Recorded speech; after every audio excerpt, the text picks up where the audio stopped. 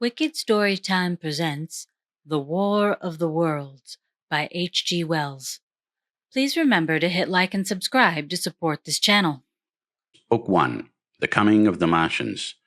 Chapter 1, The Eve of the War. No one would have believed in the last years of the 19th century that this world was being watched keenly and closely by intelligences greater than man's and yet as mortal as his own. That as men busied themselves about their various concerns, they were scrutinized and studied, perhaps almost as narrowly as a man with a microscope might scrutinize the transient creatures that swarm and multiply in a drop of water. With infinite complacency, men went to and fro over this globe with their little affairs, serene in their assurance of their empire over matter. It is possible that the infusoria under the microscope do the same. No one gave a thought to the older worlds of space as sources of human danger, or thought of them only to dismiss the idea of life upon them as impossible or improbable. It is curious to recall some of the mental habits of those departed days. At most, terrestrial men fancied there might be other men upon Mars, perhaps inferior to themselves and ready to welcome a missionary enterprise. Yet, across the gulf of space, minds that are to our minds as ours are to those of the beasts that perish, intellects vast and cool and unsympathetic, regarded this earth with envious eyes, and slowly and surely drew their plans against us. And early in the 20th century came the great disillusionment.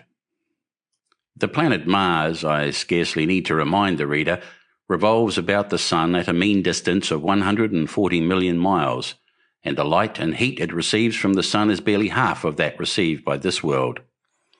It must be, if the nebular hypothesis has any truth, older than our world, and long before this earth ceased to be molten, life upon its surface must have begun its course. The fact that it is scarcely 1/7 of the volume of the earth must have accelerated its cooling to the temperature at which life could begin. It has air and water and all that is necessary for the support of animated existence. Yet so vain is man, and so blinded by his vanity, that no writer, up to the very end of the 19th century, expressed any idea that intelligent life might have developed there, far or indeed at all, beyond its earthly level. Nor was it generally understood that since Mars is older than our Earth, with scarcely a quarter of the superficial area and remoter from the Sun, it necessarily follows that it is not only more distant from time's beginning, but nearer its end. The secular cooling that must someday overtake our planet has already gone far indeed with our neighbour. Its physical condition is still largely a mystery, but we know now that even in its equatorial region, the midday temperature barely approaches that of our coldest winter. Its air is much more attenuated than ours. Its oceans have shrunk until they cover but a third of its surface, and as its slow seasons change, huge snowcaps gather and melt about either pole and periodically inundate its temperate zones. That last stage of exhaustion, which to us is still incredibly remote, has become a present-day problem for the inhabitants of Mars. The immediate pressure of necessity has brightened their intellects, enlarged their powers, and hardened their hearts. And looking across space with instruments and intelligences such as we have scarcely dreamed of, they see, at its nearest distance only 35 million of miles sunward of them, a morning star of hope, our own warmer planet, green with vegetation and grey with water, with a cloudy atmosphere eloquent of fertility, with glimpses through its drifting cloud wisps of broad stretches of populous country and narrow, navy-crowded seas. And we, men, the creatures who inhabit this earth, must be to them at least as alien and lowly as are the monkeys and lemurs to us. The intellectual side of man already admits that life is an incessant struggle for existence, and it would seem that this too is the belief of the minds upon Mars. Their world is far gone in its cooling, and this world is still crowded with life, but crowded only with what they regard as inferior animals. To carry warfare sunward is, indeed, their only escape from the destruction that, generation after generation, creeps upon them. And before we judge of them too harshly, we must remember what ruthless and utter destruction our own species has wrought, not only upon animals, such as the vanished bison and the dodo, but upon its inferior races.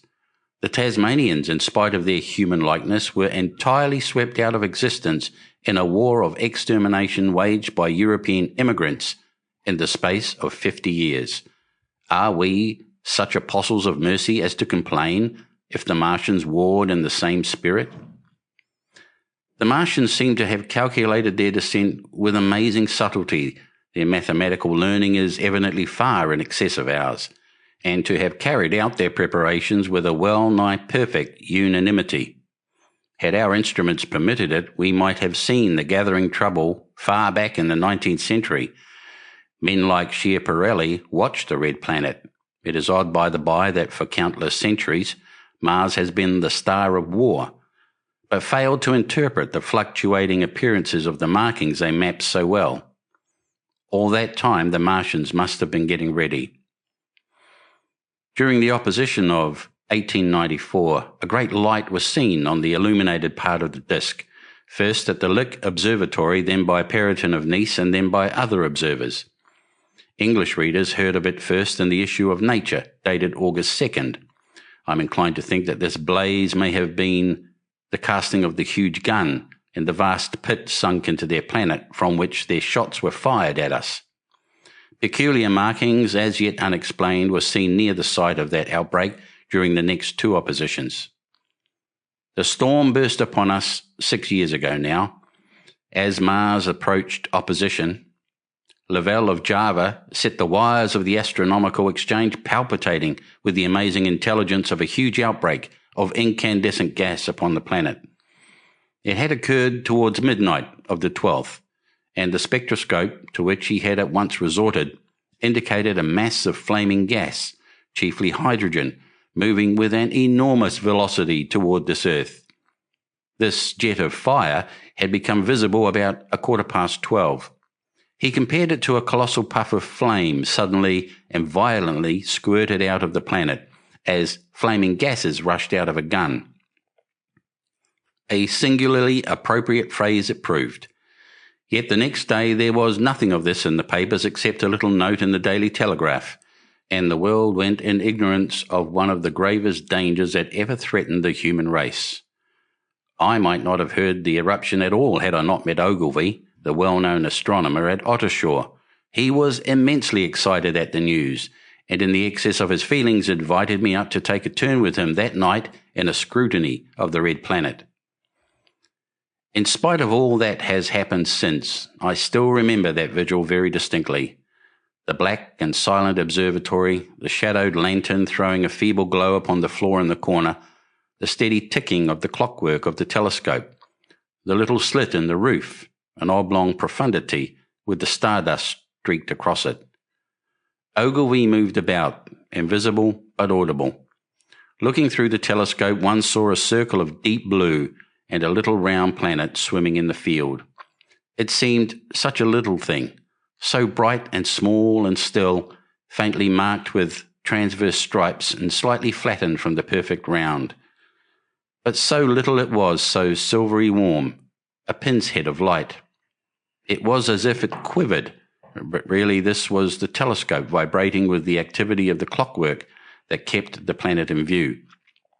As I watched, the planet seemed to grow larger and smaller, and to advance and recede, but that was simply that my eye was tired. 40 million miles it was from us, more than 40 millions of miles of void. Few people realize the immensity of vacancy in which the dust of the material universe swims. Near it, in the field, I remember 3 faint points of light, 3 telescopic stars infinitely remote, and all around it was the unfathomable darkness of empty space. You know how that blackness looks on a frosty starlit night. In a telescope, it seems far profounder. And invisible to me, because it was so remote and small, flying swiftly and steadily towards me across that incredible distance, Drawing nearer every minute by so many thousands of miles came the thing they were sending us, the thing that was to bring so much struggle and calamity and death to the earth. I never dreamed of it then as I watched. No one on earth dreamed of that unerring missile.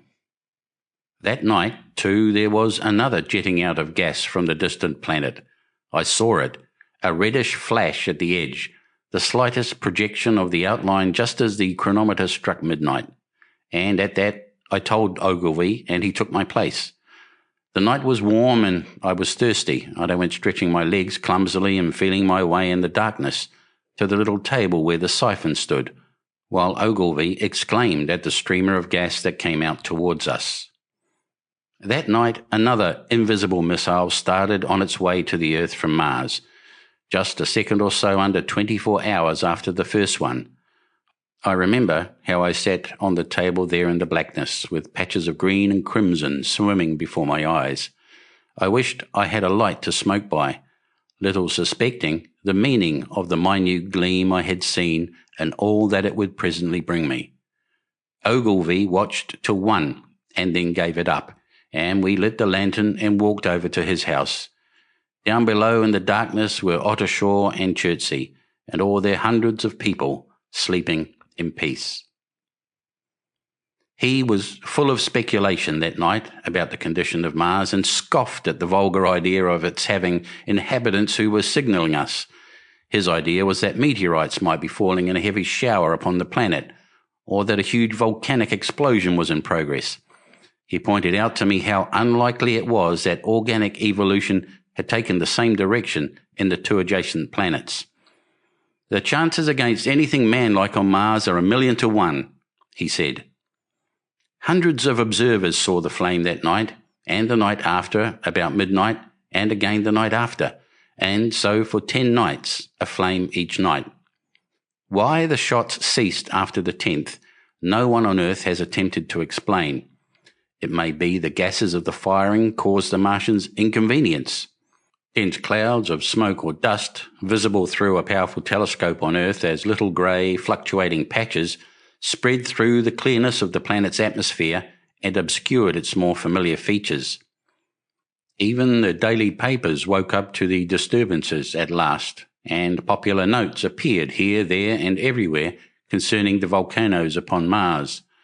The serio-comic periodical Punch, I remember, made a happy use of it in the political cartoon. And, all unsuspected, those missiles the Martians had fired at us drew earthward, rushing now at a pace of many miles a second through the empty gulf of space, hour by hour, and day by day, nearer and nearer. It seems to me now almost incredibly wonderful that, with that swift fate hanging over us, men could go about their petty concerns as they did. I remember how jubilant Markham was at securing a new photograph of the planet for the illustrated paper he edited in those days. People in these latter times scarcely realize the abundance and enterprise of our 19th century papers. For my own part, I was much occupied in learning to ride the bicycle and busy upon a series of papers discussing the probable developments of moral ideas as civilization progressed. One night, the first missile then could scarcely have been 10 million miles away, I went for a walk with my wife. It was starlight, and I explained the signs of the zodiac to her and pointed out Mars, a bright dot of light creeping zenithward, toward which so many telescopes were pointed. It was a warm night. Coming home, a party of excursionists from Chertsey or Isleworth passed us singing and playing music. There were lights in the upper windows of the houses as the people went to bed. From the railway station in the distance came the sound of shunting trains, ringing and rumbling, softened almost into melody by the distance. My wife pointed out to me the brightness of the red, green and yellow signal lights hanging in a framework against the sky. It seemed so safe and tranquil. Chapter 2. The Falling Star. Then came the night of the first falling star. It was seen early in the morning, rushing over Winchester eastward, a line of flame high in the atmosphere. Hundreds must have seen it and taken it for an ordinary falling star. Olben described it as leaving a greenish streak behind it that glowed for some seconds. Denning, our greatest authority on meteorites, stated that the height of its first appearance was about 90 or 100 miles. It seemed to him that it fell to Earth about 100 miles east of him. I was at home at that hour and writing in my study, and although my French windows faced towards Ottershaw and the blind was up, for I loved in those days to look up at the night sky, I saw nothing of it. Yet the strangest of all things that ever came to Earth from outer space must have fallen while I was sitting there, visible to me had I only looked up as it passed. Some of those who saw its flight say it travelled with a hissing sound. I myself heard nothing of that. Many people in Berkshire, Surrey and Middlesex must have seen the fall of it, and at most have thought that another meteorite had descended. No one seems to have troubled to look for the fallen mass that night. But very early in the morning, poor Ogilvy, who had seen the shooting star and who was persuaded that a meteorite lay somewhere on the common between Horsell, Ottershaw and Woking, rose early with the idea of finding it. Find it he did, soon after dawn and not far from the sandpits. An enormous hole had been made by the impact of the projectile, and the sand and gravel had been flung violently in every direction over the heath, forming heaps visible a mile and a half away. The heather was on fire eastward, and a thin blue smoke rose against the dawn. The thing itself lay almost entirely buried in sand. Amidst the scattered splinters of a fir tree it had shivered to fragments in its descent. The uncovered part had the appearance of a huge cylinder, caked over, and its outline softened by a thick, scaly, dun-coloured incrustation. It had a diameter of about 30 yards. He approached the mass, surprised at the size and more so at the shape, since most meteorites are rounded, more or less completely. It was, however, still so hot from its flight through the air as to forbid his near approach. A stirring noise within the cylinder he ascribed to the unequal cooling of its surface, for at that time it had not occurred to him that it might be hollow. He remained standing at the edge of the pit that the thing had made for itself, staring at its strange appearance, astonished chiefly at its unusual shape and colour, and dimly perceiving even then some evidence of design in its arrival. The early morning was wonderfully still, and the sun, just clearing the pine trees towards Weybridge, was already warm. He did not remember hearing any birds that morning. There was certainly no breeze stirring, and the only sounds were the faint movements from within the cindery cylinder. He was all alone on the common. Then, suddenly, he noticed with a start that some of the grey clinker, the ashy incrustation that covered the meteorite, was falling off the circular edge of the end. It was dropping off in flakes and raining down upon the sand. A large piece suddenly came off and fell with a sharp noise that brought his heart into his mouth. For a minute he scarcely realized what this meant, and although the heat was excessive, he clambered down into the pit close to the bulk to see the thing more clearly. He fancied even then that the cooling of the body might account for this, but what disturbed that idea was the fact that the ash was falling only from the end of the cylinder. And then he perceived that, very slowly, the circular top of the cylinder was rotating on its body. It was such a gradual movement that he discovered it only through noticing that a black mark that had been near him 5 minutes ago was now at the other side of the circumference. Even then, he scarcely understood what this indicated until he heard a muffled grating sound and saw the black mark jerk forward an inch or so. Then the thing came upon him in a flash. The cylinder was artificial, hollow, with an end that screwed out. Something within the cylinder was unscrewing the top. "Good heavens," said Ogilvy, "there's a man in it, men in it, half roasted to death, trying to escape." At once, with a quick mental leap, he linked the thing with the flash upon Mars.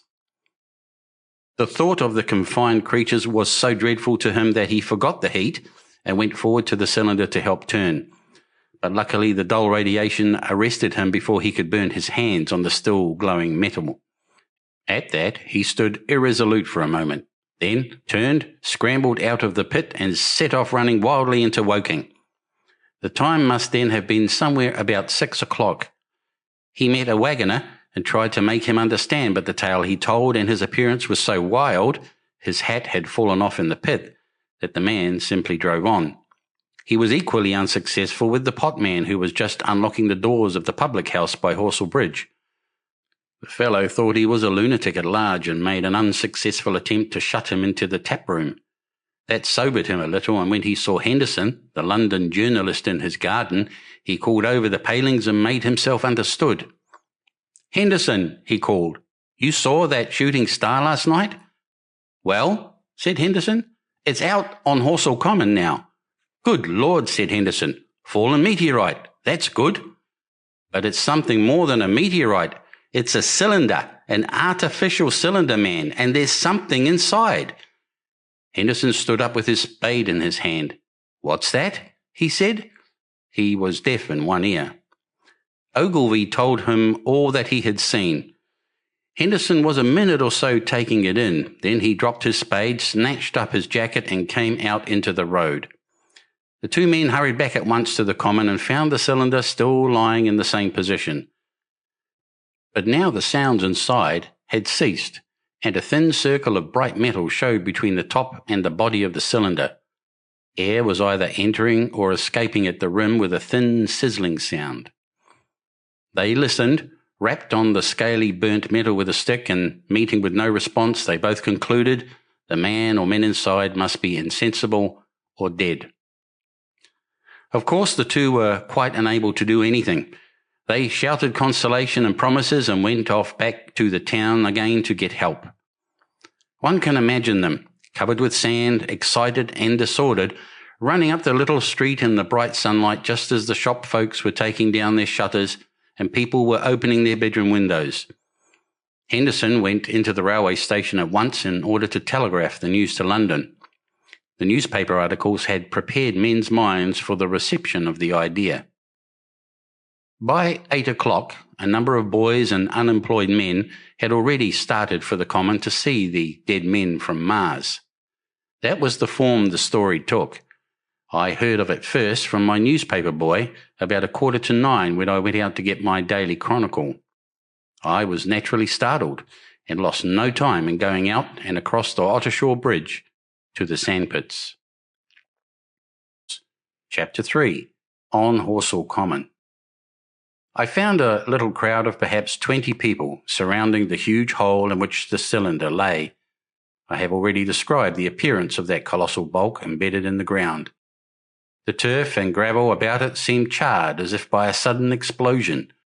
No doubt its impact had caused a flash of fire. Henderson and Ogilvy were not there. I think they perceived that nothing was to be done for the present and had gone away to breakfast at Henderson's house. There were 4 or 5 boys sitting on the edge of the pit, with their feet dangling and amusing themselves until I stopped them by throwing stones at the giant mass.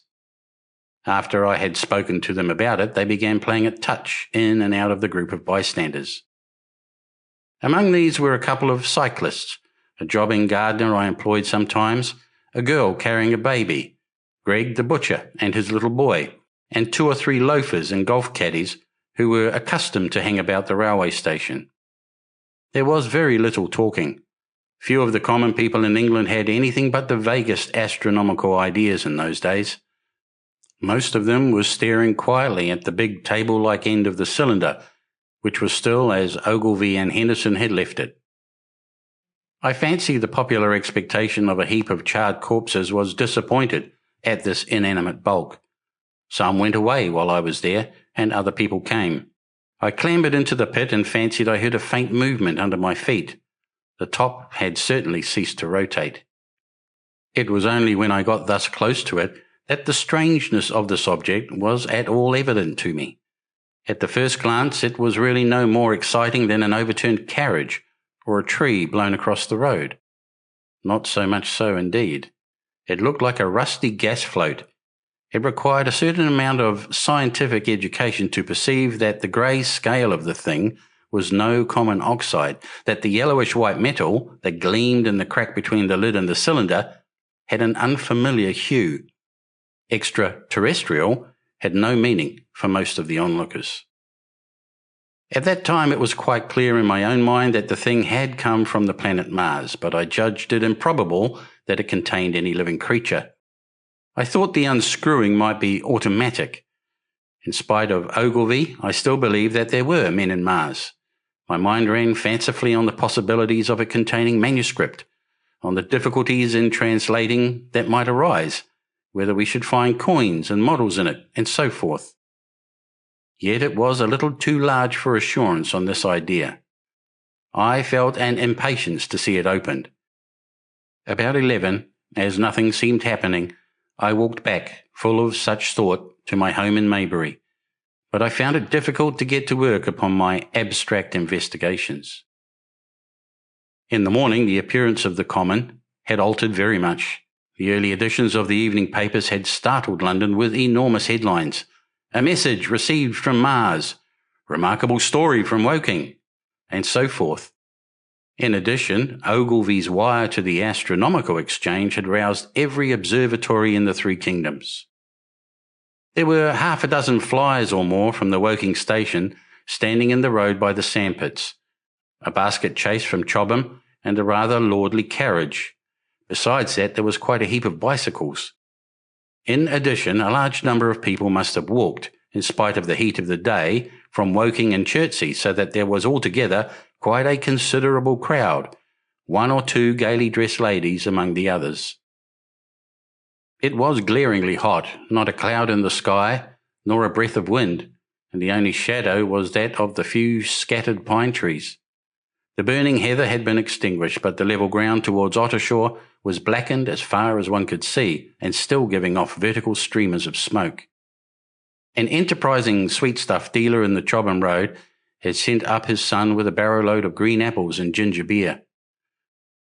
Going to the edge of the pit, I found it occupied by a group of about half a dozen men, Henderson, Ogilvy, and a tall, fair-haired man that, I afterwards learned, was Stent, the astronomer royal, with several workmen wielding spades and pickaxes.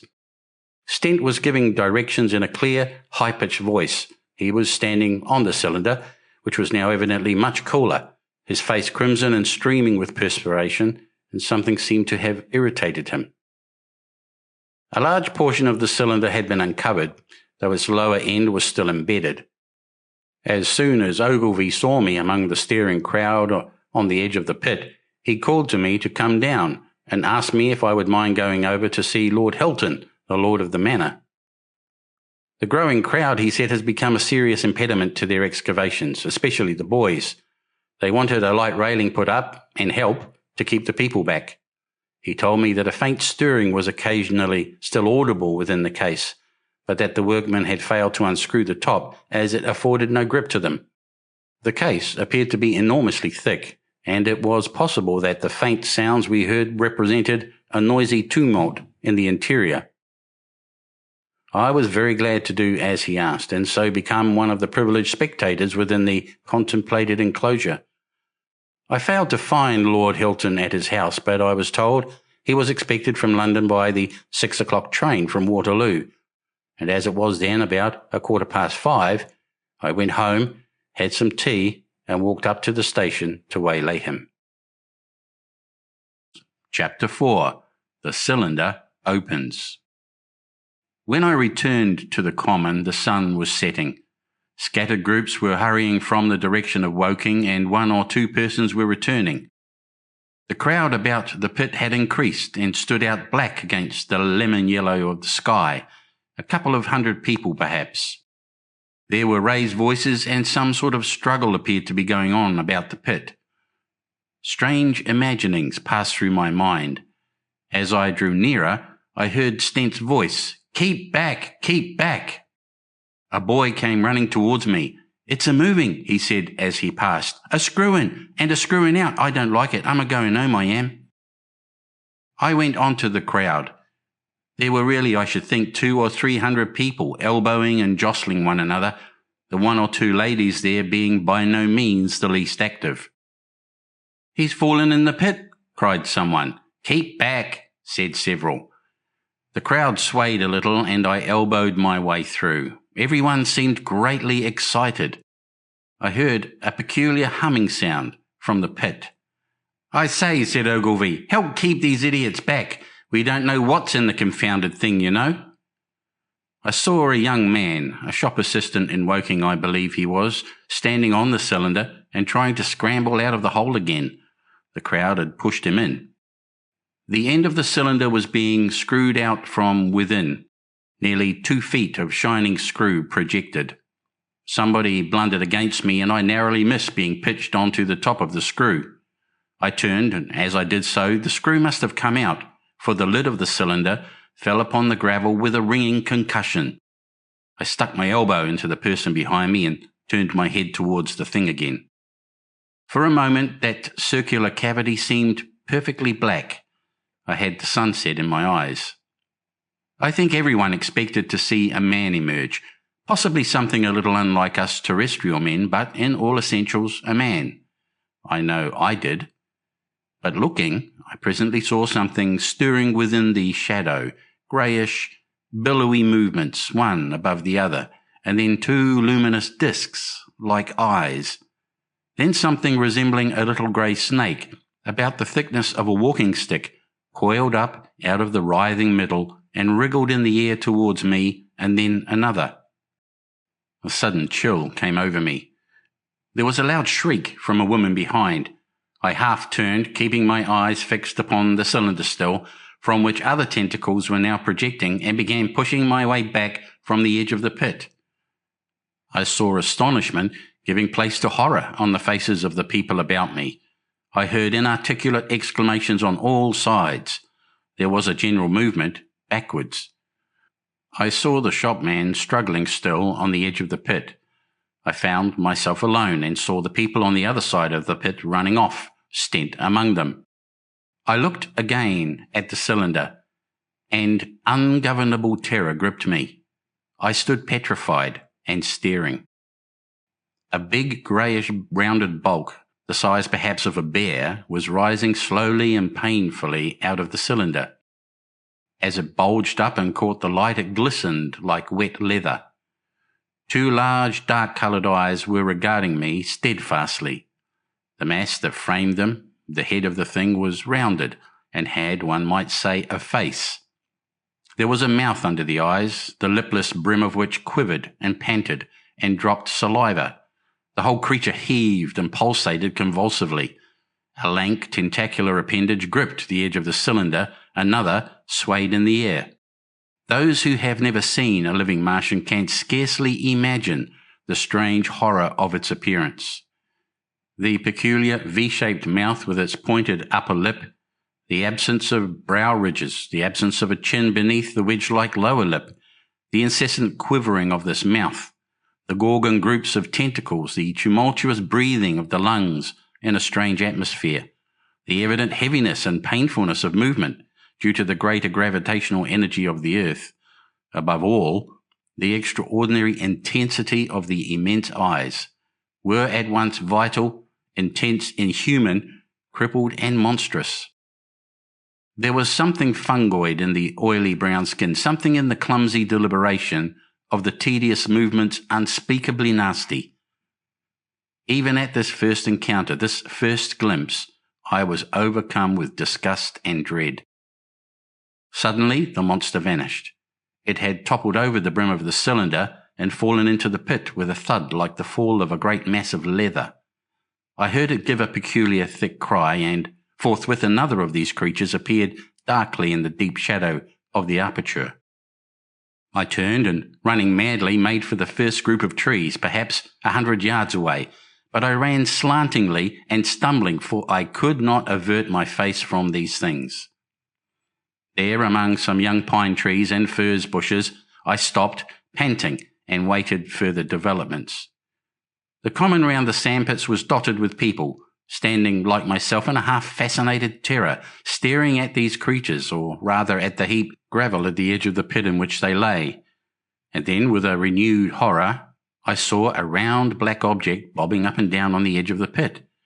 It was the head of the shopman who had fallen in, but showing as a little black object against the hot western sun. Now he got his shoulder and knee up, and again he seemed to slip back until only his head was visible. Suddenly he vanished, and I could have fancied a faint shriek had reached me. I had a momentary impulse to go back and help him, that my fears overruled. Everything was then quite invisible, hidden by the deep pit and the heap of sand that the fall of the cylinder had made. Anyone coming along the road from Chobham or Woking would have been amazed at the sight. A dwindling multitude of perhaps 100 people or more standing in a great irregular circle, in ditches, behind bushes, behind gates and hedges, saying little to one another, and that in short excited shouts, and staring hard at a few heaps of sand. The barrow of ginger beer stood, a queer derelict, black against the burning sky, and in the sandpits was a row of deserted vehicles with their horses feeding out of nosebags or pawing the ground. Chapter 5. The Heat Ray. After the glimpse I had had of the Martians emerging from the cylinder in which they had come to the Earth from their planet, a kind of fascination paralysed my actions. I remained standing knee-deep in the heather, staring at the mound that hid them. I was a battleground of fear and curiosity. I did not dare go back towards the pit, but I felt a passionate longing to peer into it. I began walking, therefore, in a big curve, seeking some point of vantage and continually looking at the sand heaps that hid these newcomers to our earth. Once, a leash of thin black whips, like the arms of an octopus, flashed across the sunset and was immediately withdrawn. And afterwards, a thin rod rose up, joint by joint, bearing at its apex a circular disc that spun with a wobbling motion. What could be going on there? Most of the spectators had gathered in one or two groups, one a little crowd towards Woking, the other a knot of people in the direction of Chobham. Evidently they shared my mental conflict. There were few near me. One man I approached, he was, I perceived, a neighbour of mine, though I did not know his name, and accosted, but it was scarcely a time for articulate conversation. "What ugly brutes," he said. "Good God, what ugly brutes." He repeated this over and over again.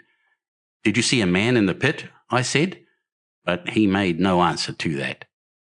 We became silent and stood watching for a time side by side, deriving, I fancy, a certain comfort in one another's company.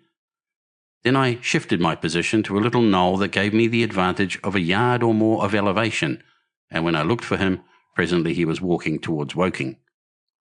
The sunset faded to twilight before anything further happened. The crowd far away on the left towards Woking seemed to grow, and I heard now a faint murmur from it. The little knot of people towards Chobham dispersed. There was scarcely an intimation of movement from the pit. It was this, as much as anything, that gave people courage, but I suppose the new arrivals from Woking also helped to restore confidence.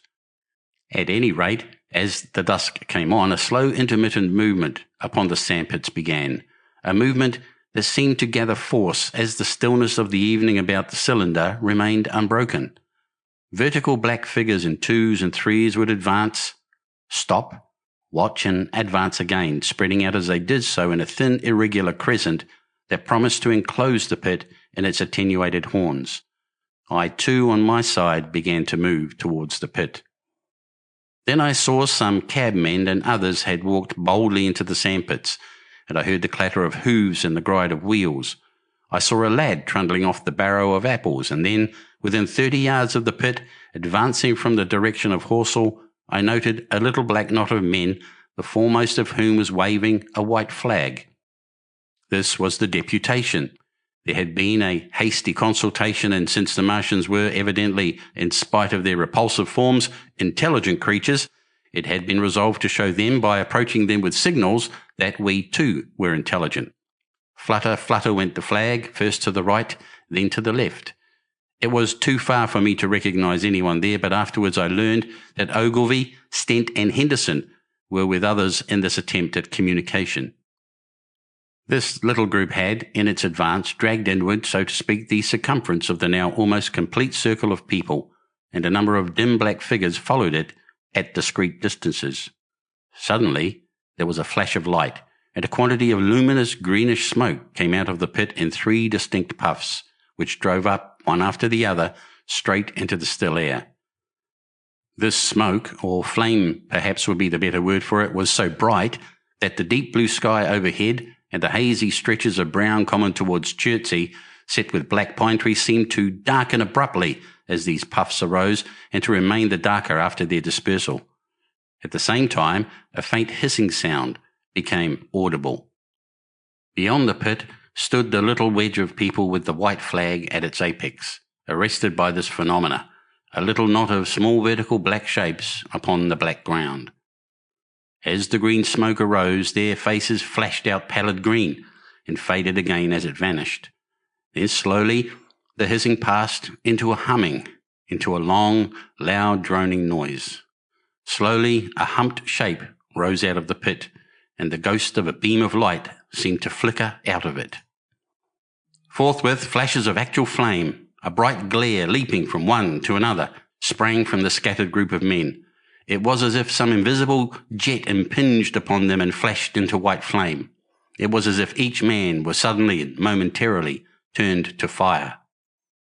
Then, by the light of their own destruction, I saw them staggering and falling, and their supporters turning to run. I stood staring, not as yet realizing that this was death leaping from man to man in that little distant crowd. All I felt was that it was something very strange, an almost noiseless and blinding flash of light, and a man fell headlong and lay still. As the unseen shaft of heat passed over them, pine trees burst into fire, and every dry furze bush became, with one dull thud, a mass of flames. And far away towards Knapp Hill, I saw the flashes of trees and hedges and wooden buildings suddenly set alight. It was sweeping round swiftly and steadily, this flaming death, this invisible, inevitable sword of heat. I perceived it coming towards me by the flashing bushes it touched, and was too astounded and stupefied to stir. I heard the crackle of fire in the sandpits and the sudden squeal of a horse that was as suddenly stilled. Then it was as if an invisible yet intensely heated finger were drawn through the heather between me and the Martians, and all along a curving line beyond the sandpits the dark ground smoked and crackled. Something fell with a crash far away to the left, where the road from Woking station opens out on the common. Forthwith the hissing and humming ceased, and the black, dome-like object sank slowly out of sight into the pit. All this happened with such swiftness that I stood motionless, dumbfounded and dazzled by the flashes of light. Had that death swept through a full circle, it must inevitably have slain me in my surprise. But it passed and spared me, and left the night about me suddenly dark and unfamiliar. The undulating common seemed now dark almost to blackness, except where its roadways lay grey and pale under the deep blue sky of the early night. It was dark and suddenly void of men. Overhead the stars were mustering, and in the west the sky was still a pale, bright, almost greenish blue. The tops of the pine trees and the roofs of Horsell came out sharp and black against the western afterglow. The Martians and their appliances were altogether invisible, save for that thin mast upon which their restless mirror wobbled. Patches of bush and isolated trees here and there smoked and glowed still, and the houses towards Woking station were sending up spires of flame into the stillness of the evening air. Nothing was changed save for that and a terrible astonishment. The little group of black specks with the flag of white had been swept out of existence, and the stillness of the evening, so it seemed to me, had scarcely been broken. It came to me that I was upon this dark common, helpless, unprotected, and alone.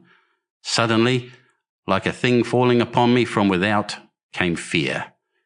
With an effort, I turned and began a stumbling run through the heather. The fear I felt was no rational fear, but a panic terror, not only of the Martians, but of the dusk and stillness all about me. Such an extraordinary effect in unmanning me it had that I ran weeping silently as a child might do. Once I had turned, I did not dare to look back. I remember I felt an extraordinary persuasion that I was being played with, that presently when I was upon the very verge of safety, this mysterious death, as swift as the passage of light, would leap after me from the pit about the cylinder and strike me down. Chapter 6. the heat ray in the Chobham Road. It is still a matter of wonder how the Martians were able to slay men so swiftly and so silently. Many think that in some way they were able to generate an intense heat in a chamber of practically absolute non-conductivity. This intense heat they project in a parallel beam against any object they choose by means of a polished parabolic mirror of unknown composition, much as the parabolic mirror of a lighthouse projects a beam of light. But no one has absolutely proved these details. However it is done, it is certain that a beam of heat is the essence of the matter. Heat and invisible instead of visible light. Whatever is combustible flashes into flame at its touch. Lead runs like water, it softens iron, cracks and melts glass, and when it falls upon water, incontinently that explodes into steam. That night, nearly 40 people lay under the starlight about the pit, charred and distorted beyond recognition, and all night long the common from Horsell to Maybury was deserted and brightly ablaze. The news of the massacre probably reached Chobham, Woking and Ottershaw about the same time. In Woking, the shops had closed when the tragedy happened, and a number of people, shop people and so forth, attracted by the stories they had heard, were walking over the Horsell Bridge and along the road between the hedges that runs out at last upon the common. You may imagine the young people brushed up after the labours of the day and making this novelty, as they would make any novelty, the excuse for walking together and enjoying a trivial flirtation. You may figure to yourself the hum of voices along the road in the gloaming. As yet, of course, few people in Woking even knew that the cylinder had opened, though poor Henderson had sent a messenger on a bicycle to the post office with a special wire to an evening paper.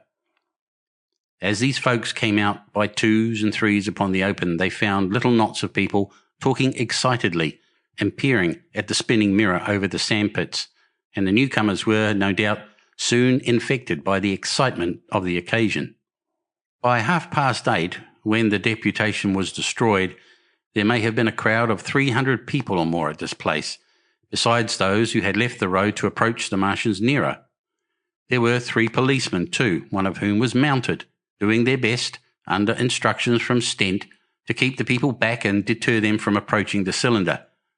There was some booing from those more thoughtless and excitable souls to whom a crowd is always an occasion for noise and horseplay.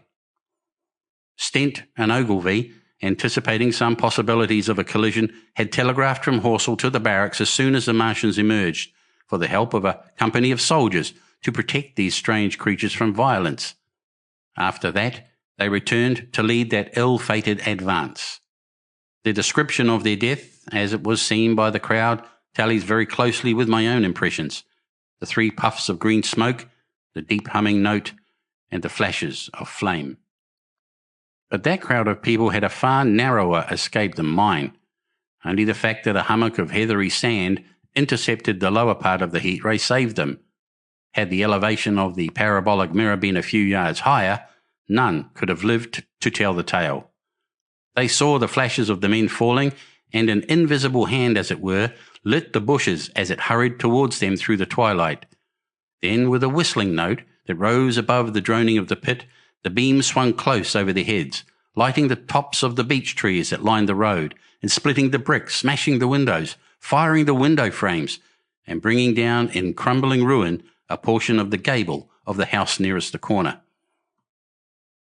In the sudden thud, hiss and glare of the igniting trees, the panic-stricken crowd seems to have swayed hesitatingly for some moments. Sparks and burning twigs began to fall into the road, and single leaves like puffs of flame. Hats and dresses caught fire. Then came a crying from the common.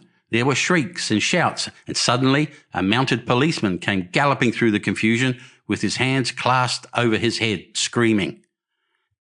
"They're coming!" a woman shrieked, and incontinently everyone was turning and pushing at those behind in order to clear their way to Woking again. They must have bolted as blindly as a flock of sheep. Where the road grows narrow and black between the high banks, the crowd jammed, and a desperate struggle occurred. All that crowd did not escape. 3 persons at least, 2 women and a little boy, were crushed and trampled there and left to die amid the terror and the darkness. Chapter 7. How I Reached Home. For my own part, I remember nothing of my flight except the stress of blundering against trees and stumbling through the heather. All about me gathered the invisible terrors of the Martians. That pitiless sword of heat seemed whirling to and fro, flourishing overhead before it descended and smote me out of life. I came into the road between the crossroads and Horsell and ran along this to the crossroads. At last I could go no further. I was exhausted with the violence of my emotion and of my flight, and I staggered and fell by the wayside. That was near the bridge that crosses the canal by the gasworks. I fell and lay still. I must have remained there some time. I sat up, strangely perplexed. For a moment perhaps I could not clearly understand how I came there. My terror had fallen from me like a garment. My hat had gone, and my collar had burst away from its fastener. A few minutes before, there had only been 3 real things before me: the immensity of the night and space and nature, my own feebleness and anguish, and the near approach of death. Now it was as if something turned over, and the point of view altered abruptly. There was no sensible transition from one state of mind to the other. I was immediately the self of every day again, a decent, ordinary citizen. The silent common, the impulse of my flight, the starting flames were as if they had been in a dream. I asked myself, had these latter things indeed happened? I could not credit it. I rose and walked unsteadily up the steep incline of the bridge. My mind was blank wonder. My muscles and nerves seemed drained of their strength. I dare say I staggered drunkenly. A head rose over the arch, and the figure of a workman carrying a basket appeared. Beside him ran a little boy. He passed me, wishing me good night. I was minded to speak to him, but did not. I answered his greeting with a meaningless mumble and went on over the bridge. Over the Mayberry Arch, a train, a billowing tumult of white, firelit smoke, and a long caterpillar of lighted windows went flying south. Clatter, clatter, clap, rack, and it had gone. A dim group of people talked in the gate of one of the houses in the pretty little row of gables that was called Oriental Terrace. It was all so real and so familiar. And that behind me, it was frantic, fantastic. Such things, I told myself, could not be. Perhaps I am a man of exceptional moods. I do not know how far my experience is common.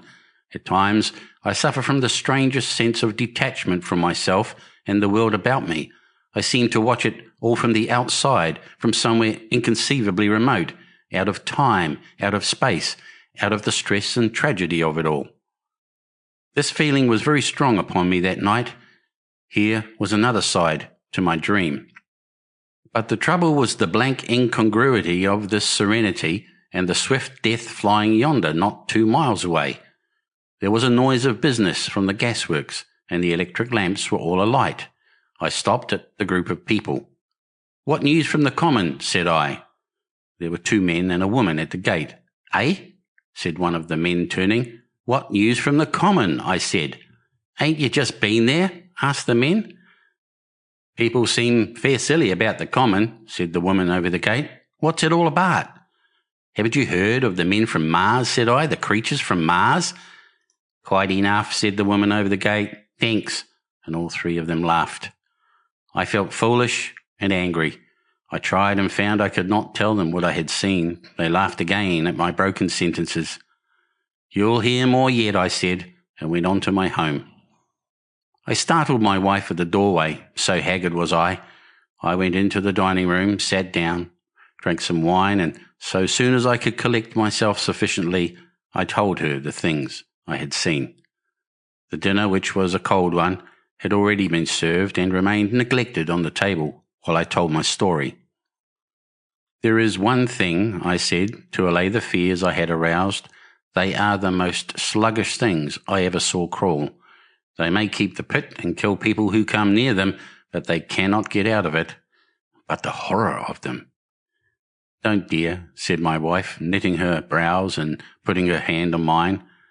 "Poor Ogilvy," I said, "to think he may be lying dead there."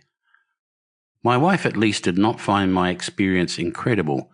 When I saw how deadly white her face was, I ceased abruptly. "They may come here," she said again and again. I pressed her to take wine and tried to reassure her. "They can scarcely move," I said. I began to comfort her and myself by repeating all that Ogilvy had told me of the impossibility of the Martians establishing themselves on the Earth. In particular, I laid stress on the gravitational difficulty. On the surface of the Earth, the force of the gravity is 3 times what it is on the surface of Mars. A Martian, therefore, would weigh 3 times more than on Mars, albeit his muscular strength would be the same. His own body would be a cope of lead to him, therefore. That indeed was the general opinion. Both the Times and the Daily Telegraph, for instance, insisted on it the next morning, and both overlooked, just as I did, 2 obvious modifying influences. The atmosphere of the Earth, we now know, contains far more oxygen, or far less argon, whichever way one likes to put it, than does Mars. The invigorating influences of this excess of oxygen upon the Martians indisputably did much to counterbalance the increased weight of their bodies.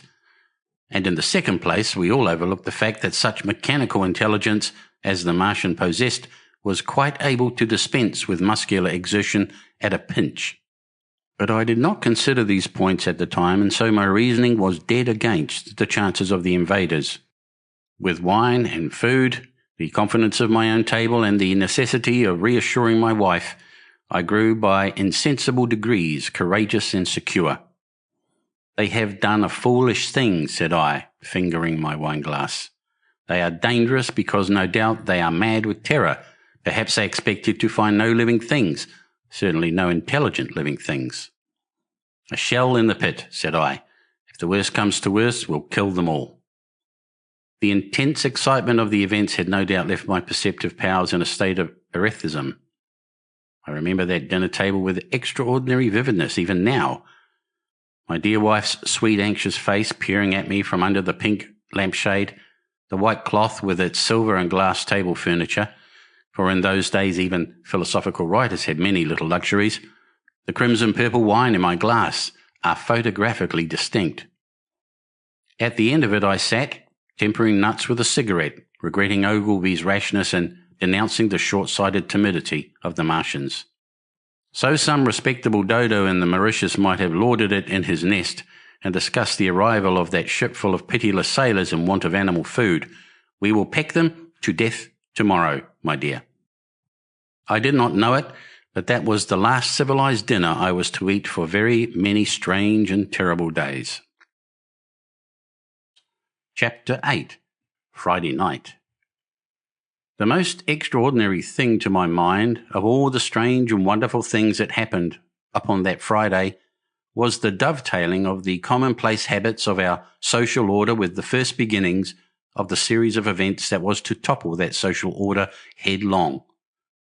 If on Friday night you had taken a pair of compasses and drawn a circle with a radius of 5 miles around the Woking sandpits, I doubt if you would have had one human being outside it, unless it were some relation of Stend or of the 3 or 4 cyclists or London people lying dead on the common, whose emotions or habits were at all affected by the newcomers. Many people had heard of the cylinder, of course, and talked about it in their leisure, but it certainly did not make the sensation that an ultimatum to Germany would have done. In London, that night, poor Henderson's telegram describing the gradual unscrewing of the shot was judged to be a canard, and his evening paper, after wiring for authentication from him and receiving no reply, "The man was killed," decided not to print a special edition.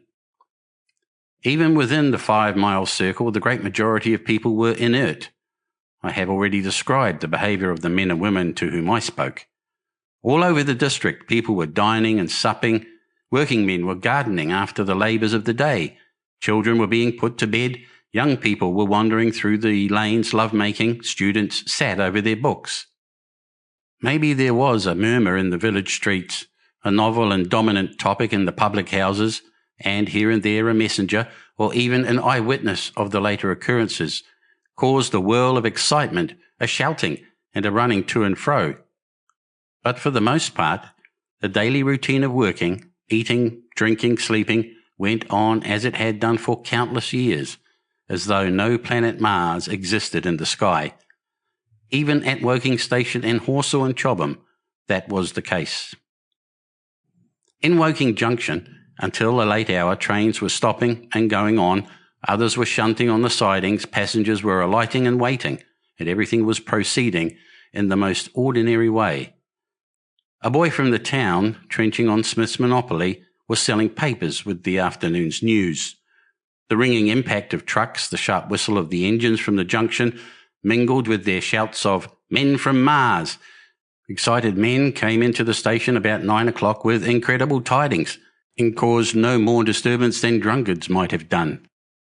People rattling Londonwards peered into the darkness outside the carriage windows, and saw only a rare, flickering, vanishing spark dance up from the direction of Horsell, a red glow and a thin veil of smoke driving across the stars, and thought that nothing more serious than a heath fire was happening.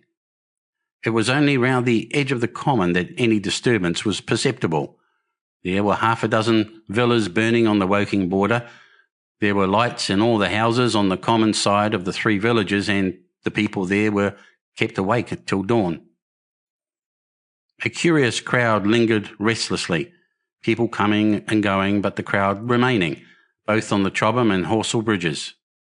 One or two adventurous souls, it was afterwards found, went into the darkness and crawled quite near the Martians, but they never returned. For now and again a light ray, like the beam of a warship's searchlight, swept the common, and the heat ray was ready to follow. Save for such, that big area of common was silent and desolate, and the charred bodies lay about on it all night under the stars and all the next day. A noise of hammering from the pit was heard by many people. So you have the state of things on Friday night. In the centre, sticking into the skin of our old planet Earth like a poisoned dart, was this cylinder.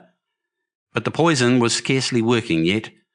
Around it was a patch of silent common, smouldering in places, and with a few dark, dimly seen objects lying in contorted attitudes here and there. Here and there was a burning bush or tree. Beyond was a fringe of excitement, and farther than that fringe the inflammation had not crept as yet. In the rest of the world the stream of life still flowed as it had flowed for immemorial years. The fever of war that would presently clog vein and artery, deaden nerve and destroy brain, had still to develop. All night long the Martians were hammering and stirring, sleepless, indefatigable, at work upon the machines they were making ready, and ever again a puff of greenish-white smoke whirled up to the starlit sky. About 11, a company of soldiers came through Horsell and deployed along the edge of the common to form a cordon. Later, a second company marched through Chobham to deploy on the north side of the common. Several officers from the Inkerman barracks had been on the common earlier in the day, and one, Major Eden, was reported to be missing. The colonel of the regiment came to the Chobham Bridge and was busy questioning the crowd at midnight. The military authorities were certainly alive to the seriousness of the business. About 11, the next morning's papers were able to say a squadron of hussars, 2 Maxims and about 400 men of the Cardigan Regiment started from Aldershot. A few seconds after midnight, the crowd in the Chertsey Road, Woking, saw a star fall from heaven into the pine woods to the northwest. It had a greenish colour and caused a silent brightness like summer lightning. This was the second cylinder. Chapter 9. The Fighting Begins. Saturday lives in my memory as a day of suspense.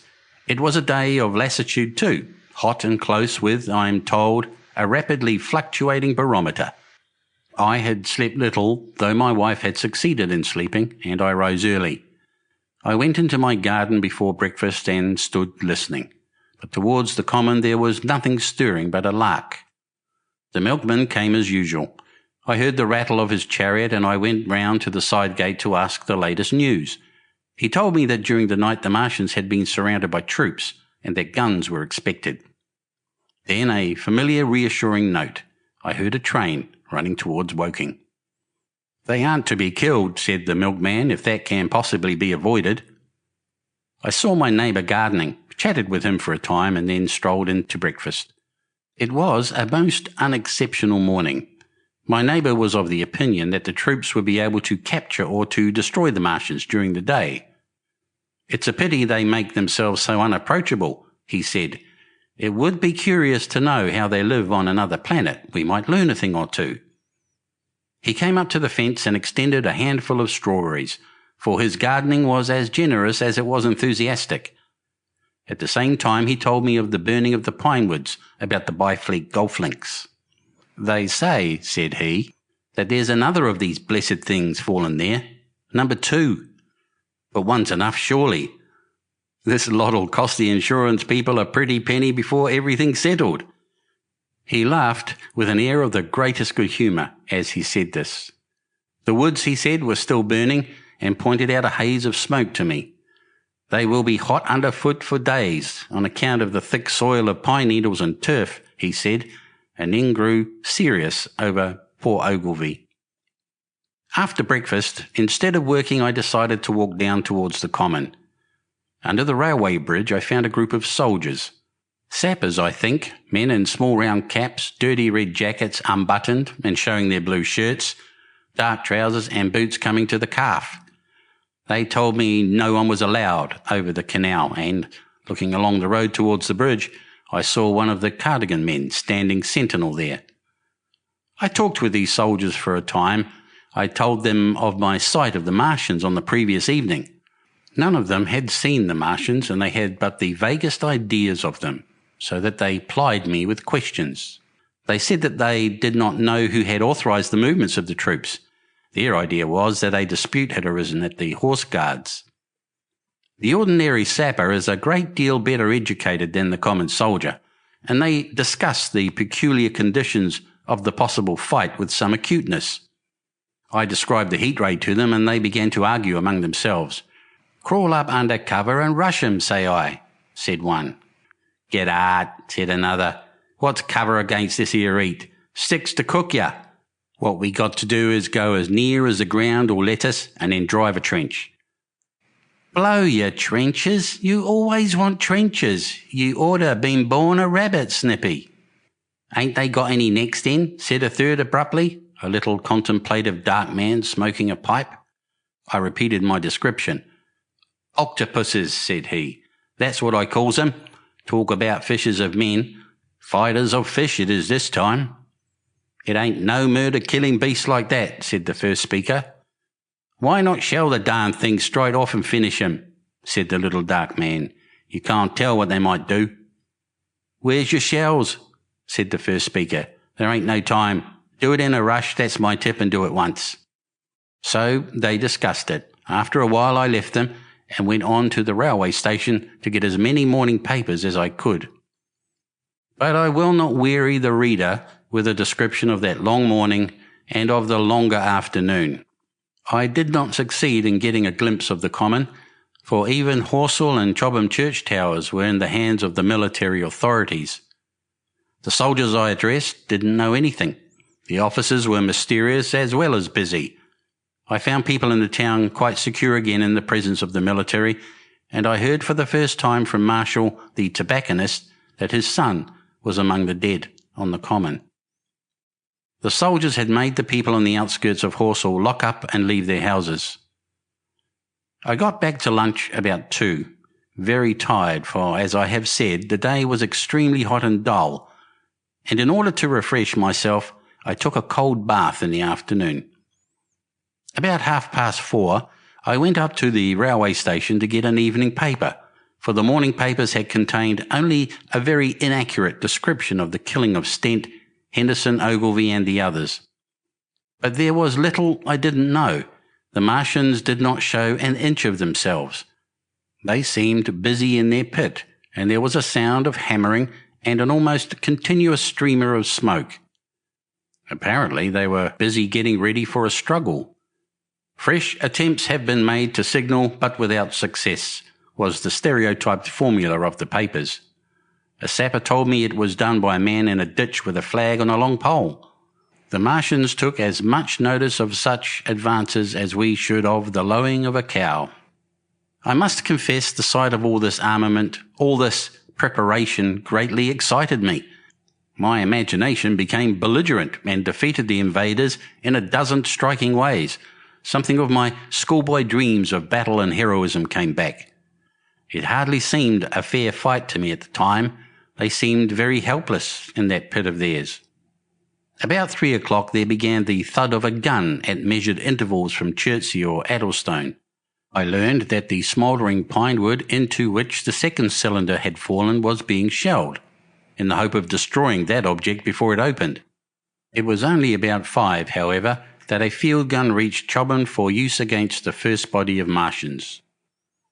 About 6 in the evening, as I sat at tea with my wife in the summer house talking vigorously about the battle that was lowering upon us, I heard a muffled detonation from the common, and immediately after a gust of firing.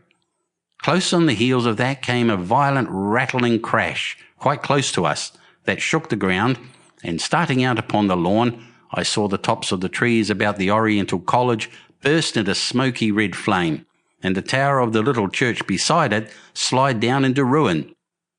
The pinnacle of the mosque had vanished, and the roofline of the college itself looked as if a 100-ton gun had been at work upon it. One of our chimneys cracked as if a shot had hit it, flew, and a piece of it came clattering down the tiles and made a heap of broken red fragments upon the flower bed by my study window. I and my wife stood amazed. Then I realized that the crest of Maybury Hill must be within range of the Martian's heat ray now that the college was cleared out of the way. At that, I gripped my wife's arm and without ceremony ran her out into the road. Then I fetched out the servant, telling her I would go upstairs myself for the box she was clamouring for. "We can't possibly stay here," I said, and as I spoke, the firing reopened for a moment upon the common. "But where are we to go?" said my wife in terror. I thought, perplexed. Then I remembered her cousins at Leatherhead. "Leatherhead!" I shouted above the sudden noise. She looked away from me downhill. The people were coming out of their houses astonished. "How are we to get to Leatherhead?" she said. Down the hill I saw a bevy of hussars ride under the railway bridge. 3 galloped through the open gates of the Oriental College. 2 others dismounted and began running from house to house. The sun shining through the smoke that drove up from the tops of the trees seemed blood red and threw an unfamiliar, lurid light upon everything. "Stop here," said I. "You are safe here," and I started off at once for the Spotted Dog, for I knew the landlord had a horse and dog cart. I ran, for I perceived that in a moment everyone upon this side of the hill would be moving. I found him in his bar, quite unaware of what was going on behind his house. A man stood with his back to me, talking to him. "I must have £1," said the landlord, "and I've no one to drive it." "I'll give you 2, said I, over the stranger's shoulder. "What for?" "And I'll bring it back by midnight," I said. "Lord," said the landlord, "what's the hurry? I'm selling my bit of a pig, £2, and you bring it back? What's going on now?" I explained hastily that I had to leave my home, and so secured the dog cart. At the time it did not seem to me nearly so urgent that the landlord should leave his. I took care to have the cart there and then, drove it off down the road, and, leaving it in charge of my wife and servant, rushed into my house and packed a few valuables, such plate as we had, and so forth. The beech trees below the house were burning while I did this, and the palings up the road glowed red. While I was occupied in this way, one of the dismounted hussars came running up. He was going from house to house warning people to leave. He was going on as I came out of my front door, lugging my treasures done up in a tablecloth. I shouted after him, "What news?" He turned, stared, bawled out something, crawling out in a thing like a dish cover, and ran on to the gate of the house at the crest.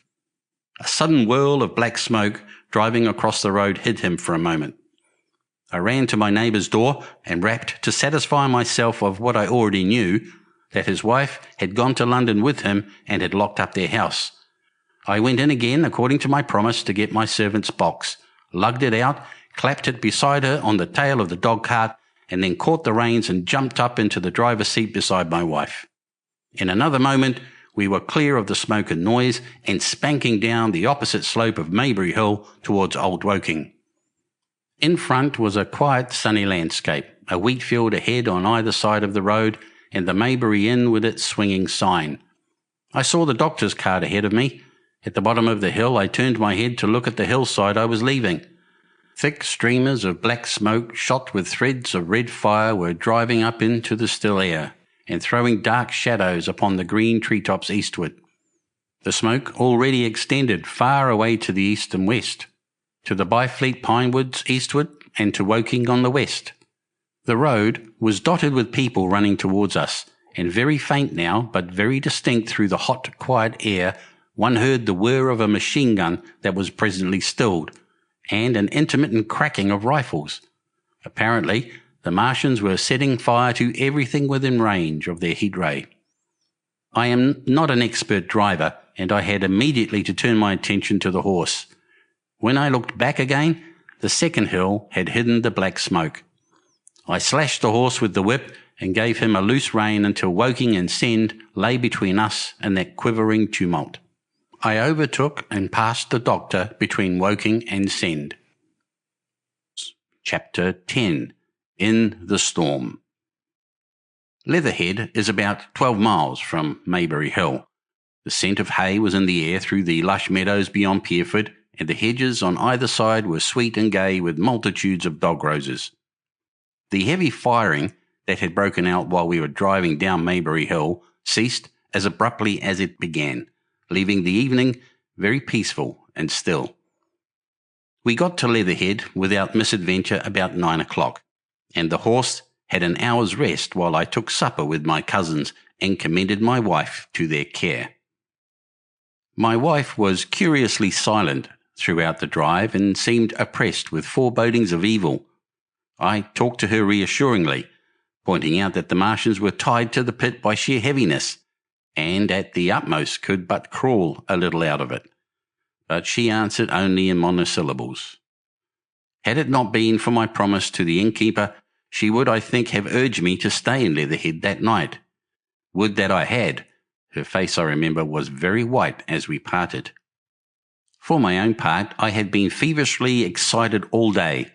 Something very like the war fever that occasionally runs through a civilized community had got into my blood, and in my heart I was not so very sorry that I had to return to Maybury that night. I was even afraid that last palisade I had heard might mean the extermination of our invaders from Mars. I can best express my state of mind by saying that I wanted to be in at the death. It was nearly 11 when I started to return. The night was unexpectedly dark. To me, walking out of the lighted passage of my cousin's house, it seemed indeed black, and it was as hot and close as the day. Overhead the clouds were driving fast, albeit not a breath stirred the shrubs about us. My cousin's man lit both lamps. Happily I knew the road intimately. My wife stood in the light of the doorway and watched me until I jumped up into the dog cart. Then, abruptly, she turned and went in, leaving my cousins, side by side, wishing me good hap. I was a little depressed at first with the contagion of my wife's fears, but very soon my thoughts reverted to the Martians. At that time I was absolutely in the dark as to the course of the evening's fighting. I did not know even the circumstances that had precipitated the conflict. As I came through Ockham, for that was the way I returned and not through Send and Old Woking, I saw along the western horizon a blood-red glow, which as I drew nearer crept slowly up the sky. The driving clouds of the gathering thunderstorm mingled there with masses of black and red smoke. Ripley Street was deserted, and except for a lighted window or so, the village showed not a sign of life. But I narrowly escaped an accident at the corner of the road to Pierford, where a knot of people stood with their backs to me. They said nothing to me as I passed. I do not know what they knew of the things happening beyond the hill, nor do I know if the silent houses I passed on my way were sleeping securely, or deserted and empty, or harassed and watching against the terror of the night. From Ripley until I came through Pierford, I was in the valley of the Wey, and the red glare was hidden from me. As I ascended the little hill beyond Pierford Church, the glare came into view again, and the trees about me shivered with the first intimation of the storm that was upon me. Then I heard midnight pealing out from Pierford Church behind me, and then came the silhouette of Maybury Hill, with its treetops and roofs black and sharp against the red. Even as I beheld this, a lurid green glare lit the road about me and showed the distant woods towards Addlestone. I felt a tug at the reins. I saw that the driving clouds had been pierced as it were by a thread of green fire, suddenly lighting their confusion and falling into the field to my left. It was the third falling star. Close on its apparition, and blindingly violet by contrast, danced out the first lightning of the gathering storm, and the thunder burst like a rocket overhead. The horse took the bit between its teeth and bolted. A moderate incline runs towards the foot of Maybury Hill, and down this we clattered. Once the lightning had begun, it went on in as rapid a succession of flashes as I have ever seen, the thunderclaps treading one on the heels of another, and with a strange crackling accompaniment, sounded more like the working of a gigantic electric machine than the usual detonating reverberations. The flickering light was blinding and confusing, and a thin hail smote gustily at my face as I drove down the slope. At first I regarded little but the road before me, and then, abruptly, my attention was arrested by something that was moving rapidly down the opposite slope of Maybury Hill. At first I took it for the wet roof of a house, but one flash following another showed it to be in swift rolling movement. It was an elusive vision, a moment of bewildering darkness, and then in a flash like daylight, the red masses of the orphanage near the crest of the hill, the green tops of the pine trees, and this problematical object came out clear and sharp and bright. And this thing I saw. How can I describe it? A monstrous tripod, higher than many houses, striding over the young pine trees and smashing them aside in its career. A walking engine of glittering metal, striding now across the heather, articulate ropes of steel dangling from it, and the clattering tumult of its passage mingling with the riot of the thunder. A flash, and it came out vividly, heeling over one way with 2 feet in the air, to vanish and reappear almost instantly, as it seemed, with the next flash, 100 yards nearer. Can you imagine a milking stool tilted and bowled violently along the ground? That was the impression those instant flashes gave. But instead of a milking stool, imagine it a great body of machinery on a tripod stand. Then suddenly the trees and the pine wood ahead of me were parted, as brittle reeds are parted by a man thrusting through them. They were snapped off and driven headlong, and a second huge tripod appeared, rushing as it seemed headlong towards me. And I was galloping hard to meet it. At the sight of the second monster, my nerve went altogether. Not stopping to look again, I wrenched the horse's head hard round to the right, and in another moment the dog cart had heeled over upon the horse. The shaft smashed noisily, and I was flung sideways and fell heavily into a shallow pool of water. I crawled out almost immediately and crouched, my feet still in the water, under a clump of firs. The horse lay motionless. His neck was broken, poor brute, and by the lightning flashes I saw the black bulk of the overturned dog cart and the silhouette of the wheel still spinning slowly. In another moment the colossal mechanism went striding by me and passed uphill towards Pierford. Seen nearer, the thing was incredibly strange, for it was no mere insensate machine driving on its way. Machine it was, with a ringing metallic pace and long, flexible, glittering tentacles, one of which gripped a young pine tree, swinging and rattling about its strange body. It picked up its road as it went striding along, and the brazen hood that surmounted it moved to and fro, with the inevitable suggestion of a head looking about. Behind the main body was a huge mass of white metal, like a gigantic fisherman's basket, and puffs of green smoke squirted out from the joints of the limbs as the monster swept by me. And in an instant, it was gone. So much I saw then, all vaguely for the flickering of the lightning in blinding highlights and dense black shadows. As it passed, it set up an exultant, deafening howl that drowned the thunder. Halloo! Halloo! And in another minute it was with its companion, half a mile away, stooping over something in the field. I have no doubt this thing in the field was the third of the 10 cylinders they had fired at us from Mars. For some minutes I lay there in the rain and darkness, watching, by the intermittent light, these monstrous beings of metal moving about in the distance over the hedge tops. A thin hail was now beginning, and as it came and went, their figures grew misty and then flashed into clearness again. Now and then came a gap in the lightning, and the night swallowed them up. I was soaked with hail above and puddle water below. It was some time before my blank astonishment would let me struggle up the bank to a drier position or think at all of my imminent peril. Not far from me was a little one-roomed squatter's hut of wood, surrounded by a patch of potato garden. I struggled to my feet at last and, crouching and making use of every chance of cover, I made a run for this.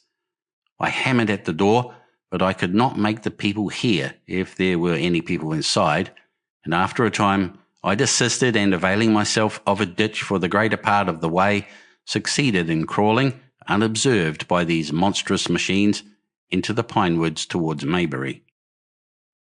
Under cover of this I pushed on, wet and shivering now, towards my own house. I walked among the trees, trying to find the footpath.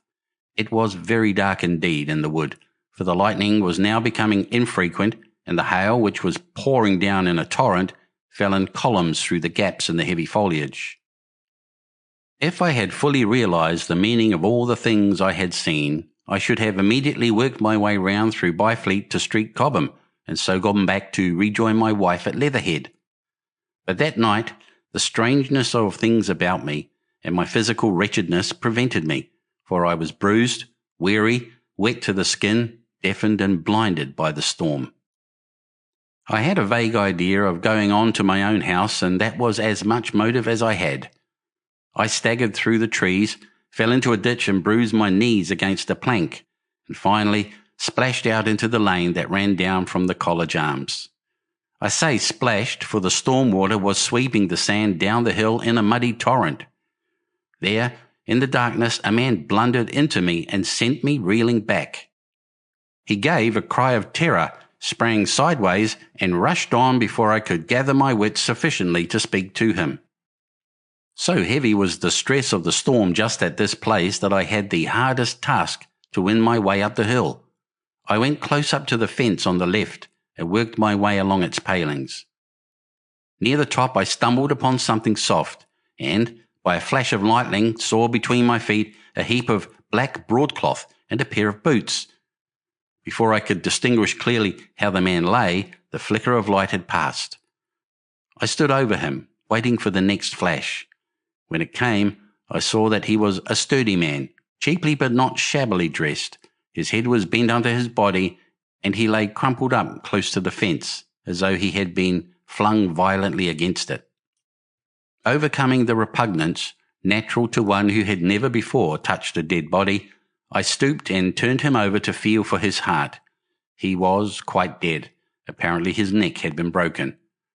The lightning flashed for a third time, and his face leaped upon me. I sprang to my feet. It was the landlord of the Spotted Dog, whose conveyance I had taken. I stepped over him gingerly and pushed on up the hill. I made my way by the police station and the College Arms towards my own house. Nothing was burning on the hillside, though from the common there still came a red glare and a rolling tumult of ruddy smoke beating up against the drenching hail. So far as I could see by the flashes, the houses about me were mostly uninjured. By the College Arms, a dark heap lay in the road. Down the road towards Maybury Bridge there were voices and the sound of feet, but I had not the courage to shout or go to them. I let myself in with my latchkey, closed, locked and bolted the door, staggered to the foot of the staircase and sat down. My imagination was full of those striding metallic monsters and of the dead body smashed against the fence. I crouched at the foot of the staircase with my back to the wall, shivering violently. Chapter 11. At the Window. I have already said that my storms of emotion have a trick of exhausting themselves. After a time, I discovered that I was cold and wet and with little pools of water about me on the stair carpet. I got up almost mechanically, went into the dining room and drank some whiskey, and then I was moved to change my clothes. After I had done that, I went upstairs to my study, but why I did so I do not know. The window of my study looks over the trees and the railway towards Horsell Common. In the hurry of our departure, this window had been left open. The passage was dark, and by contrast with the picture the window frame enclosed, the side of the room seemed impenetrably dark. I stopped short in the doorway. The thunderstorm had passed. The towers of the Oriental College and the pine trees about it had gone, and very far away, lit by a vivid red glare, the common about the sandpits was visible. Across the light, huge black shapes, grotesque and strange, moved busily to and fro. It seemed, indeed, as if the whole country in that direction was on fire. A broad hillside set with minute tongues of flame, swaying and writhing with the gusts of the dying storm, and throwing a red reflection upon the cloud scud above. Every now and then a haze of smoke from some nearer conflagration drove across the window and hid the Martian shapes. I could not see what they were doing, nor the clear form of them, nor recognize the black objects they were busied upon. Neither could I see the nearer fire, though the reflections of it danced on the wall and ceiling of the study. A sharp, resinous tang of burning was in the air. I closed the door noiselessly and crept towards the window. As I did so, the view opened out until, on the one hand, it reached to the houses about Woking Station, and on the other to the charred and blackened pine woods of Byfleet. There was a light down below the hill, on the railway, near the arch, and several of the houses along the Maybury Road and the streets near the station were glowing ruins. The light upon the railway puzzled me at first. There were a black heap and a vivid glare, and to the right of that a row of yellow oblongs. Then I perceived this was a wrecked train, the forepart smashed and on fire, the hinder carriages still upon the rails. Between these three main centres of light, the houses, the train, and the burning county towards Chobham, stretched irregular patches of dark country, broken here and there by intervals of dimly glowing and smoking ground. It was the strangest spectacle, that black expanse set with fire. It reminded me, more than anything else, of the potteries at night. At first I could distinguish no people at all, though I peered intently for them. Later I saw against the light of Woking Station a number of black figures hurrying one after the other across the line. And this was the little world in which I had been living securely for years, this fiery chaos. What had happened in the last 7 hours I still did not know, nor did I know, though I was beginning to guess, the relation between these mechanical colossi and the sluggish lumps I had seen disgorged from the cylinder. With a queer feeling of impersonal interest, I turned my desk chair to the window, sat down, and stared at the blackened country, and particularly at the three gigantic black things that were going to and fro in the glare about the sandpits. They seemed amazingly busy. I began to ask myself what they could be. Were they intelligent mechanisms? Such a thing I felt was impossible. Or did a Martian sit within each, ruling, directing, using, much as a man's brain sits and rules his body? I began to compare the things to human machines, to ask myself for the first time in my life how an ironclad or a steam engine would seem to an intelligent lower animal. The storm had left the sky clear, and over the smoke of the burning land the little fading pinpoint of Mars was dropping into the west, when a soldier came into my garden. I heard a slight scraping at the fence, and rousing myself from the lethargy that had fallen upon me, I looked down and saw him, dimly, clambering over the palings. At the sight of another human being, my torpor passed, and I leaned out of the window eagerly. "Hist!" said I, in a whisper. He stopped, astride of the fence in doubt. Then he came over, and across the lawn to the corner of the house. He bent down and stepped softly. "Who's there?" he said, also whispering, standing under the window and peering up. "Where are you going?" I asked. "God knows." "Are you trying to hide?" "That's it." "Come into the house," I said. I went down, unfastened the door, and let him in and locked the door again. I could not see his face. He was hatless, and his coat was unbuttoned. "My God," he said, as I drew him in. "What has happened?" I asked. "What hasn't?" In the obscurity I could see he made a gesture of despair. "They wiped us out, simply wiped us out," he repeated again and again. He followed me almost mechanically into the dining room. "Take some whiskey," I said, pouring out a stiff dose. He drank it.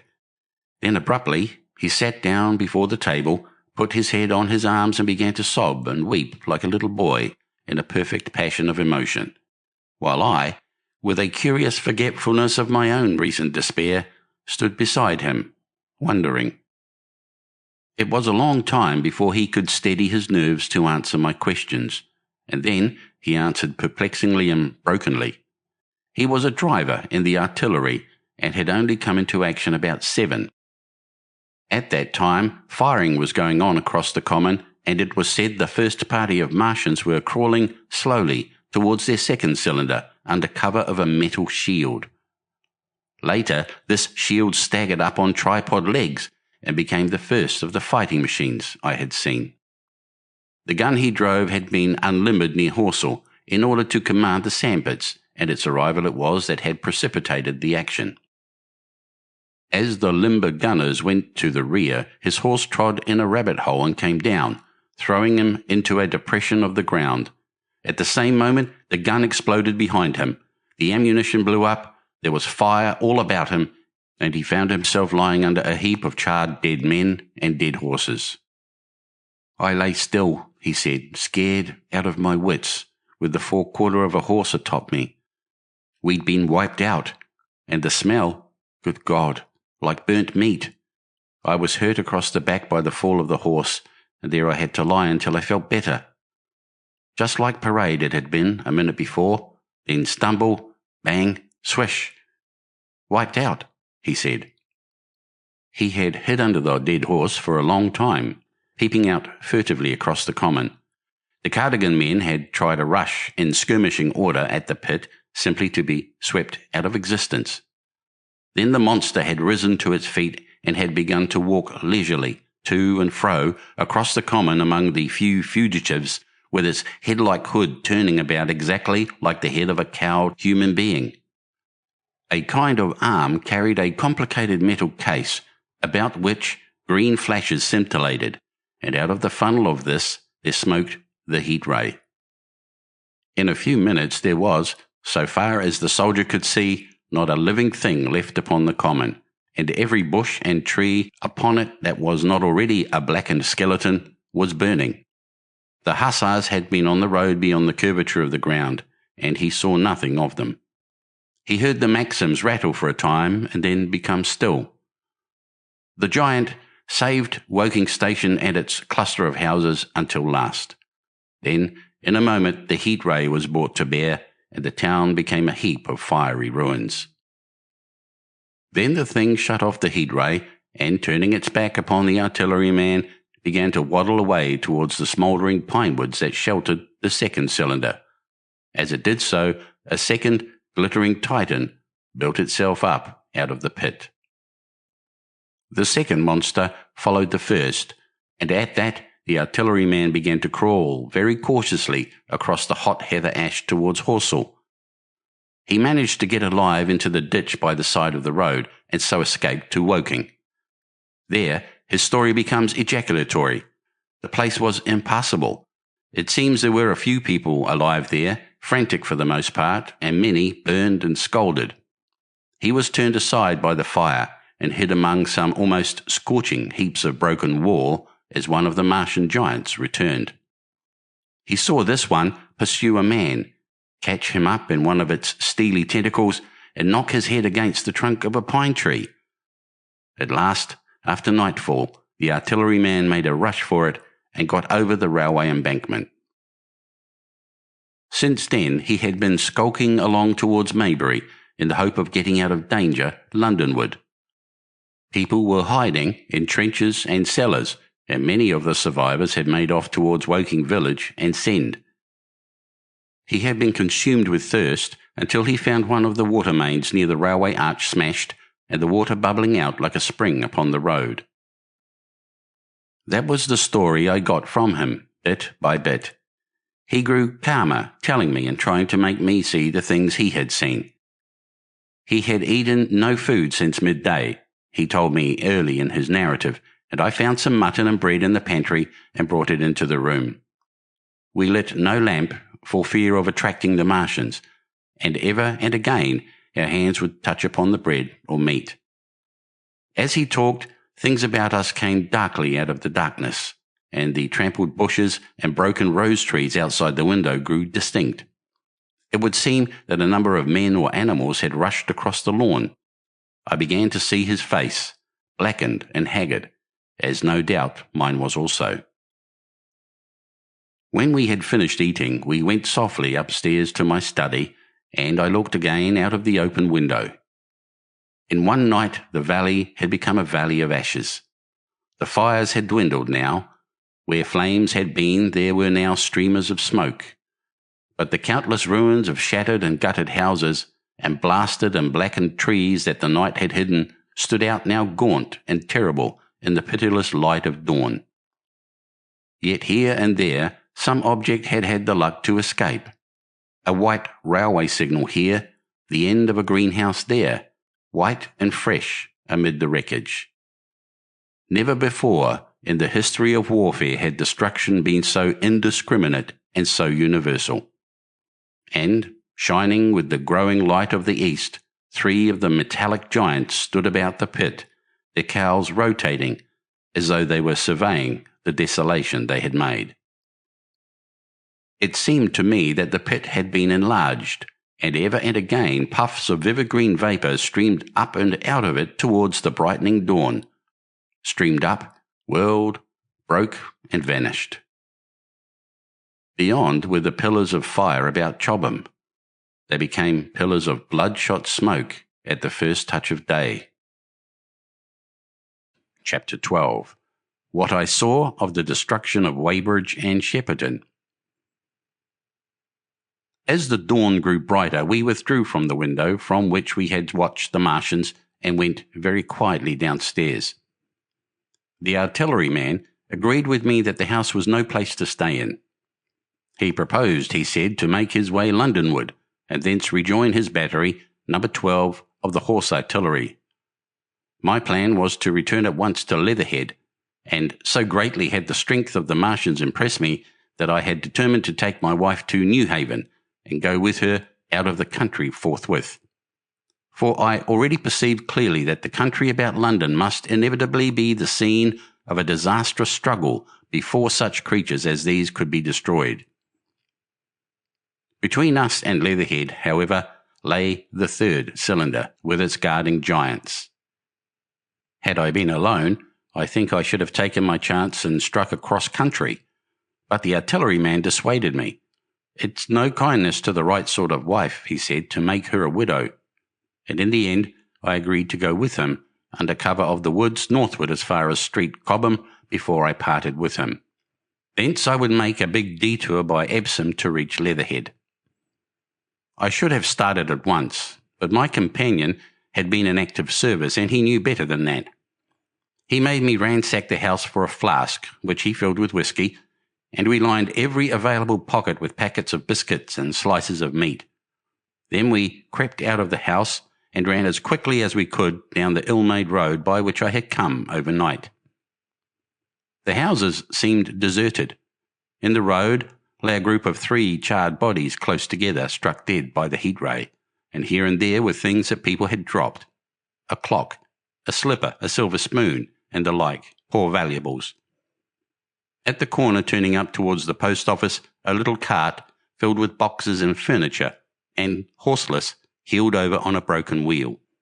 A cash box had been hastily smashed open and thrown under the debris. Except the lodge at the orphanage, which was still on fire, none of the houses had suffered greatly here. The heat ray had shaved the chimney tops and passed. Yet, save ourselves, there did not seem to be a living soul on Maybury Hill. The majority of the inhabitants had escaped, I suppose, by way of the old Woking road, the road I had taken when I drove to Leatherhead, or they had hidden. We went down the lane by the body of the man in black, sodden now from the overnight hail, and broke into the woods at the foot of the hill. We pushed through these towards the railway without meeting a soul. The woods across the line were but the scarred and blackened ruins of woods.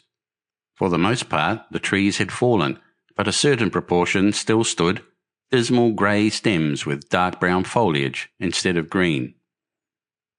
On our side, the fire had done no more than scorch the nearer trees. It had failed to secure its footing. In one place, the woodmen had been at work on Saturday. Trees, felled and freshly trimmed, lay in a clearing with heaps of sawdust by the sawing machine and its engine. Hard by was a temporary hut, deserted. There was not a breath of wind this morning, and everything was strangely still.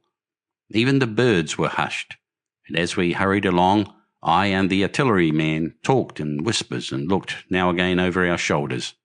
Once or twice we stopped to listen. After a time we drew near the road, and as we did so, we heard the clatter of hooves and saw through the tree stems 3 cavalry soldiers riding slowly towards Woking. We hailed them, and they halted while we hurried towards them.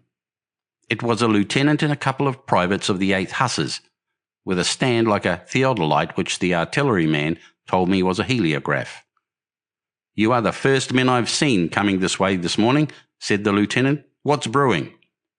His voice and face were eager. The men behind him stared curiously. The artilleryman jumped down the bank into the road and saluted. "Gun destroyed last night, sir. Have been hiding, trying to rejoin battery, sir. You'll come in sight of the Martians, I expect, about half a mile along this road." "What the dickens are they like?" asked the lieutenant.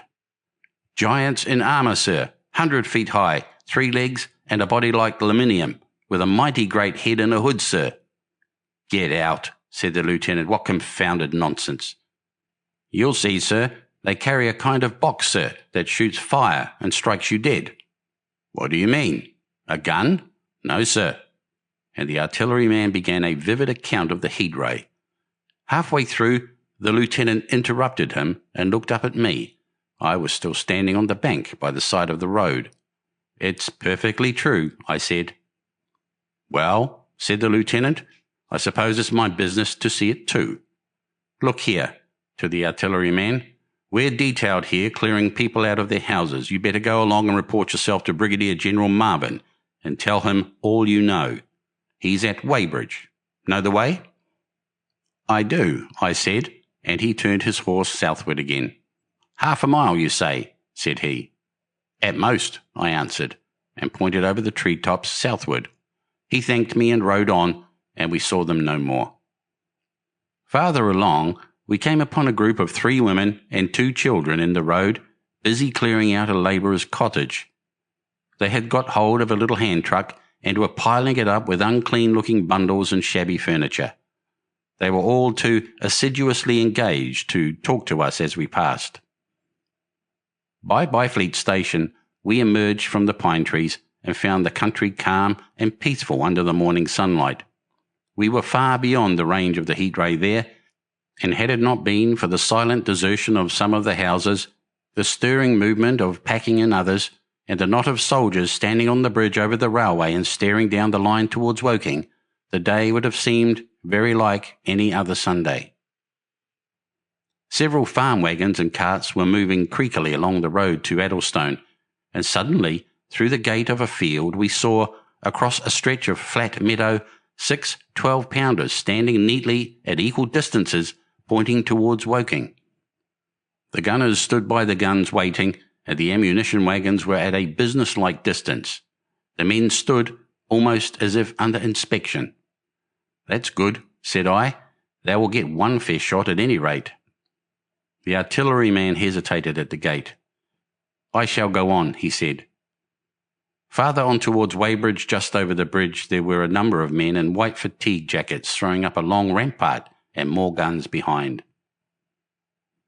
"It's bows and arrows against the lightning anyhow," said the artilleryman. "They haven't seen that fire beam yet."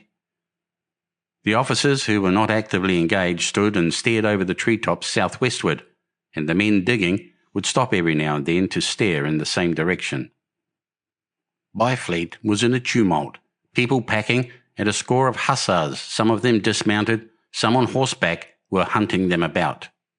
3 or 4 black government wagons with crosses in white circles and an old omnibus, among other vehicles, were being loaded in the village street. There were scores of people, most of them sufficiently sabbatical to have assumed their best clothes. The soldiers were having the greatest difficulty in making them realise the gravity of their position.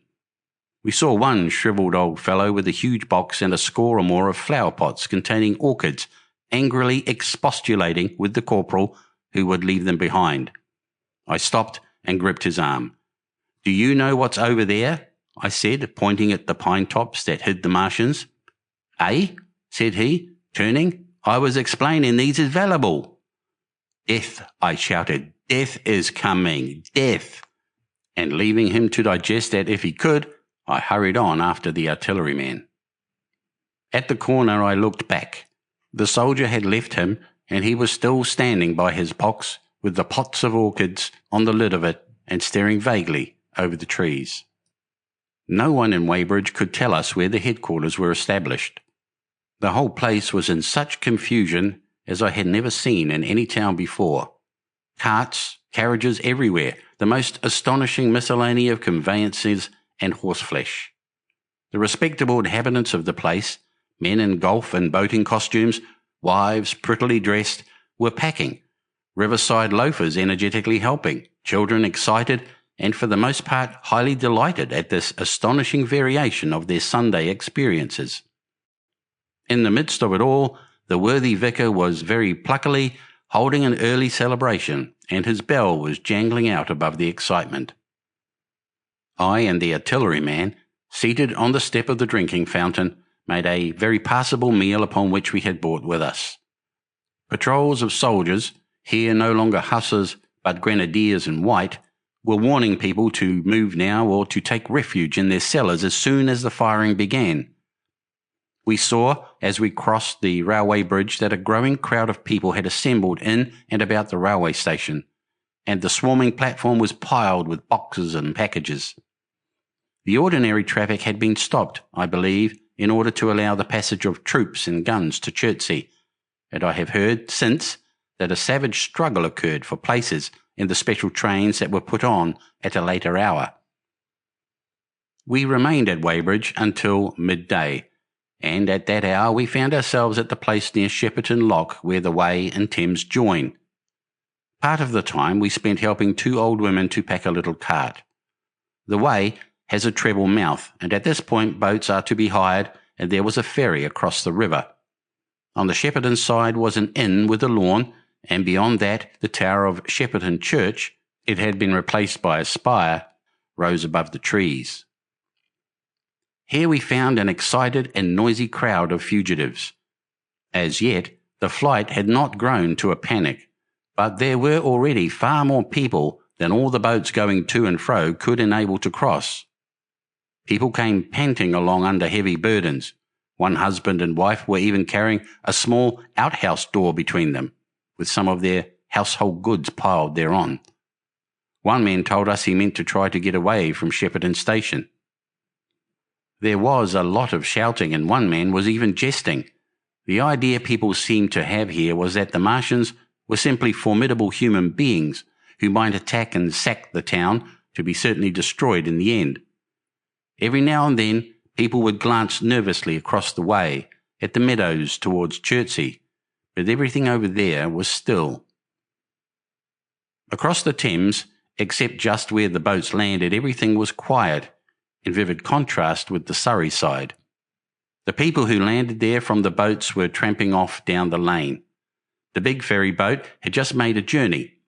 3 or 4 soldiers stood on the lawn of the inn, staring and jesting at the fugitives without offering to help. The inn was closed, as it was now within prohibited hours. "What's that?" cried a boatman. "And shut up, you fool," said a man near me to a yelping dog. Then the sound came again, this time from the direction of Chertsey, a muffled thud, the sound of a gun. The fighting was beginning. Almost immediately, unseen batteries across the river to our right, unseen because of the trees, took up the chorus, firing heavily, one after the other. A woman screamed. Everyone stood arrested by the sudden stir of battle, near us and yet invisible to us. Nothing was to be seen save flat meadows, cows feeding unconcernedly for the most part, and silvery pollard willows motionless in the warm sunlight. "The soldiers will stop 'em," said a woman beside me, doubtfully. A haziness rose over the treetops. Then suddenly we saw a rush of smoke far away up the river, a puff of smoke that jerked up into the air and hung. And forthwith the ground heaved underfoot, and a heavy explosion shook the air, smashing 2 or 3 windows in the houses near and leaving us astonished. "Here they are," shouted a man in a blue jersey. "Yonder, d'ye see them? Yonder." Quickly, one after the other, 1, 2, 3, 4 of the armoured Martians appeared, far away over the little trees, across the flat meadows that stretched towards Chertsey, and striding hurriedly towards the river. Little cowled figures they seemed at first, going with a rolling motion and as fast as flying birds. Then, advancing obliquely towards us, came a 5th. Their armoured bodies glittered in the sun as they swept swiftly forward upon the guns, growing rapidly larger as they drew nearer. One on the extreme left, the remotest that is, flourished a huge case high in the air, and the ghostly, terrible heat ray I had already seen on Friday night smote towards Chertsey and struck the town. At sight of these strange, swift and terrible creatures, the crowd near the water's edge seemed to me to be for a moment horror-struck. There was no screaming or shouting, but a silence, then a hoarse murmur and a movement of feet, a splashing from the water. A man, too frightened to drop the portmanteau he carried on his shoulder, swung round and sent me staggering with a blow from the corner of his burden. A woman thrust at me with her hand and rushed past me. I turned with the rush of the people, but I was not too terrified for thought. The terrible heat ray was in my mind. To get under water, that was it. "Get under water," I shouted unheeded. I faced about again and rushed towards the approaching Martian, rushed right down the gravelly beach and headlong into the water. Others did the same. A boatload of people, putting back, came leaping out as I rushed past. The stones under my feet were muddy and slippery, and the river was so low that I ran perhaps 20 feet, scarcely waist deep. Then, as the Martian towered overhead scarcely a couple of 100 yards away, I flung myself forward under the surface. The splashes of people in the boats leaping into the river sounded like thunderclaps in my ears. People were landing hastily on both sides of the river. But the Martian machine took no more notice for the moment of the people running this way and that than a man would of the confusion of ants in a nest against which his foot had kicked.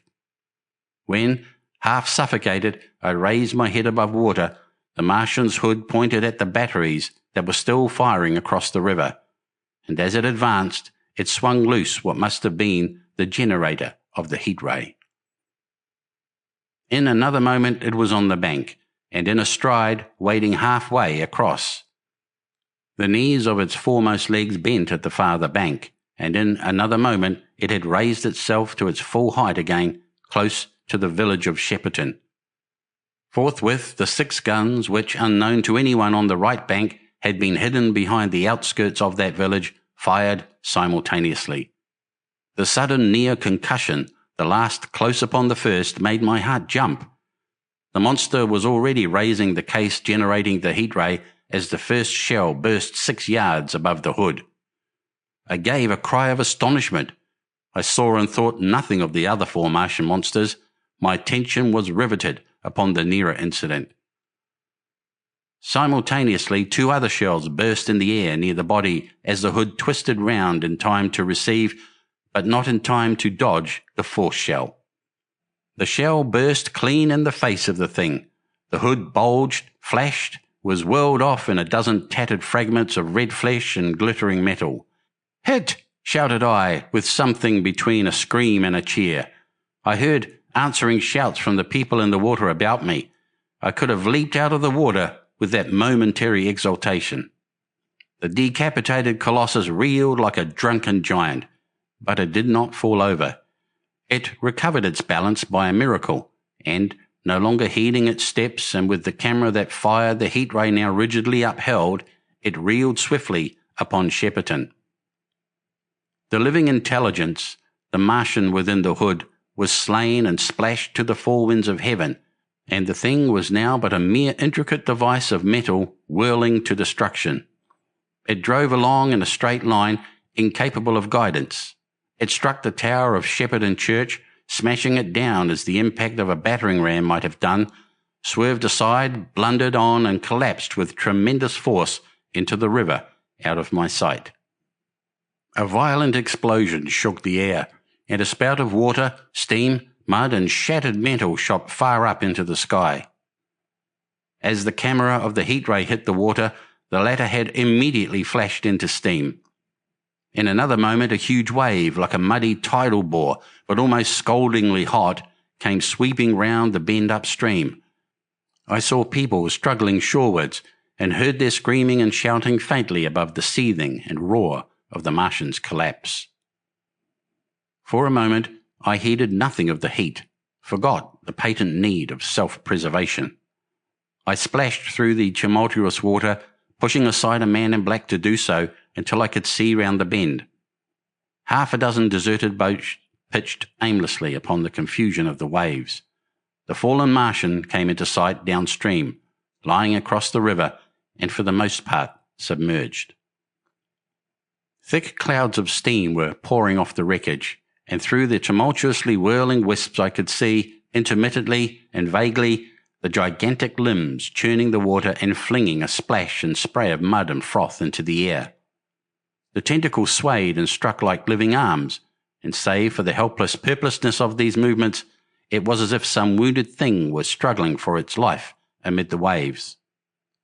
Enormous quantities of a ruddy brown liquid were spurting up in noisy jets out of the machine. My attention was diverted from this death flurry by a furious yelling, like that of the thing called a siren in our manufacturing towns.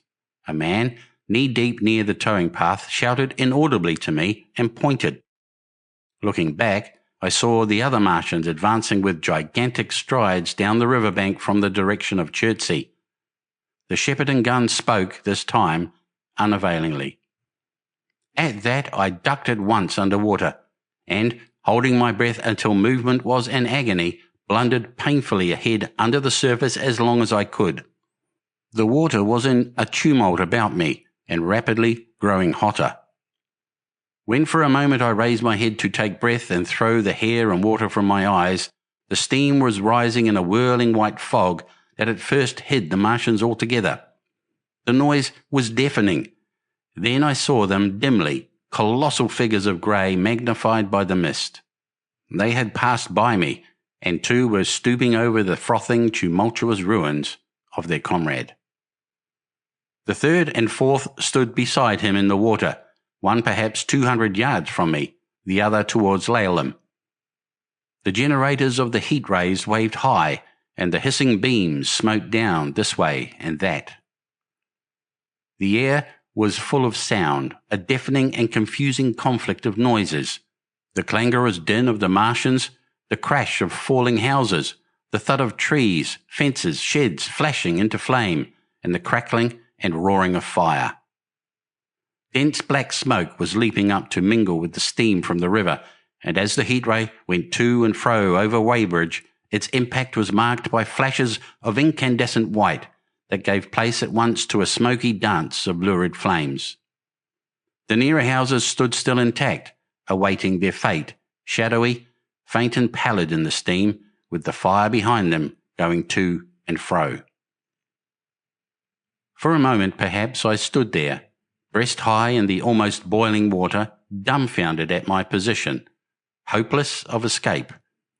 Through the reek I could see the people who had been with me in the river scrambling out of the water through the reeds, like little frogs hurrying through the grass from the advance of a man, or running to and fro in utter dismay of the towing path. Then suddenly the white flashes of the heat ray came leaping towards me. The houses caved in as they dissolved at its touch and darted out flames. The trees changed to fire with a roar. The ray flickered up and down the towing path, licking off the people who ran this way and that, and came down to the water's edge not 50 yards from where I stood. It swept across the river to Shepperton, and the water in its track rose in a boiling wheel crested with steam. I turned shoreward. In another moment the huge wave, well nigh at the boiling point, had rushed upon me. I screamed aloud and scolded, half-blinded, agonized. I staggered through the leaping, hissing water towards the shore. Had my foot stumbled, it would have been the end. I fell helplessly in full sight of the Martians upon the broad, bare, gravelly spit that runs down to mark the angle of the way in the Thames. I expected nothing but death. I have a dim memory of a foot of a Martian coming down within a score of yards of my head, driving straight into the loose gravel, whirling it this way and that and lifting again, of a long suspense, and then of the four carrying the debris of their comrade between them, now clear and then presently faint through a veil of smoke, receding interminably, as it seemed to me, across a vast space of river and meadow. And then, very slowly, I realized that by a miracle I had escaped. Chapter 13. How I Fell In with the Curate. After getting this sudden lesson in the power of terrestrial weapons, the Martians retreated to their original position upon Horsell Common, and in their haste, and encumbered with the debris of their smashed companion, they no doubt overlooked many such a stray, negligible victim as myself. Had they left their comrade and pushed on forthwith, there was nothing at that time between them and London but batteries of 12-pounder guns, and they would certainly have reached the capital in advance of the tidings of their approach. As sudden, dreadful, and destructive their advent would have been as the earthquake that destroyed Lisbon a century ago. But they were in no hurry. Cylinder followed cylinder on its interplanetary flight. Every 24 hours brought them reinforcement. And meanwhile, the military and naval authorities, now fully alive to the tremendous power of their antagonists, worked with furious energy. Every minute a fresh gun came into position until, before twilight, every copse, every row of suburban villas on the hilly slopes about Kingston and Richmond masked an expectant black muzzle. And through the charred and desolated area, perhaps 20 square miles altogether, that encircled the Martian encampment on Horsell Common, through charred and ruined villages, among the green trees, through the blackened and smoking arcades that had been but a day ago pine spinneys, crawled the devoted scouts with the heliographs that were presently to warn the gunners of the Martian approach. But the Martians now understood our command of artillery and the danger of human proximity, and not a man ventured within a mile of either cylinder, save at the price of his life. It would seem that these giants spent the earlier part of the afternoon in going to and fro, transferring everything from the second and third cylinders, the second in Addlestone golf links and the third at Pierford, to their original pit on Horsell Common. Over that, above the blackened heather and ruined buildings that stretched far and wide, stood one as sentinel, while the rest abandoned their vast fighting machines and descended into the pit. They were hard at work there far into the night, and the towering pillar of dense green smoke that rose therefrom could be seen from the hills about Merrow, and even, it is said, from Banstead and Epsom Downs. And while the Martians behind me were thus preparing for their next sally, and in front of me humanity gathered for the battle, I made my way with infinite pains and labour from the fire and smoke of burning Weybridge towards London. I saw an abandoned boat, very small and remote, drifting down the stream, and throwing off the most of my sodden clothes, I went after it, gained it, and so escaped out of that destruction. There were no oars in the boat, but I contrived to paddle, as well as my parboiled hands would allow, down the river towards Halliford and Walton, going very tediously and continually looking behind me, as you may well understand. I followed the river because I considered that the water gave me the best chance of escape should these giants return. The hot water from the Martians' overthrow drifted downstream with me, so that for the best part of a mile I could see little of either bank. Once, however, I made out a string of black figures hurrying across the meadows from the direction of Weybridge. Halliford, it seemed, was deserted, and several of the houses facing the river were on fire. It was strange to see the place quite tranquil, quite desolate under the hot blue sky, with the smoke and little threads of flame going straight up into the heat of the afternoon. Never before had I seen houses burning without the accompaniment of an obstructive crowd. A little farther on, the dry reeds up the bank were smoking and glowing, and a line of fire inland was marching steadily across a late field of hay. For a long time I drifted, so painful and weary was I, after the violence I had been through, and so intense the heat upon the water.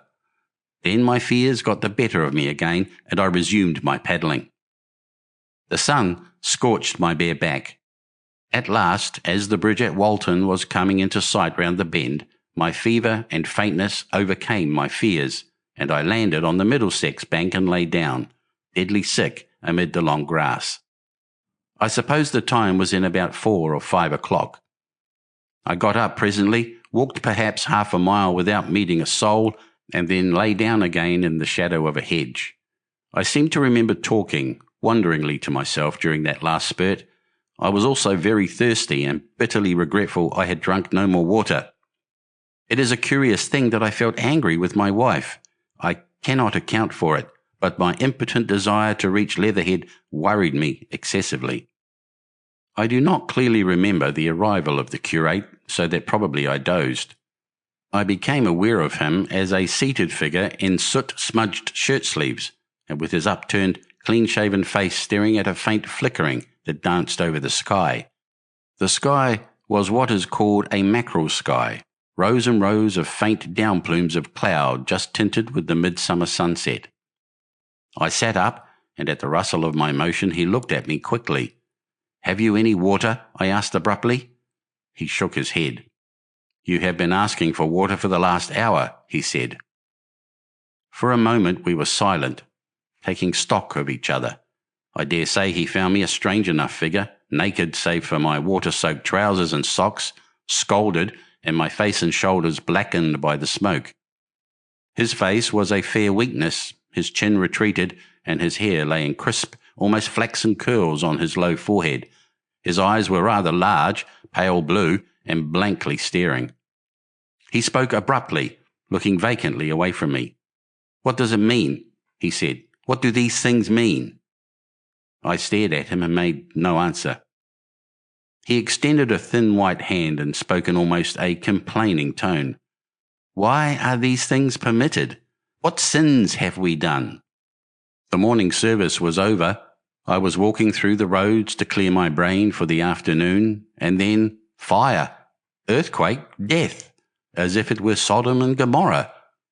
All our work undone, all the work. What are these Martians? "What are we?" I answered, clearing my throat. He gripped his knees and turned to look at me again. For half a minute, perhaps, he stared silently. "I was walking through the roads to clear my brain," he said, "and suddenly, fire, earthquake, death." He relapsed into silence, with his chin now sunken almost to his knees. Presently he began waving his hand. "All the work, all the Sunday schools. What have we done? What has Weybridge done? Everything gone, everything destroyed. The church, We rebuilt it only 3 years ago. Gone. Swept out of existence. Why? Another pause, and he broke out again like one demented. The smoke of her burning goeth up for ever and ever, he shouted. His eyes flamed, and he pointed a lean finger in the direction of Weybridge. By this time, I was beginning to take his measure. The tremendous tragedy in which he had been involved, it was evident he was a fugitive from Weybridge, had driven him to the very verge of his reason. Are we far from Sunbury? I said, in a matter-of-fact tone. What are we to do? He asked. Are these creatures everywhere? Has the earth been given over to them? Are we far from Sunbury? Only this morning I officiated at early celebration. Things have changed, I said, quietly. You must keep your head. There is still hope. Hope? Yes, plentiful hope for all this destruction. I began to explain my view of our position. He listened at first, but as I went on, the interest dawning in his eyes gave place to their former stare, and his regard wandered from me. This must be the beginning of the end, he said, interrupting me. The end. The great and terrible day of the Lord, when men shall call upon the mountains and the rocks to fall upon them and hide them from the face of him that sitteth upon the throne. I began to understand the position. I ceased my laboured reasoning, struggled to my feet, and, standing over him, laid my hand on his shoulder. Be a man, said I. You are scared out of your wits. What good is religion if it collapses under calamity?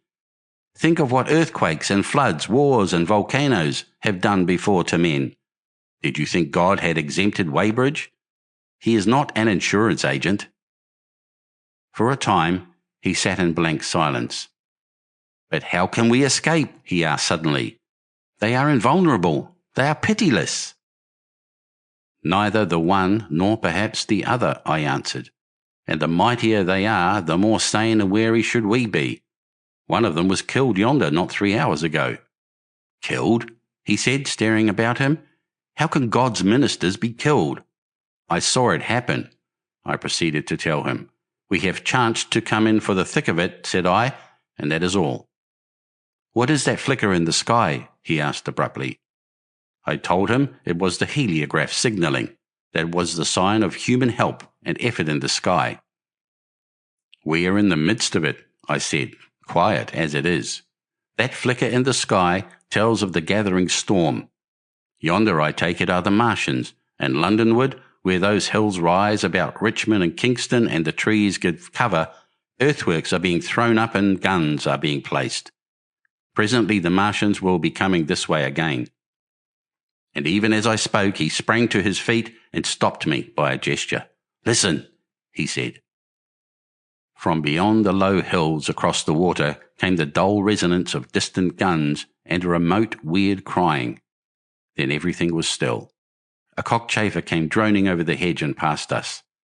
High in the west, the crescent moon hung faint and pale above the smoke of Weybridge and Shepperton in the hot, still splendour of the sunset.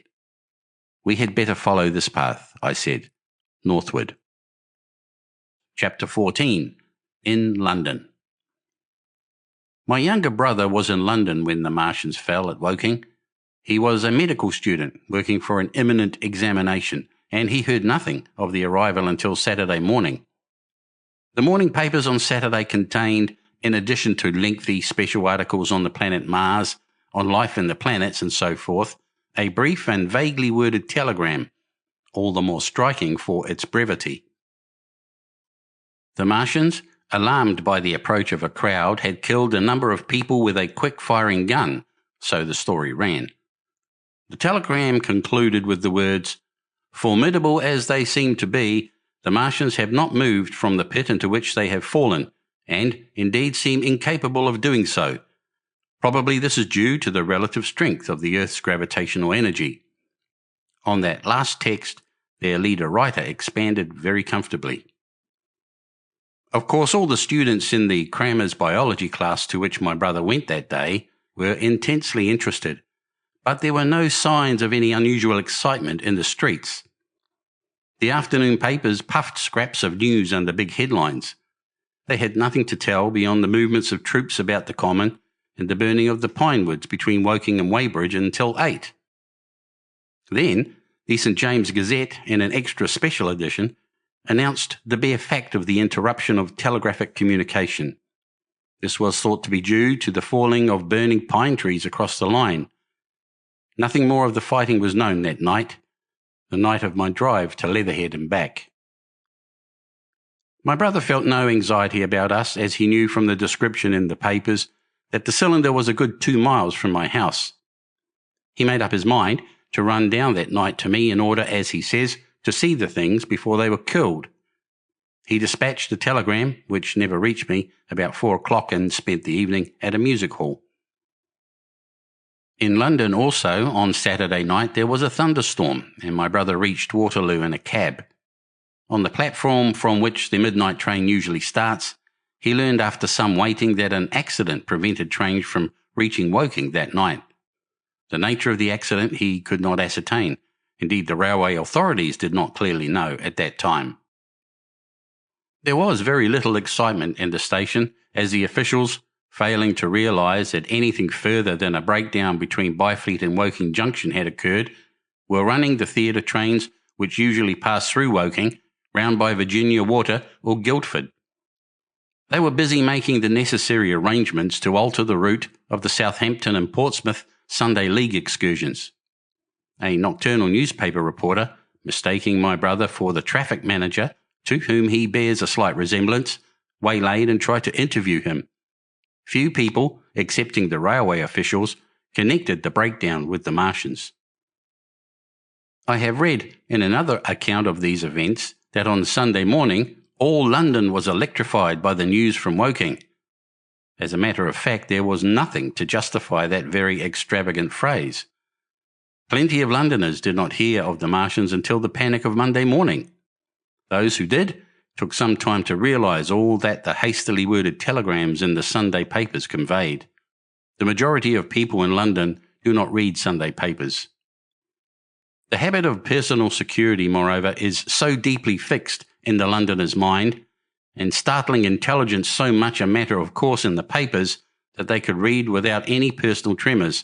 About 7 o'clock last night, the Martians came out of the cylinder, and, moving about under an armour of metallic shields, have completely wrecked Woking Station with the adjacent houses and massacred an entire battalion of the Cardigan Regiment. No details are known. Maxims have been absolutely useless against their armour. The field guns have been disabled by them. Flying hussars have been galloping into Chertsey. The Martians appear to be moving slowly towards Chertsey or Windsor. Great anxiety prevails in West Surrey, and earthworks are being thrown up to check the advance Londonward. That was how the Sunday Sun put it, and a clever and remarkably prompt handbook article in the Referee compared the affair to a menagerie suddenly let loose in a village. No one in London knew positively of the nature of the armoured Martians, and there was still a fixed idea that these monsters must be sluggish, crawling, creeping painfully. Such expressions occurred in almost all the earlier reports. None of the telegrams could have been written by an eyewitness of their advance. The Sunday papers printed separate editions as further news came to hand, some even in default of it. But there was practically nothing more to tell people until late in the afternoon, when the authorities gave the press agencies the news in their possession. It was stated that the people of Walton and Weybridge and all the district were pouring along the roads Londonward, and that was all. My brother went to church at the Foundling Hospital in the morning, still in ignorance of what had happened on the previous night. There he heard allusions made to the invasion and a special prayer for peace. Coming out, he bought a Referee. He became alarmed at the news in this and went again to Waterloo Station to find out if communication were restored. The omnibuses, carriages, cyclists and innumerable people walking in their best clothes seemed scarcely affected by the strange intelligence that the news vendors were disseminating. People were interested, or, if alarmed only on account of the local residents. At the station he heard for the first time that the Windsor and Chertsey lines were now interrupted. The porters told him that several remarkable telegrams had been received in the morning from Byfleet and Chertsey stations, but that these had abruptly ceased. My brother could get very little precise detail out of them. "There's fighting going on about Weybridge," was the extent of their information. The train service was now very much disorganised. Quite a number of people who had been expecting friends from places on the southwestern network were standing about the station. One grey-headed old gentleman came and abused the Southwestern Company bitterly to my brother. "It wants showing up," he said. 1 or 2 trains came in from Richmond, Putney and Kingston, containing people who had gone out for a day's boating and found the locks closed and a feeling of panic in the air. A man in a blue and white blazer addressed my brother, full of strange tidings. "There's hosts of people driving into Kingston in traps and carts and things, with boxes of valuables and all that," he said. "They come from Molesley and Weybridge and Walton, and they say there's been guns heard at Chertsey, heavy firing, and that mounted soldiers have told them to get off at once because the Martians are coming. We heard guns firing at Hampton Court Station, but we thought it was thunder. What the dickens does it all mean? The Martians can't get out of their pit, can they?" My brother could not tell him. Afterwards he found that the vague feeling of alarm had spread to the clients of the Underground Railway, and that the Sunday excursionists began to return from all over the southwestern lung, Barnes, Wimbledon, Richmond Park, Kew and so forth, at unnaturally early hours, but not a soul had anything more than vague hearsay to tell of. Everyone connected with the terminus seemed ill-tempered. About 5 o'clock, the gathering crowd in the station was immensely excited by the opening of the line of communication, which is almost invariably closed, between the southeastern and the southwestern stations, and the passage of carriage trucks bearing huge guns and carriages crammed with soldiers. These were the guns that were brought up from Woolwich and Chatham to cover Kingston. There was an exchange of pleasantries. "You'll get eaten," "We're the beast tamers," and so forth. A little while after that, a squad of police came into the station and began to clear the public off the platforms, and my brother went out into the street again. The church bells were ringing for evensong, and a squad of Salvation Army lassies came singing down Waterloo Road. On the bridge, a number of loafers were watching a curious brown scum that came drifting down the stream in patches. The sun was just setting, and the clock tower and the Houses of Parliament rose against one of the most peaceful skies it is possible to imagine, a sky of gold, barred with long transverse stripes of reddish-purple cloud. There was talk of a floating body. One of the men there, a reservist he said he was, told my brother he had seen the heliograph flickering in the west. In Wellington Street, my brother met a couple of sturdy roughs who had just been rushed out of Fleet Street with still wet newspapers and staring placards. "Dreadful catastrophe," they bawled one to the other down Wellington Street. "Fighting at Weybridge. Full description. Repulse of the Martians. London in danger." He had to give 3d for a copy of that paper. Then it was, and then only, that he realised something of the full power and terror of these monsters. He learned that they were not merely a handful of small, sluggish creatures, but that they were minds swaying vast mechanical bodies, and that they could move swiftly and smite with such power that even the mightiest guns could not stand against them. They were described as vast spider-like machines nearly 100 feet high, capable of the speed of an express train and able to shoot out a beam of intense heat. Masked batteries, chiefly of field guns, had been planted in the country about Horsell Common, and especially between the Woking district and London. 5 of the machines had been seen moving towards the Thames, and one, by a happy chance, had been destroyed. In the other cases, the shells had missed, and the batteries had been at once annihilated by the heat rays. Heavy losses of soldiers were mentioned, but the tone of the dispatch was optimistic. The Martians had been repulsed. They were not invulnerable. They had retreated to their triangle of cylinders again in the circle about Woking. Signallers with heliographs were pushing forward upon them from all sides. Guns were in rapid transit from Windsor, Portsmouth, Aldershot, Woolwich, even from the north, among others, long-wired guns of 95 tons from Woolwich.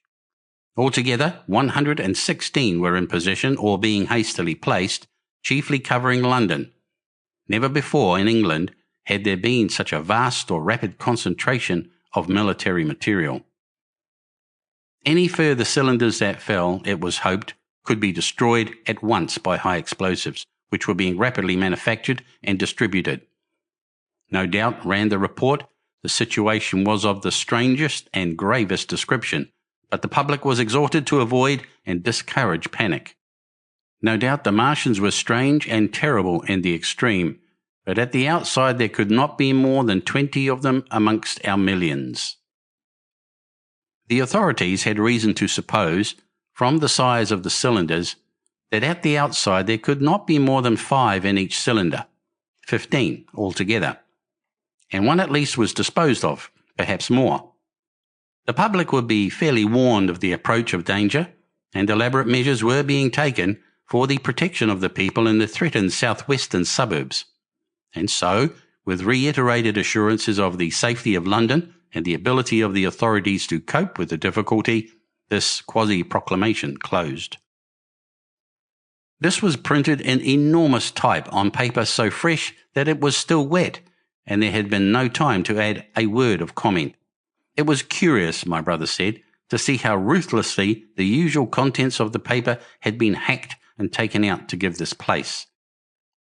All down Wellington Street, people could be seen fluttering out the pink sheets and reading, and the Strand was suddenly noisy with the voices of an army of hawkers following these pioneers. Men came scrambling off buses to secure copies. Certainly this news excited people intensely, whatever their previous apathy. The shutters of a map shop in the Strand were being taken down, my brother said, and a man in his Sunday raiment, lemon-yellow gloves even, was visible inside the window, hastily fastening maps of Surrey to the glass. Going on along the Strand to Trafalgar Square, the paper in his hand, my brother saw some of the fugitives from West Surrey. There was a man with his wife and 2 boys and some articles of furniture in a cart such as greengrocers use. He was driving from the direction of Westminster Bridge, and close behind him came a hay wagon with 5 or 6 respectable-looking people in it, and some boxes and bundles. The faces of these people were haggard, and their entire appearance contrasted conspicuously with the Sabbath-best appearance of the people on the omnibuses. People in fashionable clothing peeped at them out of cabs. They stopped at the square as if undecided which way to take, and finally turned eastward along the Strand.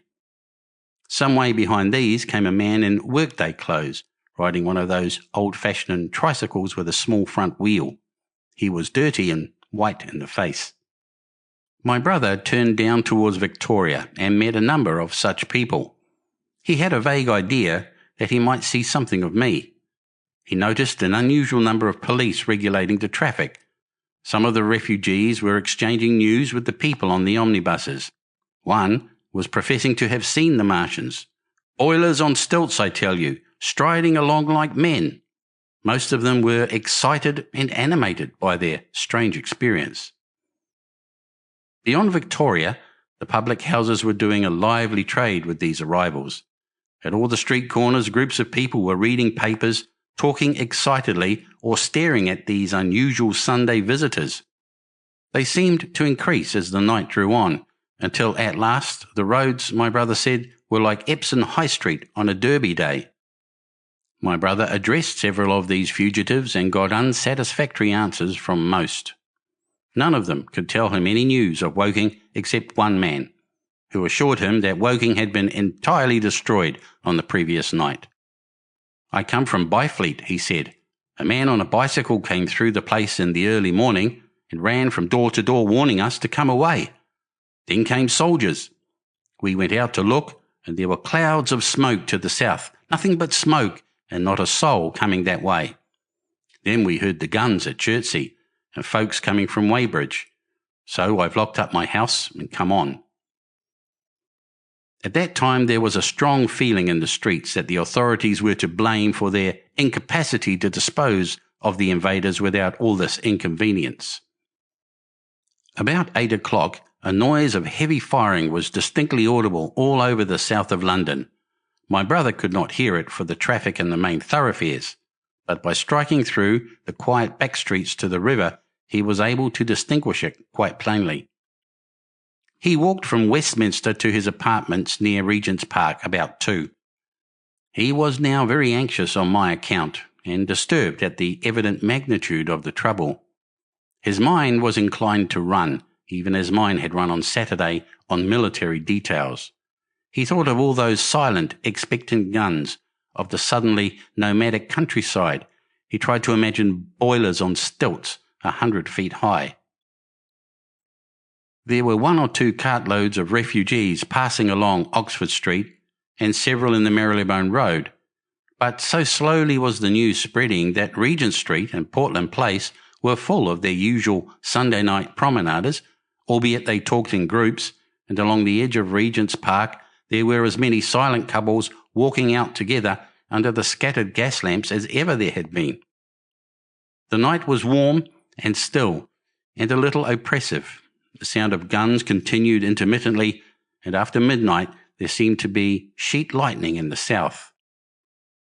He read and reread the paper, fearing the worst had happened to me. He was restless, and after supper prowled out again aimlessly. He returned and tried in vain to divert his attention to his examination notes. He went to bed a little after midnight, and was awakened from lurid dreams in the small hours of Monday by the sound of door knockers, feet running in the street, distant drumming, and a clamour of bells. Red reflections danced on the ceiling.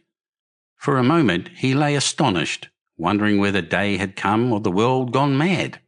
Then he jumped out of bed and ran to the window.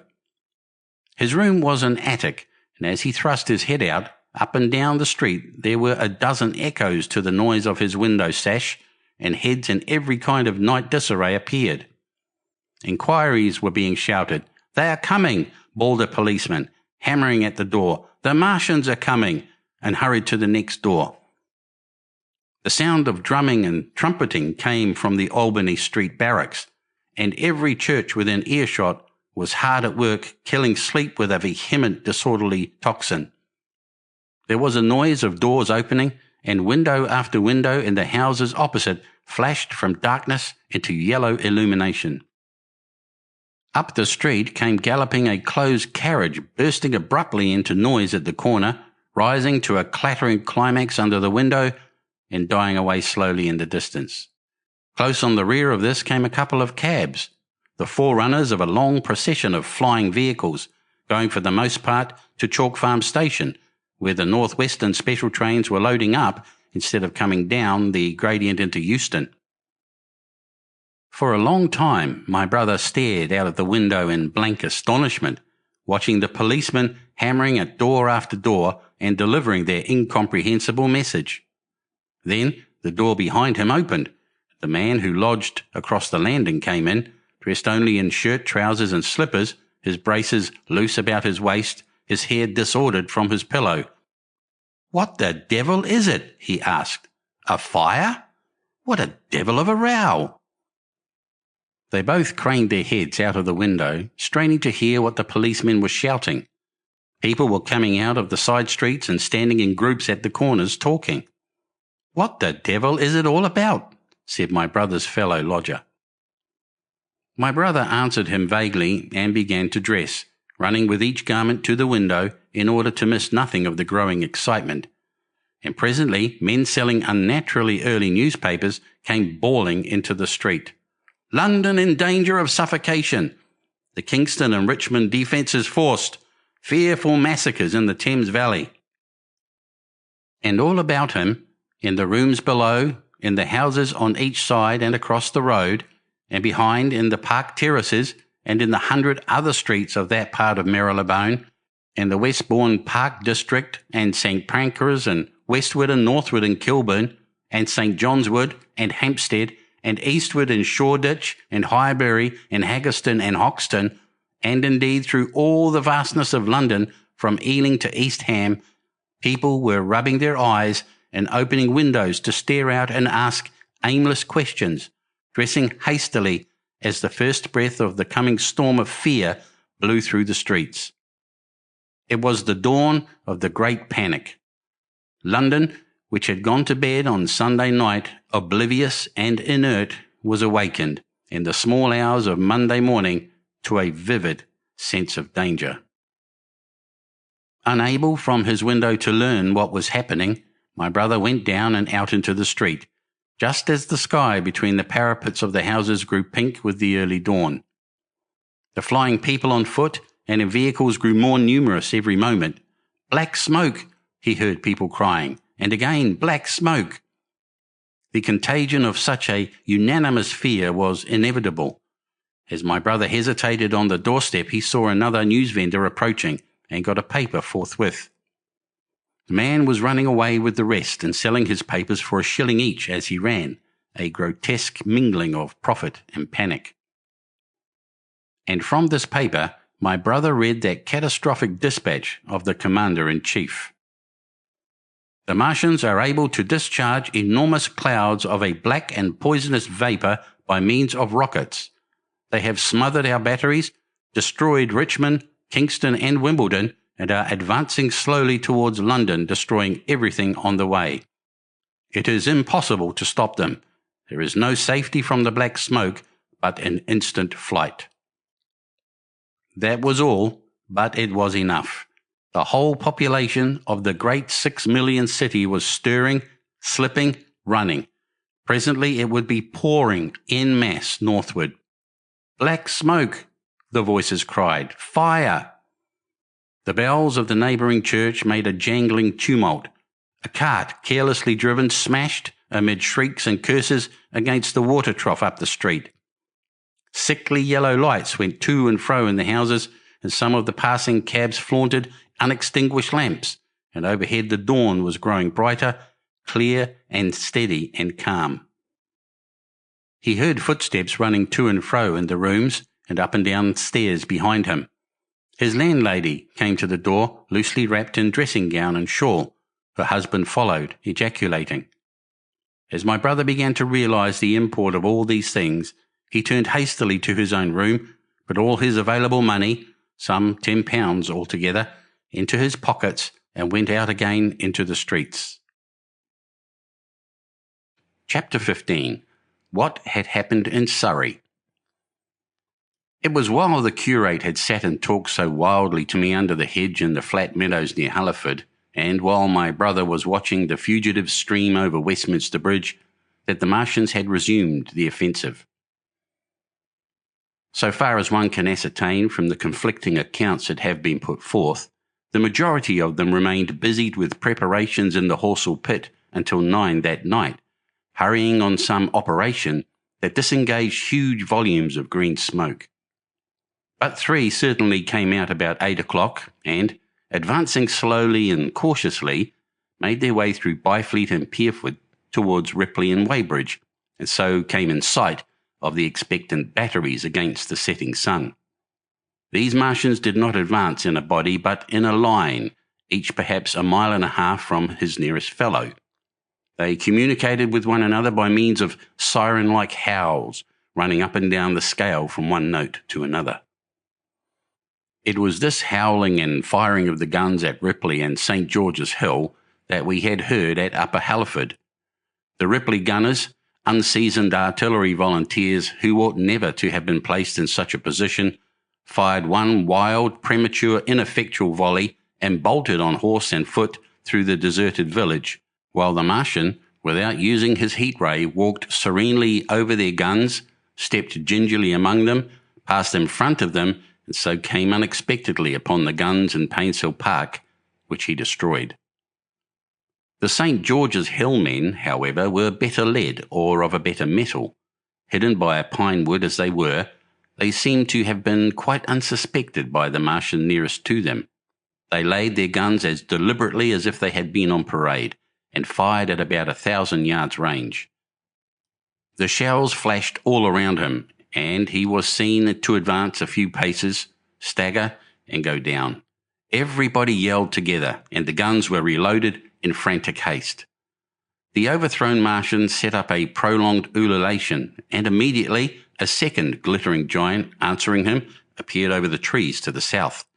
It would seem that a leg of the tripod had been smashed by one of the shells. The whole of the second volley flew wide of the Martian on the ground, and simultaneously both his companions brought their heat rays to bear on the battery. The ammunition blew up, the pine trees all about the guns flashed into fire, and only one or two of the men who were already running over the crest of the hill escaped. After this, it would seem that the three took counsel together and halted, and the scouts who were watching them report that they remained absolutely stationary for the next half hour. The Martian who had been overthrown crawled tediously out of his hood, a small brown figure oddly suggestive from that distance of a speck of blight, and apparently engaged in the repair of his support. About 9 he had finished, for his cowl was then seen above the trees again. It was a few minutes past 9 that night when these 3 sentinels were joined by 4 other Martians, each carrying a thick black tube. A similar tube was handed to each of the 3, and the 7 proceeded to distribute themselves at equal distances along a curved line between St. George's Hill, Weybridge, and the village of Send, southwest of Ripley. A dozen rockets sprang out of the hills before them so soon as they began to move, and warned the waiting batteries about Ditton and Esher. At the same time, 4 of their fighting machines, similarly armed with tubes, crossed the river, and 2 of them, black against the western sky, came into sight of myself and the curate as we hurried wearily and painfully along the road that runs northward out of Halliford. They moved, as it seemed to us, upon a cloud, for a milky mist covered the fields and rose to 1/3 of their height. At this sight the curate cried faintly in his throat and began running. But I knew it was no good running from a Martian, and I turned aside and crawled through dewy nettles and brambles into the broad ditch by the side of the road. He looked back, saw what I was doing, and turned to join me.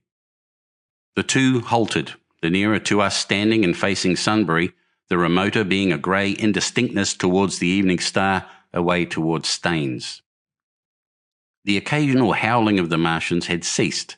They took up their positions in the huge crescent about their cylinders in absolute silence. It was a crescent with 12 miles between its horns.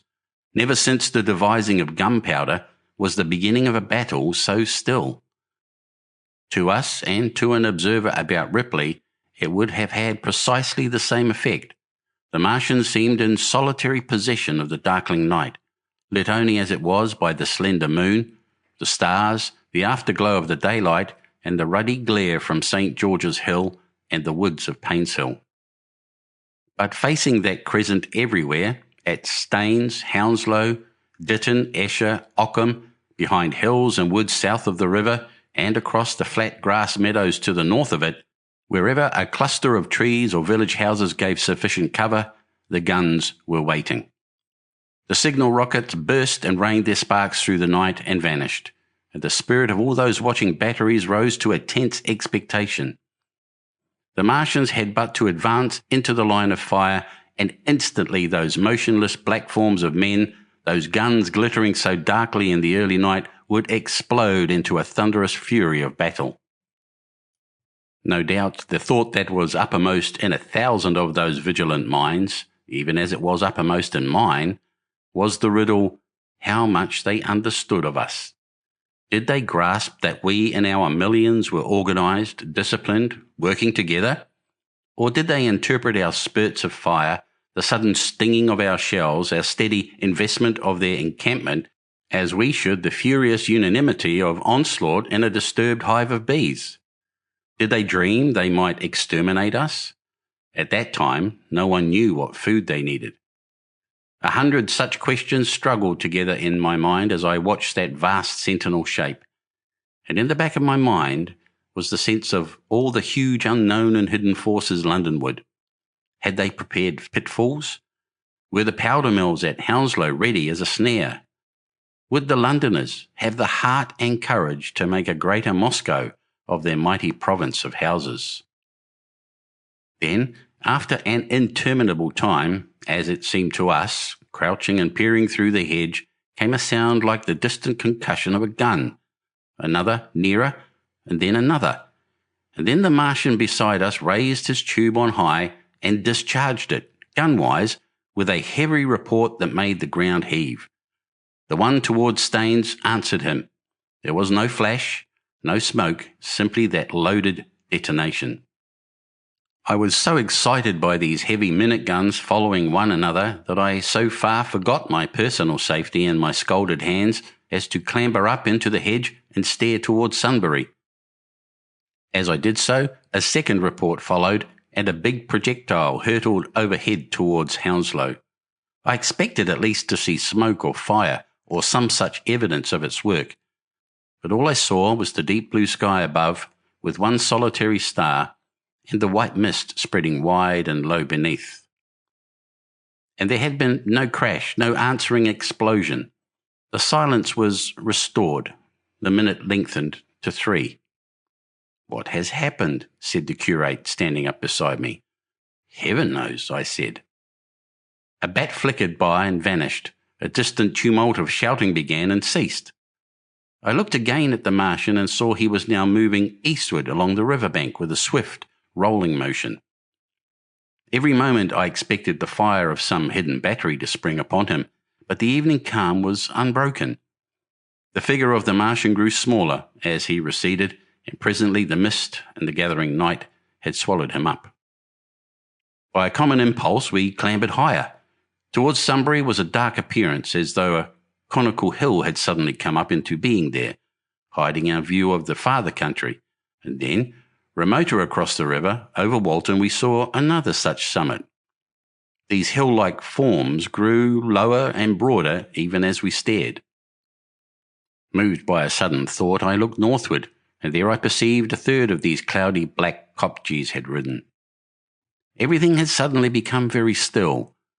Far away to the southeast, marking the quiet, we heard the Martians hooting to one another, and then the air quivered again with the distant thud of their guns. But the earthly artillery made no reply. Now at the time we could not understand these things, but later I was to learn the meaning of these ominous kopjes that gathered in the twilight. Each of the Martians, standing in the great crescent I have described, had discharged, by means of the gun-like tube he carried, a huge canister over whatever hill, copse, cluster of houses, or other possible cover for guns chanced to be in front of him. Some fired only one of these, some 2, as in the case of the one we had seen. The one at Ripley is said to have discharged no fewer than 5 at that time. These canisters smashed on striking the ground. They did not explode, and incontinently disengaged an enormous volume of heavy, inky vapour, coiling and pouring upward in a huge and ebony cumulus cloud, a gaseous hill that sank and spread itself slowly over the surrounding country. And the touch of that vapour, the inhaling of its pungent wisps, was death to all that breathes. It was heavy, this vapour, heavier than the densest smoke, so that after the first tumultuous uprush and outflow of its impact, it sank down through the air and poured over the ground in a manner rather liquid than gaseous, abandoning the hills and streaming into the valleys and ditches and watercourses, even as I have heard the carbonic acid gas that pours from volcanic cliffs is wont to do. And where it came upon water, some chemical action occurred, and the surface would be instantly covered with a powdery scum that sank slowly and made way for more.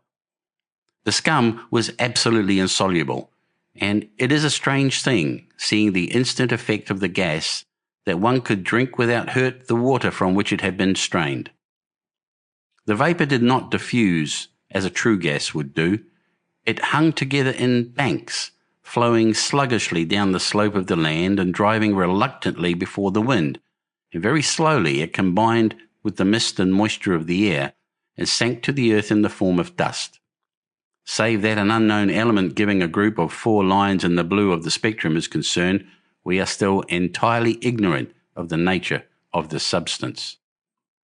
Once the tumultuous upheaval of its dispersion was over, the black smoke clung so closely to the ground, even before its precipitation, that 50 feet up in the air, on the roofs and upper stories of high houses and on great trees, there was a chance of escaping its poison altogether, as was proved even that night at Street Cobham and Ditton. The man who escaped at the former place tells a wonderful story of the strangeness of its coiling flow, and how he looked down from the church spire and saw the houses of the village rising like ghosts out of its inky nothingness. For a day and a half he remained there, weary, starving and sun-scorched, the earth under the blue sky and against the prospect of the distant hills a velvet black expanse, with red roofs, green trees, and later, black-veiled shrubs and gates, barns, outhouses and walls rising here and there into the sunlight. But that was at Street Cobham, where the black vapour was allowed to remain until it sank of its own accord into the ground. As a rule, the Martians, when it had served its purpose, cleared the air of it again by wading into it and directing a jet of steam upon it. This they did with the vapour banks near us, as we saw in the starlight from the window of a deserted house at Upper Halliford, whither we had returned. From there we could see the searchlights on Richmond Hill and Kingston Hill going to and fro, and about 11 the windows rattled, and we heard the sound of the huge siege guns that had been put in position there. These continued intermittently for the space of a quarter of an hour, sending chance shots at the invisible Martians at Hampton and Ditton, and then the pale beams of the electric light vanished and were replaced by a bright red glow. Then the fourth cylinder fell, a brilliant green meteor, as I learned afterwards, in Bushy Park. Before the guns on the Richmond and Kingston line of hills began, there was a fitful cannonade far away in the southwest, due, I believe, to guns being fired haphazard before the black vapour could overwhelm the gunners. So, setting about it as methodically as men might smoke out a wasp's nest, the Martians spread the strange stifling vapour over the Londonward country. The horns of the crescent slowly moved apart until at last they formed a line from Hanwell to Coombe and Malden. All night through, their destructive tubes advanced. Never once, after the Martian at St. George's Hill was brought down, did they give the artillery the ghost of a chance against them. Wherever there was a possibility of guns being laid for them unseen, a fresh canister of the black vapour was discharged, and where the guns were openly displayed, the heat ray was brought to bear. By midnight, the blazing trees along the slopes of Richmond Park and the glare of Kingston Hill threw their light upon a network of black smoke, blotting out the whole valley of the Thames and extending as far as the eye could reach. And through this, 2 Martians slowly waded and turned their hissing steam jets this way and that. They were sparing of the heat ray that night, either because they had but a limited supply of material for its production, or because they did not wish to destroy the country but only to crush and overawe the opposition they had aroused. In the latter aim they certainly succeeded. Sunday night was the end of the organised opposition to their movements. After that, no body of men would stand against them, so hopeless was the enterprise.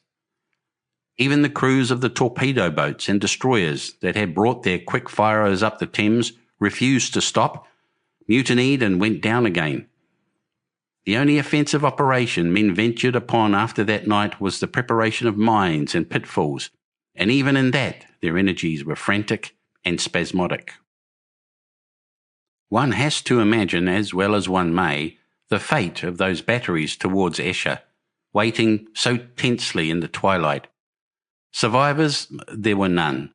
One may picture the orderly expectation, the officers alert and watchful, the gunners ready, the ammunition piled to hand, the limber gunners with their horses and wagons, the groups of civilian spectators standing as near as they were permitted, the evening stillness, the ambulances and hospital tents with the burned and wounded from Weybridge, then the dull resonance of the shots the Martians fired, and the clumsy projectile whirling over the trees and houses and smashing amid the neighbouring fields.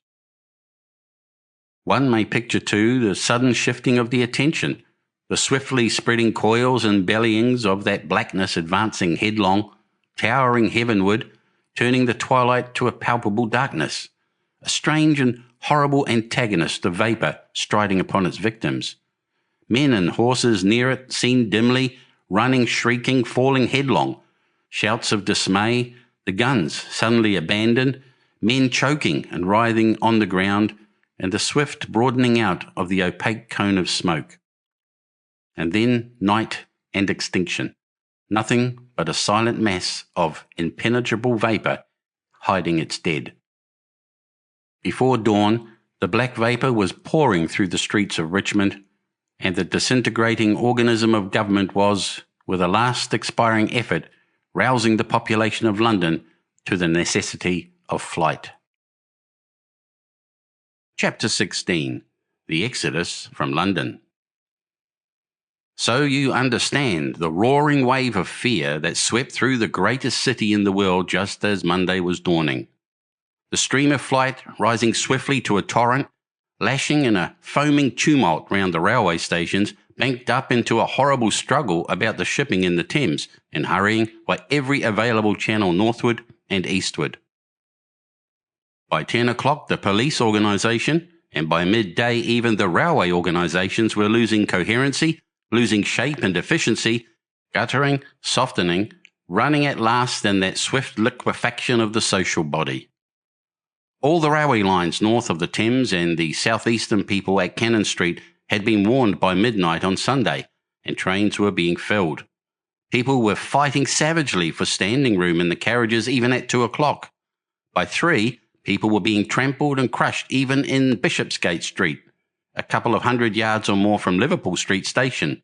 Revolvers were fired, people stabbed, and the policemen who had been sent to direct the traffic, exhausted and infuriated, were breaking the heads of the people they were called out to protect.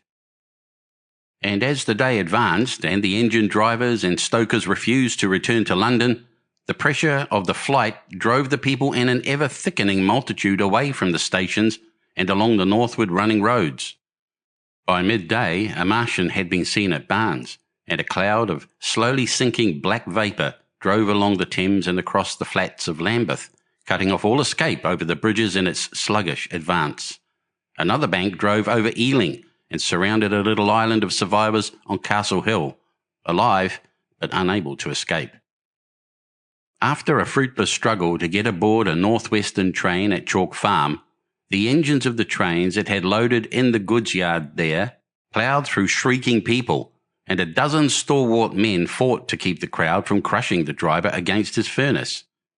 My brother emerged upon the Chalk Farm road, dodged across through a hurrying swarm of vehicles, and had the luck to be foremost in the sack of a cycle shop. The front tyre of the machine he got was punctured and dragging it through the window, but he got up and off, notwithstanding with no further injury than a cut wrist.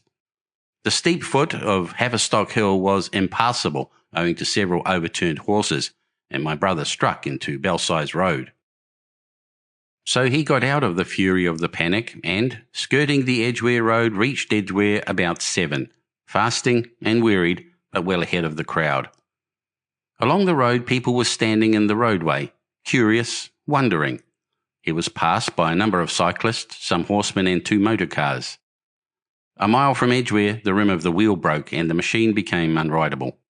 He left it by the roadside and trudged through the village. There were shops half opened in the main street of the place, and people crowded on the pavement and in the doorways and windows, staring astonished at this extraordinary procession of fugitives that was beginning. He succeeded in getting some food at an inn. For a time he remained in Edgware, not knowing what next to do. The flying people increased in number. Many of them, like my brother, seemed inclined to loiter in the place. There was no fresh news of the invaders from Mars. At that time the road was crowded, but as yet far from congested. Most of the fugitives at that hour were mounted on cycles, but there were soon motor cars, hansom cabs and carriages hurrying along, and the dust hung in heavy clouds along the road to St. Albans. It was perhaps a vague idea of making his way to Chelmsford, where some friends of his lived, that at last induced my brother to strike into a quiet lane running eastward. Presently he came upon a stile, and crossing it followed a footpath north-eastward. He passed near several farmhouses and some little places whose names he did not learn. He saw few fugitives until, in a grass lane towards High Barnet, he happened upon 2 ladies who became his fellow travellers. He came upon them just in time to save them. He heard their screams and, hurrying round the corner, saw a couple of men struggling to drag them out of the little pony chase in which they had been driving, while a third, with difficulty, held the frightened pony's head. One of the ladies, a short woman dressed in white, was simply screaming. The other, a dark, slender figure, slashed at the man who gripped her arm with a whip she held in her disengaged hand. My brother immediately grasped the situation, shouted, and hurried towards the struggle. One of the men desisted and turned towards him, and my brother, realizing from his antagonist's face that a fight was unavoidable, and being an expert boxer, went into him forthwith and sent him down against the wheel of the chase. There was no time for pugilistic chivalry, and my brother laid him quiet with a kick and gripped the collar of the man who pulled at the slender lady's arm. He heard the clatter of hooves, the whip stung across his face, a third antagonist struck him between the eyes, and the man he held wrenched himself free and made off down the lane in the direction from which he had come. Partly stunned, he found himself facing the man who had held the horse's head and became aware of the chase receding from him down the lane, swaying from side to side and with the women in it looking back. The man before him, a burly rough, tried to close, and he stopped him with a blow in the face. Then, realizing that he was deserted, he dodged round and made off down the lane after the chase, with the sturdy man close behind him, and the fugitive, who had turned now, following remotely. Suddenly he stumbled and fell. His immediate pursuer went headlong, and he rose to his feet to find himself with a couple of antagonists again. He would have had little chance against them had not the slender lady very pluckily pulled up and returned to his help. It seems she had had a revolver all this time, but it had been under the seat when she and her companion were attacked. She fired at 6 yards distance, narrowly missing my brother. The less courageous of the robbers made off, and his companion followed him, cursing his cowardice. They both stopped in sight down the lane where the third man lay insensible. "Take this," said the slender lady, and she gave my brother her revolver. "Go back to the chase," said my brother, wiping the blood from his split lip. She turned without a word. They were both panting, and they went back to where the lady in white struggled to hold back the frightened pony. The robbers had evidently had enough of it. When my brother looked again, they were retreating. "I'll sit here," said my brother, "if I may," and he got upon the empty front seat. The lady looked over her shoulder. "Give me the reins," she said, and laid the whip along the pony's side. In another moment, a bend in the road hid the 3 men from my brother's eyes. So, quite unexpectedly, my brother found himself, panting, with a cut mouth, a bruised jaw, and blood-stained knuckles, driving along an unknown lane with these 2 women. He learned they were the wife and the youngest sister of a surgeon living at Stanmore, who had come in the small hours from a dangerous case at Pinner, and heard at some railway station on his way of the Martian advance. He had hurried home, roused the women, their servant had left them 2 days before, packed some provisions, put his revolver under the seat, luckily for my brother, and told them to drive on to Edgware with the idea of getting a train there. He stopped behind to tell the neighbours. He would overtake them, he said, at about 4:30 in the morning, and now it was nearly 9 and they had seen nothing of him. They could not stop in Edgware because of the growing traffic through the place, and so they had come into this side lane. That was the story they told my brother in fragments when presently they stopped again nearer to New Barnet. He promised to stay with them at least until they could determine what to do, or until the missing man arrived, and professed to be an expert shot with the revolver, a weapon strange to him, in order to give them confidence. They made a sort of encampment by the wayside, and the pony became happy in the hedge. He told them of his own escape out of London, and all that he knew of these Martians and their ways. The sun crept higher in the sky, and after a time their talk died out and gave place to an uneasy state of anticipation. Several wayfarers came along the lane, and of these my brother gathered such news as he could. Every broken answer he had deepened his impression of the great disaster that had come on humanity, deepened his persuasion of the immediate necessity for prosecuting this flight. He urged the matter upon them. "We have money," said the slender woman, and hesitated. Her eyes met my brother's, and her hesitation ended. "So have I," said my brother. She explained that they had as much as £30 in gold besides a £5 note, and suggested that with that they might get upon a train at St Albans or New Barnet. My brother thought that was hopeless, seeing the fury of the Londoners to crowd upon the trains, and broached his own idea of striking across Essex towards Harwich, and thence escaping from the country altogether. Mrs. Elphinstone, that was the name of the woman in white, would listen to no reasoning, and kept calling upon George. But her sister-in-law was astonishingly quiet and deliberate, and at last agreed to my brother's suggestion. So, designing to cross the Great North Road, they went on towards Barnet, my brother leading the pony to save it as much as possible. As the sun crept up the sky, the day became excessively hot, and underfoot a thick whitish sand grew burning and blinding, so that they travelled on very slowly. The hedges were grey with dust, and as they advanced towards Barnet, a tumultuous murmuring grew stronger. They began to meet more people. For the most part, these were staring before them, murmuring indistinct questions, jaded, haggard, unclean. One man in evening dress passed them on foot, his eyes on the ground. They heard his voice, and looking back at him, saw one hand clutched in his hair and the other beating invisible things. His paroxysm of rage over, he went on his way without once looking back. As my brother's party went on towards the crossroads to the south of Barnet, they saw a woman approaching the road across some fields on their left, carrying a child and with 2 other children, and then passed a man in dirty black, with a thick stick in one hand and a small portmanteau in the other. Then round the corner of the lane, from between the villas that guarded it at its confluence with the high road, came a little cart drawn by a sweating black pony and driven by a sallow youth in a bowler hat, grey with dust. There were 3 girls, East End factory girls, and a couple of little children crowded in the cart. "This'll take us round Edgware?" asked the driver, wild-eyed, white-faced, and when my brother told him it would if he turned to the left, he whipped up at once without the formality of thanks. My brother noticed a pale grey smoke or haze rising among the houses in front of them, and veiling the white facade of a terrace beyond the road that appeared between the backs of the villas. Mrs. Elphinstone suddenly cried out at a number of tongues of smoky red flame leaping up above the houses in front of them against the hot blue sky.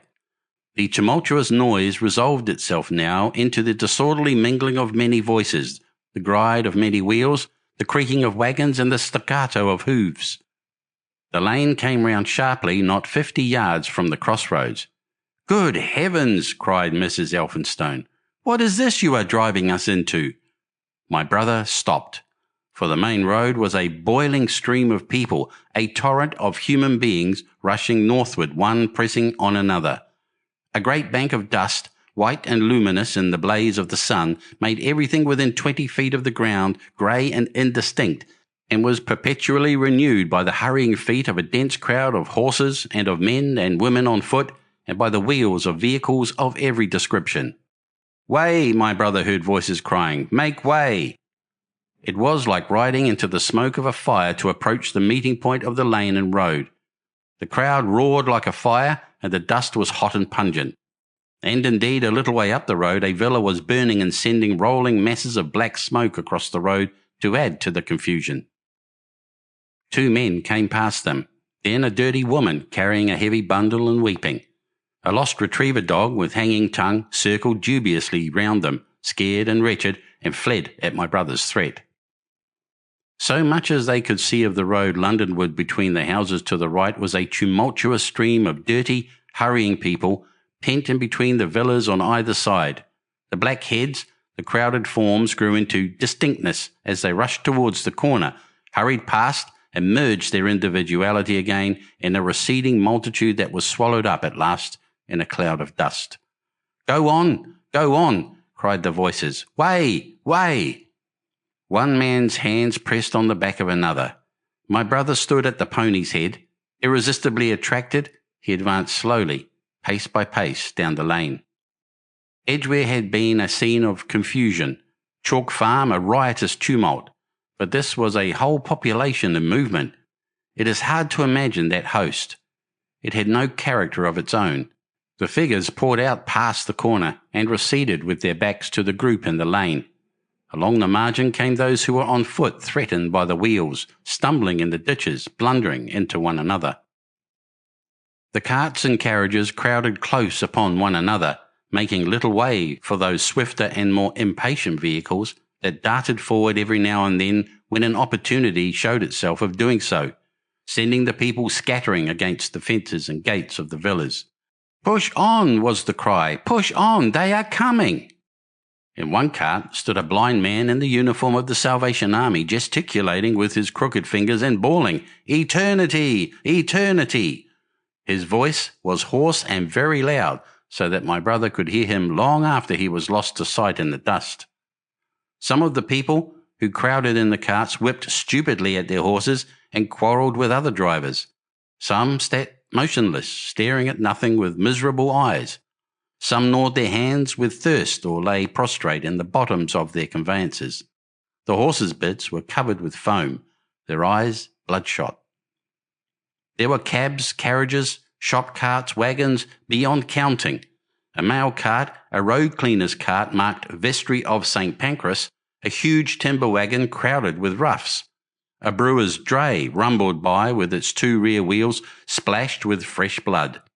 "Clear the way," cried the voices, "clear the way." "Eternity! Eternity!" came echoing down the road. There were sad, haggard women tramping by, well dressed, with children that cried and stumbled, their dainty clothes smothered in dust, their weary faces smeared with tears. With many of these came men, sometimes helpful, sometimes lowering and savage. Fighting side by side with them pushed some weary street outcast in faded black rags, wide-eyed, loud-voiced, and foul-mouthed. There were sturdy workmen thrusting their way along, wretched, unkempt men clothed like clerks or shopmen, struggling spasmodically. A wounded soldier, my brother noticed, men dressed in the clothes of railway porters, one wretched creature in a nightshirt with a coat thrown over it.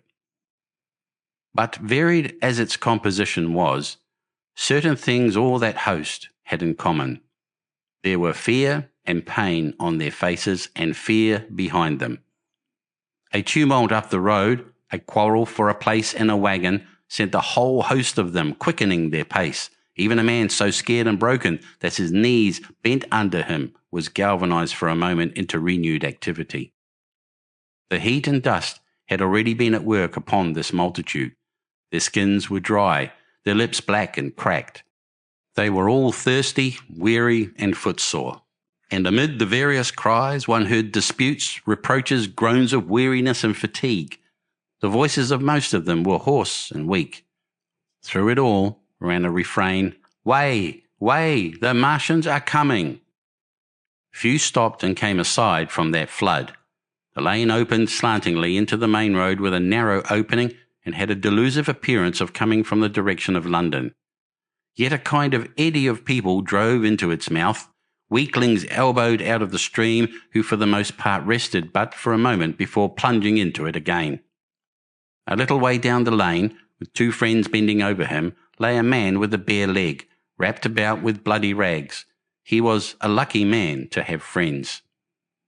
A little old man with a grey military moustache and a filthy black frock coat limped out and sat down beside the trap, removed his boot, his sock was blood-stained, shook out a pebble and hobbled on again. And then a little girl of 8 or 9, all alone, threw herself under the hedge close by my brother, weeping, "I can't go on, I can't go on." My brother woke from his torpor of astonishment and lifted her up, speaking gently to her, and carried her to Miss Elphinstone. So soon as my brother touched her, she became quite still, as if frightened. "Ellen!" shrieked a woman in the crowd with tears in her voice. "Ellen!" And the child suddenly darted away from my brother, crying, "Mother!" "They are coming," said a man on horseback, riding past along the lane. "Out of the way there!" bawled a coachman, towering high, and my brother saw a closed carriage turning into the lane. The people crushed back on one another to avoid the horse. My brother pushed the pony and chased back into the hedge, and the man drove by and stopped at the turn of the way. It was a carriage with a pole for a pair of horses, but only one was in the traces. My brother saw dimly through the dust that 2 men, lifted out something on a white stretcher and put it gently on the grass beneath the privet hedge. One of the men came running to my brother. "Where is there any water?" he said. "He is dying fast and very thirsty. It is Lord Garrick." "Lord Garrick?" said my brother, "the Chief Justice?" "The water," he said.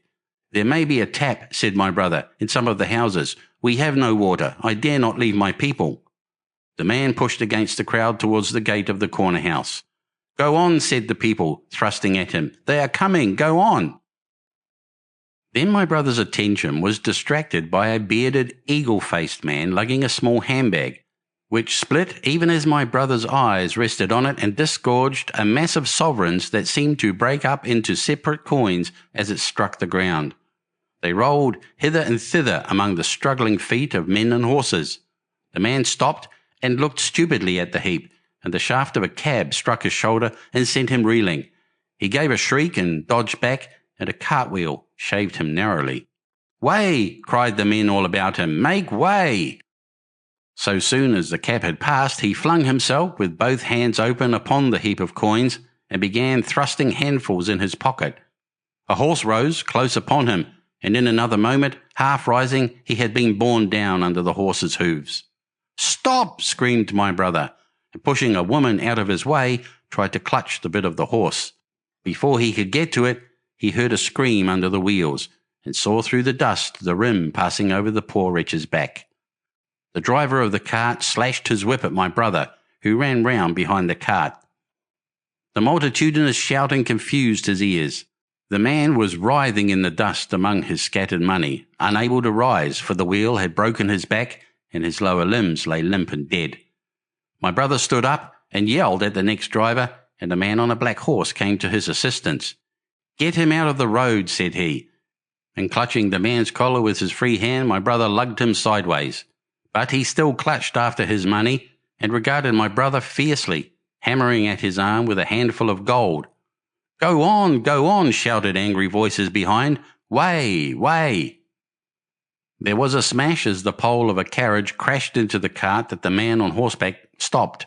My brother looked up, and the man with the gold twisted his head round and bit the wrist that held his collar. There was a concussion, and the black horse came staggering sideways, and the cart horse pushed beside it. A hoof missed my brother's foot by a hair's breadth. He released his grip on the fallen man and jumped back. He saw anger change to terror on the face of the poor wretch on the ground, and in a moment he was hidden, and my brother was borne backward and carried past the entrance of the lane, and had to fight hard in the torrent to recover it. He saw Miss Elphinstone covering her eyes, and a little child, with all a child's want of sympathetic imagination, staring with dilated eyes at a dusty something that lay black and still, ground and crushed under the rolling wheels. "Let us go back," he shouted, and began turning the pony round. "We cannot cross this hell," he said, and they went back 100 yards the way they had come until the fighting crowd was hidden. As they passed the bend in the lane, my brother saw the face of the dying man in the ditch under the privet, deadly white and drawn and shining with perspiration. The two women sat silent, crouching in their seat and shivering. Then beyond the bend, my brother stopped again. Miss Elphinstone was white and pale, and her sister-in-law sat weeping, too wretched even to call upon George. My brother was horrified and perplexed. So soon as they had retreated, he realized how urgent and unavoidable it was to attempt this crossing. He turned to Miss Elphinstone, suddenly resolute. "We must go that way," he said, and led the pony round again. For the second time that day, this girl proved her quality. To force their way into the torrent of people, my brother plunged into the traffic and held back a cab horse while she drove the pony across its head. A wagon locked wheels for a moment and ripped a long splinter from the chase. In another moment, they were caught and swept forward by the stream. My brother, with the cabman's whip marks red across his face and hands, scrambled into the chase and took the reins from her. "Point the revolver at the man behind," he said, giving it to her, "if he presses us too hard." "No, point it at his horse." Then he began to look out for a chance of edging to the right across the road. But once in the stream he seemed to lose volition, to become a part of that dusty rout. They swept through Chipping Barnet with the torrent. They were nearly a mile beyond the centre of the town before they had fought across to the opposite side of the way. It was din and confusion indescribable. But in and beyond the town the road forks repeatedly, and this to some extent relieved the stress. They struck eastward through Hadley, and there on either side of the road and at another place farther on they came upon a great multitude of people drinking at the stream, some fighting to come at the water. And farther on, from a lull near East Barnet, they saw 2 trains running slowly, one after the other, without signal or order. Trains swarming with people, with men even among the coals behind the engines, going northward along the Great Northern Railway. My brother supposes they must have filled outside London, for at that time the furious terror of the people had rendered the central termini impossible. Near this place they halted for the rest of the afternoon, for the violence of the day had already utterly exhausted all 3 of them. They began to suffer the beginnings of hunger. The night was cold, and none of them dared to sleep. And in the evening many people came hurrying along the road nearby their stopping place, fleeing from unknown dangers before them, and going in the direction from which my brother had come. Chapter 17. The Thunder Child. Had the Martians aimed only at destruction, they might on Monday have annihilated the entire population of London as it spread itself slowly through the home counties. Not only along the road through Barnet, but also through Edgware and Waltham Abbey, and along the roads eastward to Southend and Shoeburyness, and south of the Thames to Deal and Broadstairs, poured the same frantic rout. If one could have hung that June morning in a balloon in the blazing blue above London, every northward and eastward road running out of the tangled maze of streets would have seemed stippled black with the streaming fugitives, each dot a human agony of terror and physical distress. I have set forth at length in the last chapter my brother's account of the road through Chipping Barnet in order that my readers may realise how that swarming of black dots appeared to one of those concerned. Never before in the history of the world had such a mass of human beings moved and suffered together. The legendary hosts of Goths and Huns, the hugest armies Asia has ever seen, would have been but a drop in that current. And this was no disciplined march. It was a stampede gigantic and terrible, without order and without a goal. 6 million people, unarmed and unprovisioned, driving headlong. It was the beginning of the rout of civilization, of the massacre of mankind. Directly below him, the balloonist would have seen the network of streets far and wide, houses, churches, squares, crescents, gardens, already derelict, spread out like a huge map, and in the southward blotted. Over Ealing, Richmond, Wimbledon, it would have seemed as if some monstrous pen had flung ink upon the chart. Steadily, incessantly, each black splash grew and spread, shooting out ramifications this way and that, now banking itself against rising ground, now pouring swiftly over a crest into a new-found valley, exactly as a gout of ink would spread itself upon blotting paper. And beyond, over the blue hills that rise southward of the river, the glittering Martians went to and fro, calmly and methodically spreading their poison cloud over this patch of country, and then over that, laying it again with their steam jets when it had served its purpose, and taking possession of the conquered country. They do not seem to have aimed at extermination so much as at complete demoralization and the destruction of any opposition. They exploded any stores of powder they came upon, cut every telegraph, and wrecked the railways here and there. They were hamstringing mankind. They seemed in no hurry to extend the field of their operations, and did not come beyond the central part of London all that day. It is possible that a very considerable number of people in London stuck to their houses through Monday morning. Certain it is that many died at home suffocated by the black smoke. Until about midday, the Pool of London was an astonishing scene. Steamboats and shipping of all sorts lay there, tempted by the enormous sums of money offered by fugitives, and it is said that many who swam out to these vessels were thrust off with boat hooks and drowned. About 1 o'clock in the afternoon, the thinning remnant of a cloud of the black vapour appeared between the arches of Blackfriars Bridge. At that, the pool became a scene of mad confusion, fighting and collision, and for some time a multitude of boats and barges jammed in the northern arch of the Tower Bridge, and the sailors and lighter men had to fight savagely against the people who swarmed upon them from the riverfront. People were actually clambering down the piers of the bridge from above. When, an hour later, a Martian appeared beyond the clock tower and waded down the river, nothing but wreckage floated above Limehouse. Of the falling of the fifth cylinder I have presently to tell. The sixth star fell at Wimbledon. My brother, keeping watch beside the women in the chase in a meadow, saw the green flash of it far beyond the hills. On Tuesday, the little party, still set upon getting across the sea, made its way through the swarming country towards Colchester. The news that the Martians were now in possession of the whole of London was confirmed. They had been seen at Highgate, and even it was said at Neasden, but they did not come into my brother's view until the morrow. That day the scattered multitudes began to realise the urgent need of provisions. As they grew hungry, the rights of property ceased to be regarded. Farmers were out to defend their cattle sheds, granaries, and ripening root crops with arms in their hands. A number of people now, like my brother, had their faces eastward, and there were some desperate souls even going back towards London to get food.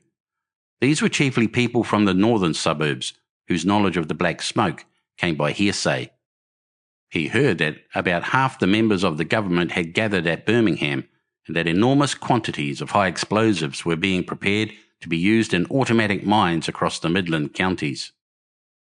He was also told that the Midland Railway Company had replaced the desertions of the first day's panic, had resumed traffic, and was running northward trains from St Albans to relieve the congestion of the home counties. There was also a placard in Chipping Ongar announcing that large stores of flour were available in the northern towns and that within 24 hours bread would be distributed among the starving people in the neighbourhood. But this intelligence did not deter him from the plan of escape he had formed, and the three pressed eastward all day and heard no more of the bread distribution than this promise. Nor, as a matter of fact, did anyone else hear more of it. That night fell the seventh star, falling upon Primrose Hill. It fell while Miss Elphinstone was watching, for she took that duty alternately with my brother. She saw it. On Wednesday, the three fugitives, they had passed the night in a field of unripe wheat, reached Chelmsford, and there a body of the inhabitants, calling itself the Committee of Public Supply, seized the pony as provisions and would give nothing in exchange for it but the promise of a share in it the next day.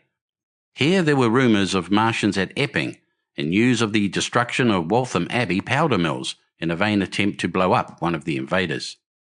People were watching for Martians here from the church towers. My brother, very luckily for him as it chanced, preferred to push on at once to the coast rather than wait for food, although all three of them were very hungry. By midday they passed through Tillingham, which strangely enough seemed to be quite silent and deserted, save for a few furtive plunderers hunting for food.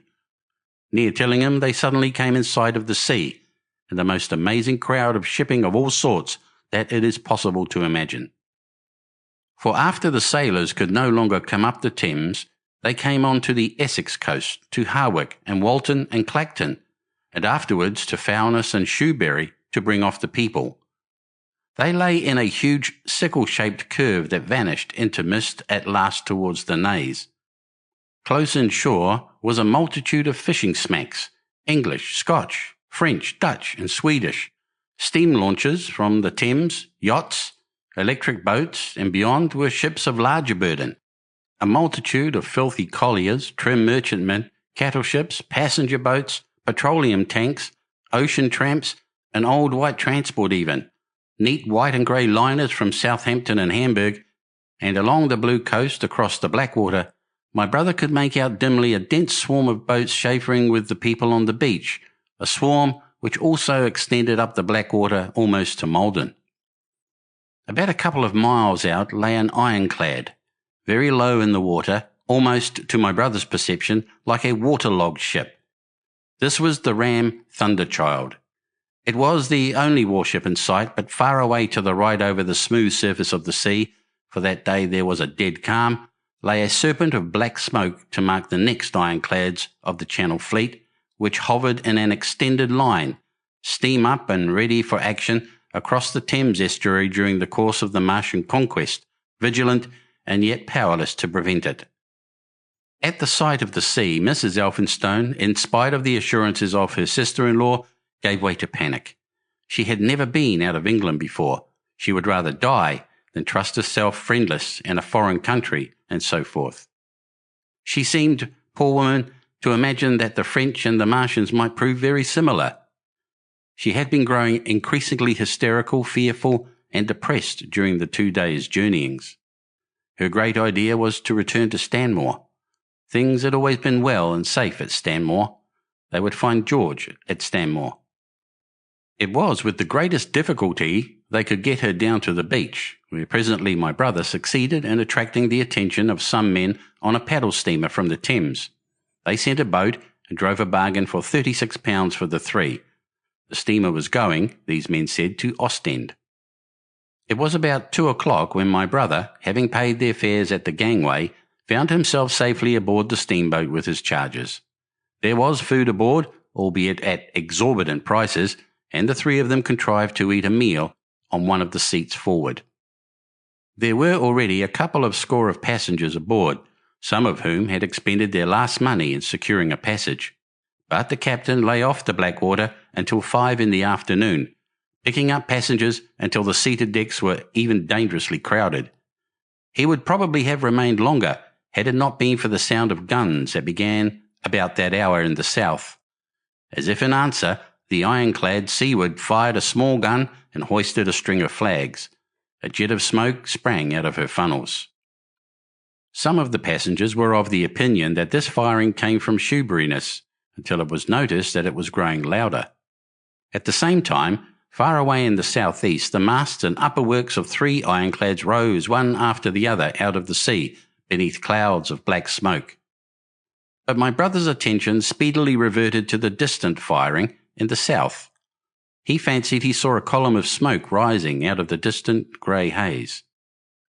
The little steamer was already flapping her way eastward of the big crescent of shipping, and the low Essex coast was growing blue and hazy when a Martian appeared, small and faint in the remote distance, advancing along the muddy coast from the direction of Foulness. At that, the captain on the bridge swore at the top of his voice with fear and anger at his own delay, and the paddles seemed infected with his terror. Every soul aboard stood at the bulwarks or on the seats of the steamer and stared at that distant shape, higher than the trees or church towers inland, and advancing with a leisurely parody of a human stride.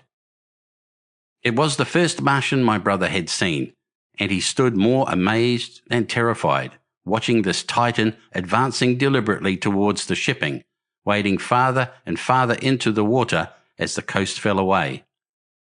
Then far away beyond the crouch came another, striding over some stunted trees, and then yet another, still farther off, wading deeply through a shiny mudflat that seemed to hang halfway up between sea and sky. They were all stalking seaward, as if to intercept the escape of the multitudinous vessels that were crowded between Foulness and the Naze. In spite of the throbbing exertions of the engines of the little paddle boat and the pouring foam that her wheels flung behind her, she receded with terrifying slowness from this ominous advance. Glancing northwestward, my brother saw the large crescent of shipping already writhing with the approaching terror. One ship passing behind another coming round from broadside to end on, steamships whistling and giving off volumes of steam, sails being let out, launches rushing hither and thither. He was so fascinated by this and by the creeping danger away to the left that he had no eyes for anything seaward. And then a swift movement of the steamboat, she had suddenly come round to avoid being run down, flung him headlong from the seat upon which he was standing. There was a shouting all about him, a trampling of feet, and a cheer that seemed to be answered faintly. The steamboat lurched and rolled him over upon his hands. He sprang to his feet and saw to starboard, and not 100 yards from their heeling, pitching boat, a vast iron bulk like the blade of a plough tearing through the water, tossing it on either side in huge waves of foam that leaped towards the steamer, flinging her paddles helplessly in the air and then sucking her deck down almost to the waterline. A douche of spray blinded my brother for a moment. When his eyes were clear again, he saw the monster had passed and was rushing landward. Big iron upperworks rose out of this headlong structure. From that, twin funnels projected and spat a smoking blast shot with fire. It was the torpedo ram Thunderchild, steaming headlong, coming to the rescue of the threatened shipping. Keeping his footing on the heaving deck by clutching the bulwarks, my brother looked past this charging leviathan at the Martians again, and he saw the three of them now close together and standing so far out to sea that their tripod supports were almost entirely submerged. Thus sunken and seen in remote perspective, they appeared far less formidable than the huge iron bulk in whose wake the steamer was pitching so helplessly. It would seem they were regarding this new antagonist with astonishment. To their intelligence, it may be, the giant was even such another as themselves. The Thunderchild fired no gun, but simply drove full speed towards them. It was probably her not firing that enabled her to get so near the enemy as she did. They did not know what to make of her. One shell, and they would have sent her to the bottom forthwith with the heat ray. She was steaming at such a pace that in a minute she seemed halfway between the steamboat and the Martians, a diminishing black bulk against the receding horizontal expanse of the Essex coast. Suddenly, the foremost Martian lowered his tube and discharged a canister of the black gas at the ironclad. It hit her larboard side and glanced off in an inky jet that rolled away to seaward, an unfolding torrent of black smoke from which the ironclad drove clear. To the watchers from the steamer, low in the water and with the sun in their eyes, it seemed as though she were already among the Martians. They saw the gaunt figures separating and rising out of the water as they retreated shoreward, and one of them raised the camera-like generator of the heat ray. He held it pointing obliquely downward, and a bank of steam sprang from the water at its touch. It must have driven through the iron of the ship's side like a white-hot iron rod through paper. A flicker of flame went up through the rising steam, and then the Martian reeled and staggered. In another moment, he was cut down, and a great body of water and steam shot high in the air. The guns of the Thunderchild sounded through the reek, going off one after the other, and one shot splashed the water high close by the steamer, ricocheted towards the other flying ships to the north, and smashed a smack to matchwood. But no one heeded that very much. At the sight of the Martian's collapse, the captain on the bridge yelled inarticulately, and all the crowding passengers on the steamer's stern shouted together. And then they yelled again, for surging out beyond the white tumult drove something long and black, the flames streaming from its middle parts, its ventilators and funnels spouting fire. She was alive still. The steering gear, it seems, was intact and her engines working. She headed straight for the second Martian, and was within 100 yards of him when the heat ray came to bear. Then, with a violent thud, a blinding flash, her decks, her funnels leaped upward.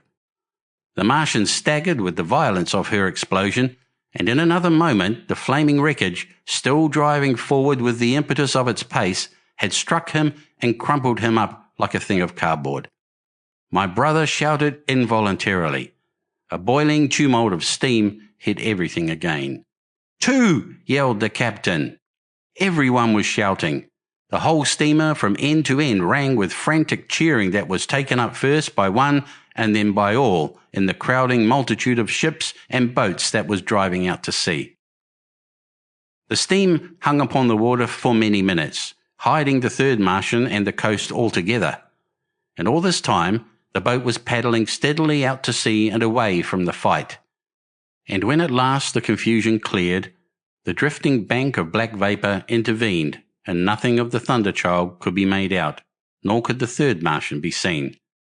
But the ironclads to seaward were now quite close and standing in towards shore past the steamboat. The little vessel continued to beat its way seaward, and the ironclads receded slowly towards the coast, which was hidden still by a marbled bank of vapour, part steam, part black gas, eddying and combining in the strangest way. The fleet of refugees was scattering to the northeast. Several smacks were sailing between the ironclads and the steamboat. After a time, and before they reached the sinking cloud bank, the warships turned northward, and then abruptly went about and passed into the thickening haze of evening southward. The coast grew faint, and at last indistinguishable amid the low banks of clouds that were gathering about the sinking sun. Then suddenly, out of the golden haze of the sunset came the vibration of guns, and a form of black shadows moving. Everyone struggled to the rail of the steamer and peered into the blinding furnace of the west. But nothing was to be distinguished clearly. A mass of smoke rose, slanting, and barred the face of the sun. The steamboat throbbed on its way through an interminable suspense. The sun sank into grey clouds. The sky flushed and darkened. The evening star trembled into sight. It was deep twilight when the captain cried out and pointed. My brother strained his eyes. Something rushed up into the sky out of the greyness, rushed slantingly upward and very swiftly into the luminous clearness above the clouds in the western sky, something flat and broad and very large that swept round in a vast curve, grew smaller, sank slowly and vanished again into the grey mystery of the night. And as it flew, it rained down darkness upon the land. Book 2, The Earth Under the Martians. Chapter 1, Underfoot. In the first book, I have wandered so much from my own adventures to tell of the experiences of my brother that all through the last 2 chapters I and the curate have been lurking in the empty house at Halliford, whither we fled to escape the black smoke. There I will resume. We stopped there all Sunday night and all the next day, the day of the panic, in a little island of daylight, cut off by the black smoke from the rest of the world. We could do nothing but wait in aching inactivity during those 2 weary days. My mind was occupied by anxiety for my wife. I figured her at Leatherhead, terrified, in danger, mourning me already as a dead man. I paced the rooms and cried aloud when I thought of how I was cut off from her, of all that might happen to her in my absence. My cousin, I knew, was brave enough for any emergency, but he was not the sort of man to realise danger quickly, to rise promptly. What was needed now was not bravery, but circumspection. My only consolation was to believe that the Martians were moving Londonward and away from her. Such vague anxieties keep the mind sensitive and painful. I grew very weary and irritable with the curate's perpetual ejaculations.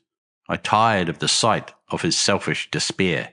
After some ineffectual remonstrance, I kept away from him, staying in a room, evidently a child's schoolroom, containing globes, forms, and copybooks. When he followed me thither, I went to a box room at the top of the house, and in order to be alone with my aching miseries, locked myself in. We were hopelessly hemmed in by the black smoke all that day and the morning of the next. There were signs of people in the next house on Sunday evening, a face at a window and moving lights, and later the slamming of a door, but I do not know who these people were, nor what became of them. We saw nothing of them the next day.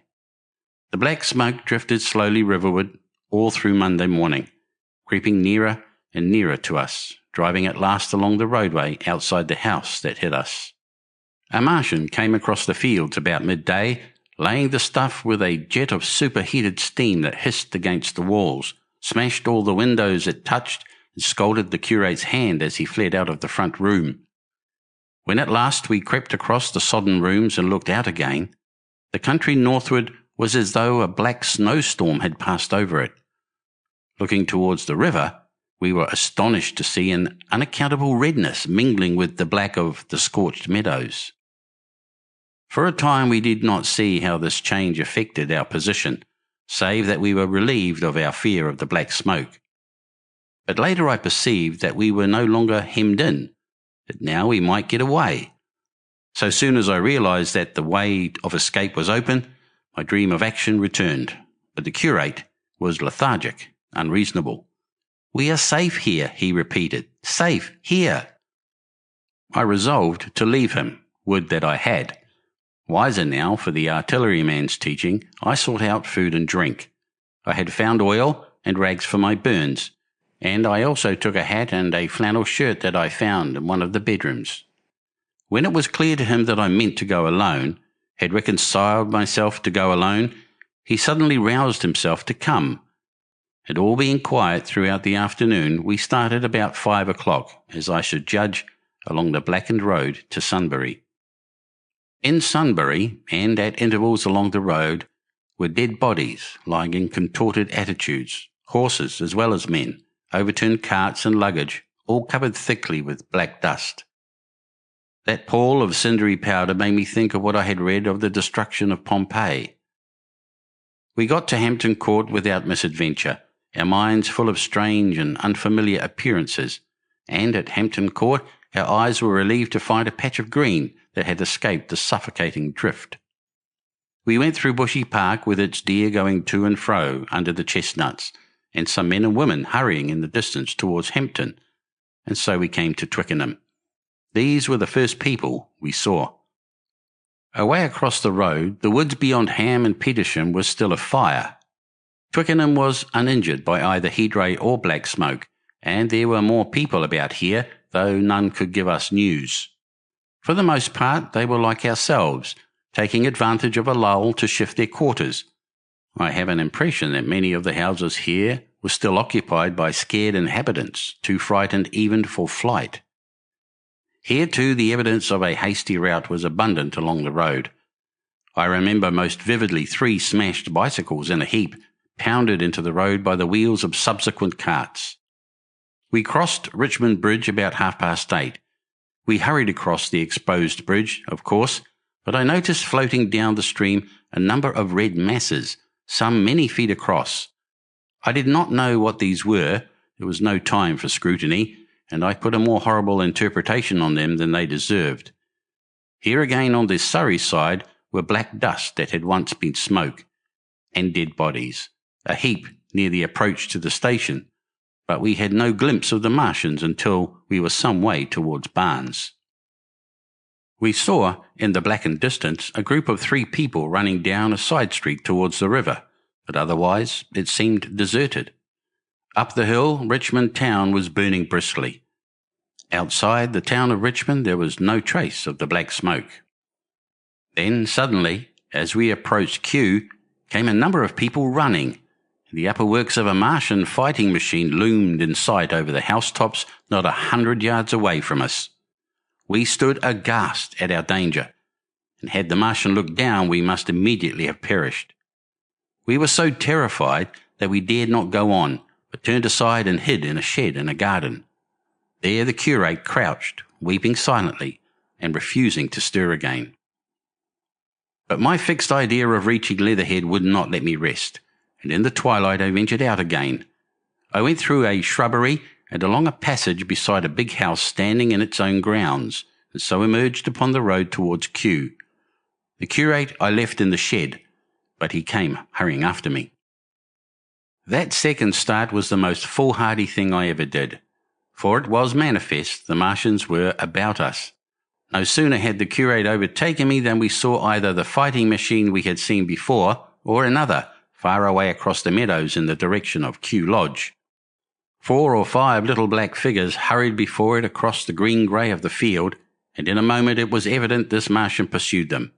In 3 strides he was among them, and they ran radiating from his feet in all directions. He used no heat ray to destroy them, but picked them up, one by one. Apparently he tossed them into the great metallic carrier which projected behind him, much as a worksman basket hangs over his shoulder. It was the first time I realized that the Martians might have another purpose than destruction with defeated humanity. We stood for a moment, petrified, then turned and fled through a gate behind us into a walled garden, fell into, rather than found, a fortunate ditch, and lay there, scarce daring to whisper to each other until the stars were out. I suppose it was nearly 7 o'clock before we gathered courage to start again, no longer venturing into the road, but sneaking along hedgerows and through plantations and watching keenly through the darkness, he on the right and I on the left, for the Martians who seemed to be all about us. In one place we blundered upon a scorched and blackened area, now cooling and ashen, and a number of scattered dead bodies of men, burned horribly about the heads and trunks, but with their legs and boots mostly intact, and of dead horses, 50 feet perhaps behind a line of 4 ripped guns and smashed gun carriages. Sheen, it seemed, had escaped destruction, but the place was silent and deserted. Here we happened on no dead, though the night was too dark for us to see into the side roads of the place. And Sheen, my companion, suddenly complained of faintness and thirst, and we decided to try one of the houses. The first house we entered, after a little difficulty with the window, was a small semi-detached villa, and I found nothing eatable left in the place but some mouldy cheese. There was, however, water to drink, and I took a hatchet, which promised to be useful in our next housebreaking. We then crossed to a place where the road turns towards Mortlake. Here there stood a white house within a walled garden, and in the pantry of this domicile we found a store of food: 2 loaves of bread in a pan, an uncooked steak, and the half of a ham. I give this catalogue so precisely because, as it happened, we were destined to subsist upon this store for the next fortnight. Bottled beer stood under a shelf, and there were 2 bags of haricot beans and some limp lettuces. This pantry opened into a kind of wash-up kitchen, and in this was firewood. There was also a cupboard in which we found nearly a dozen of burgundy, tinned soups and salmon, and 2 tins of biscuits. We sat in the adjacent kitchen in the dark, for we dared not strike a light, and ate bread and ham and drank beer out of the same bottle. The curate, who was still timorous and restless, was now, oddly enough, for pushing on, and I was urging him to keep up his strength by eating, when the thing happened that was to imprison us. "It can't be midnight yet," I said, and then came a blinding glare of vivid green light. Everything in the kitchen leaped out, clearly visible in green and black, and vanished again. And then followed such a concussion as I have never heard before or since. So close on the heels of this as to seem instantaneous came a thud behind me, a clash of glass, a crash and rattle of falling masonry all about us, and the plaster of the ceiling came down upon us, smashing into a multitude of fragments upon our heads. I was knocked headlong across the floor against the oven handle and stunned. I was insensible for a long time, the curate told me, and when I came to, we were in darkness again, and he, with a face wet, as I found afterwards, with blood from a cut forehead, was dabbing water over me. For some time I could not recollect what had happened. Then things came to me slowly. A bruise on my temple asserted itself. "Are you better?" asked the curate in a whisper. At last I answered him. I sat up. "Don't move," he said. "The floor is covered with smashed crockery from the dresser. You can't possibly move without making a noise, and I fancy they are outside." We both sat quite silent, so that we could scarcely hear each other breathing. Everything seemed deadly still, but once something near us, some plaster or broken brickwork, slid down with a rumbling sound. Outside and very near was an intermittent metallic rattle. "That," said the curate, when presently it happened again. "Yes," I said, "but what is it?" "A Martian," said the curate. I listened again. "It was not like the heat ray," I said. For a time I was inclined to think one of the great fighting machines had stumbled against the house, as I had seen one stumble against the tower of Shepperton Church. Our situation was so strange and incomprehensible that for 3 or 4 hours, until the dawn came, we scarcely moved. And then the light filtered in, not through the window, which remained black, but through a triangular aperture between a beam and a heap of broken bricks in the wall behind us. The interior of the kitchen we now saw greyly for the first time. The window had been burst in by a mass of garden mould, which flowed over the table upon which we had been sitting and lay about our feet. Outside, the soil was banked high against the house. At the top of the window frame we could see an uprooted drain pipe. The floor was littered with smashed hardware, The end of the kitchen towards the house was broken into, and since the daylight shone in there, it was evident the greater part of the house had collapsed. Contrasting vividly with this ruin was the neat dresser, stained in the fashion, pale green, and with a number of copper and tin vessels below it, the wallpaper imitating blue and white tiles, and a couple of coloured supplements fluttering from the walls above the kitchen range. As the dawn grew clearer, we saw through the gap in the wall the body of a Martian, standing sentinel, I suppose, over the still glowing cylinder. At the sight of that, we crawled as circumspectly as possible out of the twilight of the kitchen into the darkness of the scullery. Abruptly, the right interpretation dawned upon my mind. "The fifth cylinder," I whispered. "The fifth shot from Mars has struck this house and buried us under the ruins." For a time the curate was silent, and then he whispered, "God have mercy upon us." I heard him presently whimpering to himself. Save for that sound, we lay quite still in the scullery. I, for my part, scarce dared breathe, and sat with my eyes fixed on the faint light of the kitchen door.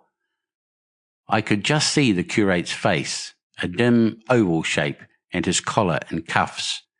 Outside there began a metallic hammering, then a violent hooting, and then again, after a quiet interval, a hissing like the hissing of an engine. These noises, for the most part problematical, continued intermittently, and seemed, if anything, to increase in number as time wore on. Presently a measured thudding and a vibration that made everything about us quiver and the vessels in the pantry ring and shift began and continued. Once the light was eclipsed, and the ghostly kitchen doorway became absolutely dark. For many hours we must have crouched there, silent and shivering, until our tired attention failed. At last I found myself awake and very hungry. I am inclined to believe we must have spent the greater portion of a day before that awakening. My hunger was at a stride so insistent that it moved me to action. I told the curate I was going to seek food, and felt my way towards the pantry. He made me no answer, but so soon as I began eating, the faint noise I made stirred him up, and I heard him crawling after me. Chapter 2. What we saw from the ruined house. After eating, we crept back to the scullery, and there I must have dozed again, for when presently I looked round, I was alone. The thudding vibration continued with wearisome persistence. I whispered for the curate several times, and at last felt my way to the door of the kitchen. It was still daylight, and I perceived him across the room, lying against the triangular hole that looked out upon the Martians. His shoulders were hunched so that his head was hidden from me. I could hear a number of noises almost like those in an engine shed, and the place rocked with that beating thud. Through the aperture in the wall, I could see the top of a tree touched with gold, and the warm blue of a tranquil evening sky. For a minute or so I remained watching the curate.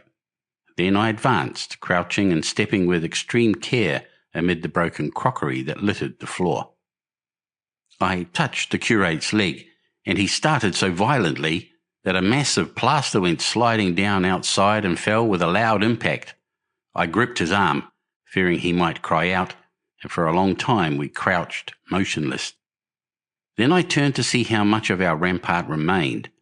The detachment of the plaster had left a vertical slit open in the debris, and by raising myself cautiously across a beam, I was able to see out of this gap into what had been overnight a quiet suburban roadway.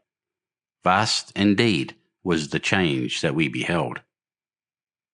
The fifth cylinder must have fallen right into the midst of the house we had first visited. The building had vanished, completely smashed, pulverized, and dispersed by the blow. The cylinder lay now far beneath the original foundations, deep in a hole already vastly larger than the pit I had looked into at Woking. The earth all around it had splashed under that tremendous impact. Splashed is the only word, and lay in heaped piles that hid the masses of the adjacent houses. It had behaved exactly like mud under the violent blow of a hammer, Our house had collapsed backward. The front portion, even on the ground floor, had been destroyed completely. By chance, the kitchen and scullery had escaped and stood buried now under soil and ruins, closed in by tons of earth on every side, save towards the cylinder. Over that aspect we hung now, on the very edge of the great circular pit the Martians were engaged in making. The heavy beating sound was evidently just behind us, and ever and again a bright green vapour drove up like a veil across our peephole. The cylinder was already opened in the centre of the pit, and on the farther edge of the pit, amid the smashed and gravel-heaped shrubbery, one of the great fighting machines, deserted by its occupant, stood stiff and tall against the evening sky. At first I scarcely noticed the pit and the cylinder, although it has been convenient to describe them first, on account of the extraordinary glittering mechanism I saw busy in the excavation, and on account of the strange creatures that were crawling slowly and painfully across the heaped mould near it. The mechanism it certainly was that held my attention first. It was one of those complicated fabrics that have since been called handling machines, and the study of which has already given such an enormous impetus to terrestrial invention. As it dawned upon me first, it presented a sort of metallic spider with 5 jointed, agile legs, and with an extraordinary number of jointed levers, bars, and reaching and clutching tentacles about its body. Most of its arms were retracted, but with 3 long tentacles it was fishing out a number of rods, plates, and bars which lined the covering and apparently strengthened the walls of the cylinder. These, as it extracted them, were lifted out and deposited upon a level surface of earth behind it. Its motion was so swift, complex, and perfect that at first I did not see it as a machine, in spite of its metallic glitter. The fighting machines were coordinated and animated to an extraordinary pitch, but nothing to compare with this. People who have never seen these structures, and have only the ill-imagined efforts of artists, or the imperfect descriptions of such eyewitnesses as myself to go upon, scarcely realize that living quality. I recall particularly the illustration of one of the first pamphlets to give a consecutive account of the war. The artist had evidently made a hasty study of one of the fighting machines, and there his knowledge ended. He presented them as tilted, stiff tripods without either flexibility or subtlety, and with an altogether misleading monotony of effect. The pamphlet containing these renderings had a considerable vogue, and I mention them here simply to warn the reader against the impression they may have created. They were no more like the Martians I saw in action than a Dutch doll is like a human being. To my mind, the pamphlet would have been much better without them. At first, I say, the handling machine did not impress me as a machine, but as a crab-like creature with a glittering integument, the controlling Martian whose delicate tentacles actuated its movements seeming to be simply the equivalent of the crab's cerebral portion.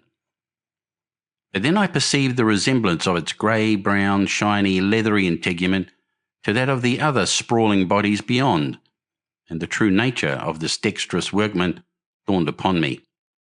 With that realization, my interest shifted to those other creatures, the real Martians. Already I had had a transient impression of these, and the first nausea no longer obscured my observation. Moreover, I was concealed and motionless, and under no urgency of action. They were, I now saw, the most unearthly creatures it is possible to conceive. They were huge, round bodies, or rather heads, about 4 feet in diameter, each body having in front of it a face. This face had no nostrils. Indeed, the Martians do not seem to have had any sense of smell, but it had a pair of very large, dark-coloured eyes, and just beneath this, a kind of fleshy beak. In the back of this head, or body, I scarcely know how to speak of it, was the single tight tympanic surface, since known to be anatomically an ear, though it must have been almost useless in our dense air. In a group, round the mouth, were 16 slender, almost whip-like tentacles arranged in 2 bunches of 8 each. These bunches have since been named, rather aptly, by that distinguished anatomist Professor Howes, the hands. Even as I saw these Martians for the first time, they seemed to be endeavouring to raise themselves on these hands, but of course, with the increased weight of terrestrial conditions, this was impossible. There is no reason to suppose that on Mars they may have progressed upon them with some facility. The internal anatomy, I may remark here, as dissection has since shown, was almost equally simple. The greater part of the structure was the brain, sending enormous nerves to the eyes, ear, and tactile tentacles. Besides this were the bulky lungs into which the mouth opened, and the heart and its vessels.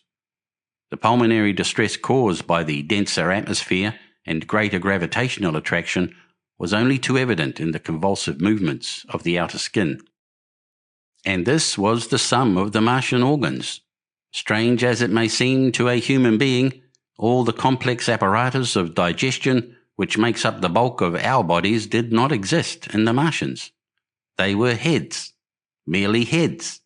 Entrails they had none. They did not eat, much less digest. Instead, they took the fresh living blood of other creatures and injected it into their own veins. I myself have seen this being done, as I shall mention in its place. But, squeamish as I may seem, I cannot bring myself to describe what I could not endure even to continue watching. Let it suffice to say, blood obtained from a still living animal, in most cases from a human being, was run directly by means of a little pipette into the recipient canal. The bare idea of this is no doubt horribly repulsive to us, but at the same time, I think that we should remember how repulsive our carnivorous habits would seem to an intelligent rabbit. The physiological advantages of the practice of injection are undeniable. If one thinks of the tremendous waste of human time and energy occasioned by eating and the digestive process. Our bodies are half made up of glands and tubes and organs occupied in turning heterogeneous food into blood. The digestive processes and their reaction upon the nervous system sap our strength and colour our minds. Men go happy or miserable as they have healthy or unhealthy livers or sound gastric glands. But the Martians were lifted above all these organic fluctuations of mood and emotion. Their undeniable preference for men as their source of nourishment is partly explained by the nature of the remains of the victims they had brought with them as provisions from Mars. These creatures, to judge from the shriveled remains that have fallen into human hands, were bipeds with flimsy siliceous skeletons, almost like those of the siliceous sponges, and feeble musculature, standing about 6 feet high and having round, erect heads and large eyes and flinty sockets. 2 or 3 of these seem to have been brought in each cylinder, and all were killed before Earth was reached. It was just as well for them, for the mere attempt to stand upright upon our planet would have broken every bone in their bodies. And while I am engaged in this description, I may add in this place certain further details which, although were not all evident to us at the time, will enable the reader who is unacquainted with them to form a clearer picture of these offensive creatures. In 3 other points, their physiology differed strangely from ours. Their organisms did not sleep, any more than the heart of a man sleeps. Since they had no extensive muscular mechanism to recuperate, that periodical extension was unknown to them. They had little or no sense of fatigue, it would seem. On Earth they could never have moved without effort, yet even to the last they kept in action. In 24 hours they did 24 hours of work, even as on Earth is perhaps the case with the ants. In the next place, wonderful as it seems in a sexual world, the Martians were absolutely without sex, and therefore without any of the tumultuous emotions that arise from that difference among men. A young Martian, there can now be no dispute, was really born upon Earth during the war, and it was found attached to its parent, partially budded off, just as young lily bulbs bud off, or like the young animals in the freshwater polyp. In man, in all the higher terrestrial animals, such a method of increase has disappeared, but even on this earth it was certainly the primitive method. Among the lower animals, up even to those first cousins of the vertebrated animals, the tunicate. The two processes occur side by side, but finally the sexual method superseded its competitor altogether. On Mars, however, just the reverse has apparently been the case. It is worthy of remark that a certain speculative writer of quasi-scientific repute, writing long before the Martian invasion, did forecast for man a final structure not unlike the actual Martian condition. His prophecy, I remember, appeared in November or December 1893 in a long-defunct publication, the Pullman Budget, and I recall a caricature of it in a pre-Martian periodical called Punch. He pointed out, writing in a foolish, facetious tone, that the perfection of mechanical appliances must ultimately supersede limbs. The perfection of chemical devices, digestion, that such organs as hair, external nose, teeth, ears, and chin were no longer essential parts of the human being, and that the tendency of natural selection would lie in the direction of their steady diminution through the coming ages. The brain alone remained a cardinal necessity. Only one other part of the body had a strong case for survival, and that was the hand, teacher and agent of the brain. While the rest of the body dwindled, the hands would grow larger. There is many a true word written in jest, and here, in the Martians, we have beyond dispute the actual accomplishment of such a suppression of the animal side of the organism by the intelligence. To me, it is quite credible that the Martians may be descended from beings not unlike ourselves, by a gradual development of brain and hands, the latter giving rise to the two bunches of delicate tentacles at last, at the expense of the rest of the body. Without the body, the brain would, of course, become a mere selfish intelligence, without any of the emotional substratum of the human being.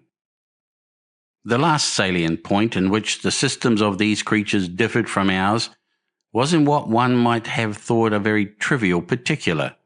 Microorganisms, which cause so much disease and pain on Earth, have either never appeared upon Mars or Martian sanitary science eliminated them ages ago. 100 diseases, all the fevers and contagions of human life, consumption, cancers, tumours and such morbidities never enter the scheme of their life. And speaking of the differences between the life on Mars and terrestrial life, I may allude here to the curious suggestions of the red weed. Apparently, the vegetable kingdom in Mars, instead of having green for a dominant colour, is of a vivid blood-red tint. At any rate, the seeds which the Martians, intentionally or accidentally, brought with them gave rise in all cases to red-coloured growths. Only that known popularly as the red weed, however, gained any footing in competition with terrestrial forms. The red creeper was quite a transitory growth, and few people have seen it growing. For a time, however, the red weed grew with astonishing vigour and luxuriance.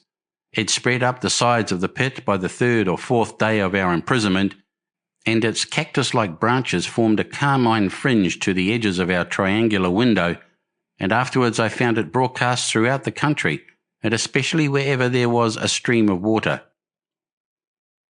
The Martians had what appears to have been an auditory organ, a single round drum at the back of the head body, and eyes with a visual range not very different from ours, except that, according to Phillips, blue and violet were as black to them. It is commonly supposed that they communicated by sounds and tentacular gesticulations. This is asserted, for instance, in the able but hastily compiled pamphlet, written evidently by someone not an eyewitness of Martian actions, to which I have already alluded, and which, so far, has been the chief source of information concerning them. Now, no surviving human being saw so much of the Martians in action as I did. I take no credit to myself for an accident, but the fact is so. And I assert that I watched them closely time after time, and that I have seen 4, 5, and once 6 of them sluggishly performing the most elaborately complicated operations together without either sound or gesture. Their peculiar hooting invariably preceded feeding. It had no modulation, and was, I believe, in no sense a signal, but merely the expiration of air preparatory to the suctional operation. I have a certain claim to at least an elementary knowledge of psychology, and in this matter I am convinced, as firmly as I am convinced of anything, that the Martians interchange thoughts without any physical intermediation. And I have been convinced of this in spite of strong preconceptions. Before the Martian invasion, as an occasional reader here or there may remember, I had written with some little vehemence against the telepathic theory. The Martians wore no clothing. Their conceptions of ornament and decorum were necessarily different from ours. And not only were they evidently much less sensible of changes of temperature than we are, but changes of pressure do not seem to have affected their health at all seriously. Yet though they wore no clothing, it was in the other artificial additions to their bodily resources that their great superiority over man lay.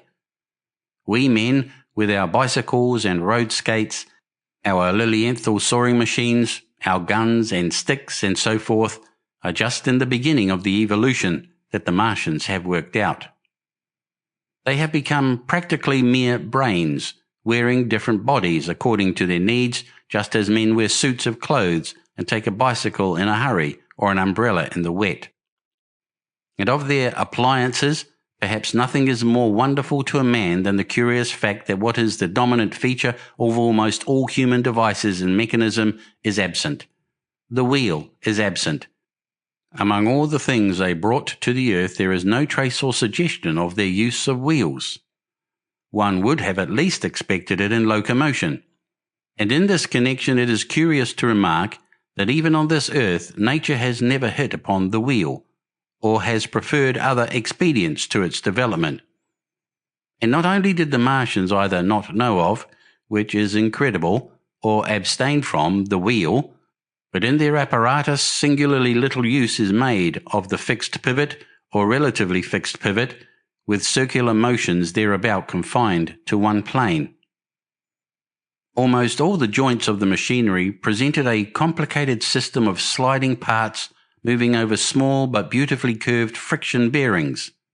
And while upon this matter of detail, it is remarkable that the long leverages of their machines are in most cases actuated by a sort of sham musculature of the discs in an elastic sheath. These discs become polarized and drawn closely and powerfully together when traversed by a current of electricity. In this way, the curious parallelism to animal motions, which was so striking and disturbing to the human beholder, was attained. Such quasi-muscles abounded in the crab-like handling machine, which on my first peeping out of the slit I watched unpacking the cylinder.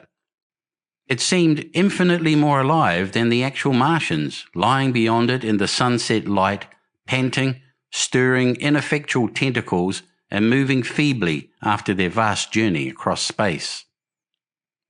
While I was still watching their sluggish motions in the sunlight and noting each strange detail of their form, the curate reminded me of his presence by pulling violently at my arm. I turned to a scowling face and silent, eloquent lips. He wanted the slit, which permitted only one of us to peep through, and so I had to forego watching them for a time while he enjoyed that privilege.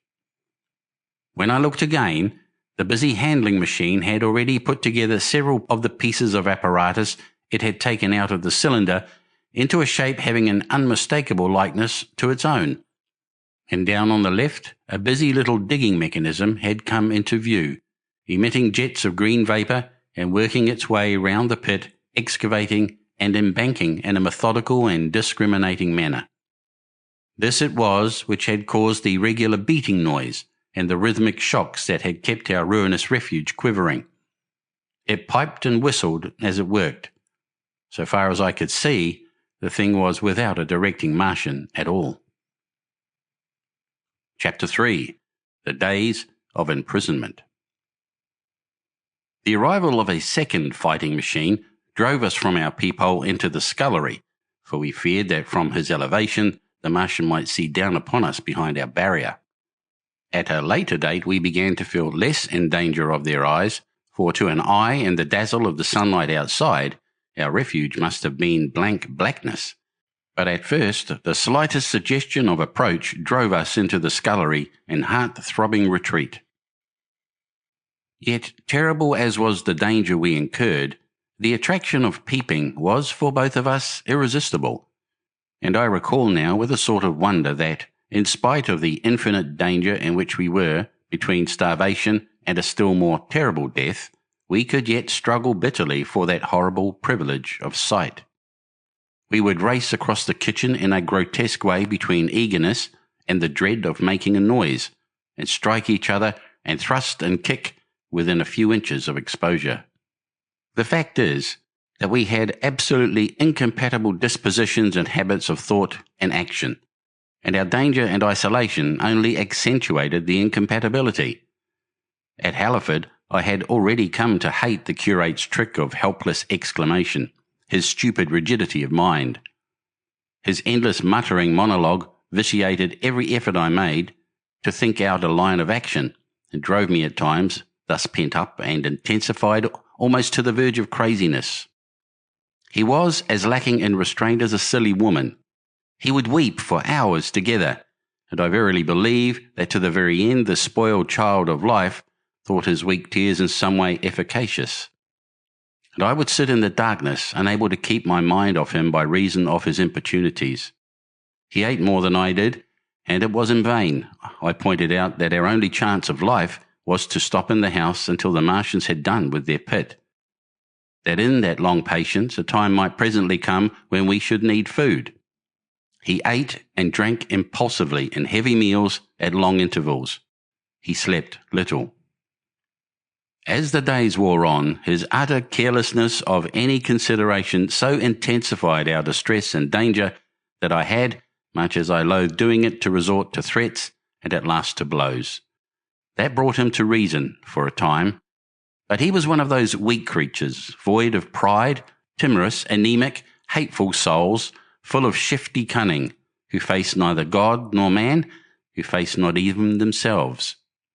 It is disagreeable for me to recall and write these things, but I set them down that my story may lack nothing.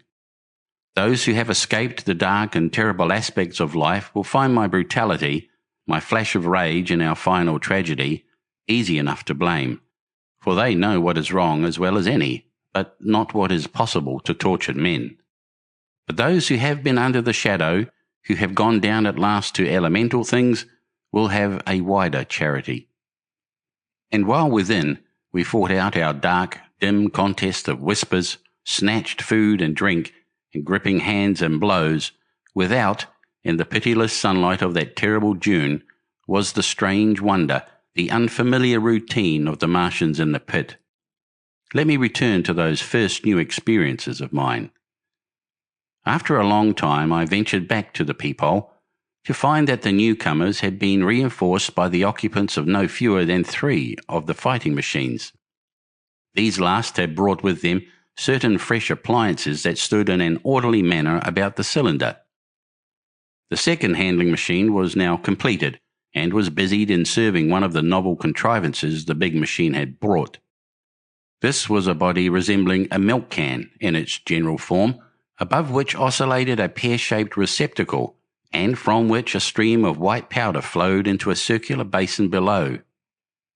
The oscillatory motion was imparted to this by one tentacle of the handling machine. With 2 spatulate hands, the handling machine was digging out and flinging masses of clay into the pear-shaped receptacle above, while with another arm it periodically opened a door and removed rusty and blackened clinkers from the middle part of the machine. Another steely tentacle directed the powder from the basin along a ribbed channel towards some receiver that was hidden from me by the mound of bluish dust. From this unseen receiver, a little thread of green smoke rose vertically into the quiet air. As I looked, the handling machine, with a faint and musical clinking, extended, telescopic fashion, a tentacle that had been, a moment before, a mere blunt projection, until its end was hidden behind the mound of clay. In another second it had lifted a bar of white aluminium into sight, untarnished as yet and shining dazzlingly, and deposit it in a growing stack of bars that stood at the side of the pit. Between sunset and starlight, this dexterous machine must have made more than 100 such bars out of the crude clay, and the mound of bluish dust rose steadily until it topped the side of the pit. The contrast between the swift and complex movements of these contrivances and the inert, panting clumsiness of their masters was acute, and for days I had to tell myself repeatedly that these latter were indeed the living of the two things. The curate had possession of the slit when the first men were brought to the pit. I was sitting below, huddled up listening with all my ears. He made a sudden movement backward, and I, fearful that we were observed, crouched in a spasm of terror. He came sliding down the rubbish and crept beside me in the darkness, inarticulate, gesticulating, and for a moment I shared his panic. His gesture suggested a resignation of the slit, and after a little while my curiosity gave me courage, and I rose up, stepped across him, and clambered up to it. At first I could see no reason for his frantic behaviour. The twilight had now come, the stars were little and faint, but the pit was illuminated by the flickering green fire that came from the aluminium making. The whole picture was a flickering scheme of green gleams and shifting rusty black shadows, strangely trying to the eyes. Over and through it all went the bats, heeding it not at all. The sprawling Martians were no longer to be seen. The mound of blue-green powder had risen to cover them from sight, and a fighting machine, with its legs contracted, crumpled, and abbreviated, stood across the corner of the pit.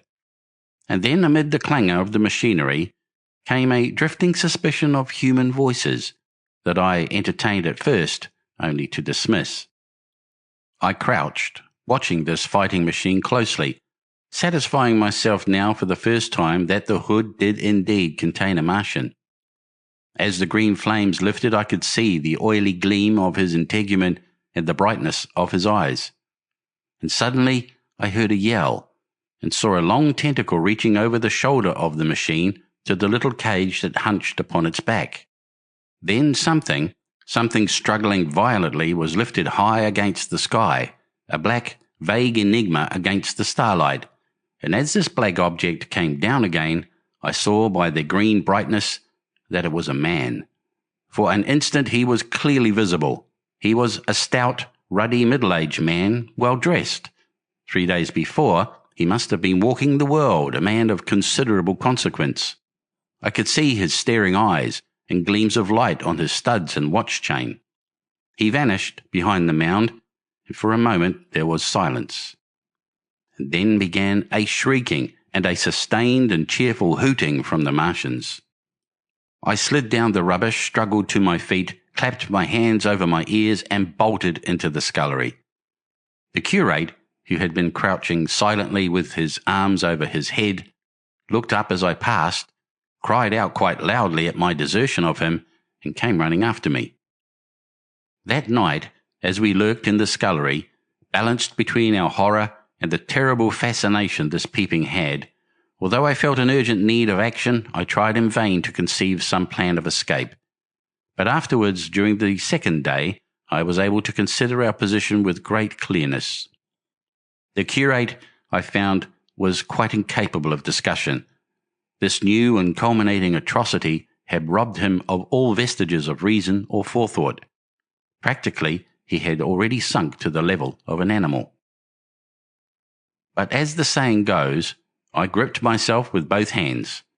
It grew upon my mind, once I could face the facts, that terrible as our position was, there was as yet no justification for absolute despair.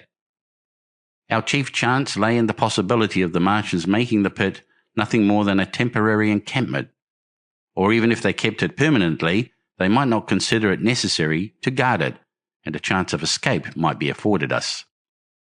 I also weighed very carefully the possibility of our digging a way out in a direction away from the pit, but the chances of our emerging within sight of some sentinel fighting machine seemed at first too great, and I should have had to do all the digging myself. The curate would certainly have failed me. It was on the third day, if my memory serves me right, that I saw the lad killed. It was the only occasion on which I actually saw the Martians feed. After that experience, I avoided the hole in the wall for the better part of the day. I went into the scullery, removed the door, and spent some hours digging with my hatchet as silently as possible.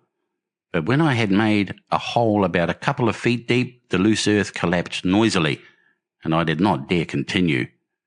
I lost heart and lay down on the scullery floor for a long time, having no spirit even to move. And after that I abandoned altogether the idea of escaping by excavation. It says much for the impression the Martians had made upon me that at first I entertained little or no hope of our escape being brought about by their overthrow through any human effort. But on the fourth or fifth night, I heard a sound like heavy guns. It was very late in the night, and the moon was shining brightly. The Martians had taken away the excavating machine, and save for a fighting machine that stood in the remoter bank of the pit, and a handling machine that was buried out of my sight in a corner of the pit immediately beneath my peephole, the place was deserted by them. Except for the pale glow from the handling machine and the bars and patches of white moonlight, the pit was in darkness, and except for the clinking of the handling machine, quite still. That night was a beautiful serenity, save for one planet, the moon, seemed to have the sky to herself. I heard a dog howling, and that familiar sound it was that made me listen. Then I heard quite distinctly a booming exactly like the sound of great guns. 6 distinct reports I counted, and after a long interval, 6 again. And that was all. Chapter 4. The Death of the Curate. It was on the 6th day of our imprisonment that I peeped for the last time, and presently found myself alone. Instead of keeping close to me and trying to oust me from the slit, the curate had gone back into the scullery. I was struck by a sudden thought. I went back quickly and quietly into the scullery. In the darkness, I heard the curate drinking. I snatched in the darkness, and my fingers caught a bottle of Burgundy. For a few minutes there was a tussle. The bottle struck the floor and broke, and I desisted and rose. We stood panting and threatening each other. In the end I planted myself between him and the food, and told him of my determination to begin a discipline. I divided the food in the pantry into rations to last us 10 days. I would not let him eat any more that day. In the afternoon he made a feeble effort to get at the food. I had been dozing, but in an instant I was awake. All day and all night we sat face to face. I weary but resolute, and he weeping and complaining of his immediate hunger. It was, I know, a night and a day, but to me it seems now, an interminable length of time. And so our widened incompatibility ended at last in open conflict. For 2 vast days we struggled in undertones and wrestling contests. There were times when I beat and kicked him madly, times when I cajoled and persuaded him, and once I tried to bribe him with the last bottle of Burgundy, for there was a rainwater pump from which I could get water. But neither force nor kindness availed. He was indeed beyond reason. He would neither desist from his attacks on the food, nor from his noisy babbling to himself. The rudimentary precautions to keep our imprisonment endurable he would not observe. Slowly I began to realize the complete overthrow of his intelligence, to perceive that my sole companion in this close and sickly darkness was a man insane. From certain vague memories I am inclined to think my own mind wandered at times. I had strange and hideous dreams whenever I slept. It sounds paradoxical, but I am inclined to think that the weakness and insanity of the curate warned me, braced me, and kept me a sane man. On the 8th day he began to talk aloud instead of whispering, and nothing I could do would moderate his speech. "It is just, O God," he would say over and over again. "It is just. On me and mine be the punishment laid. We have sinned. We have fallen short. There was poverty, sorrow. The poor were trodden in the dust. and I held my peace. I preached acceptable folly, my God. What folly, when I should have stood up, though I died for it, and called upon them to repent.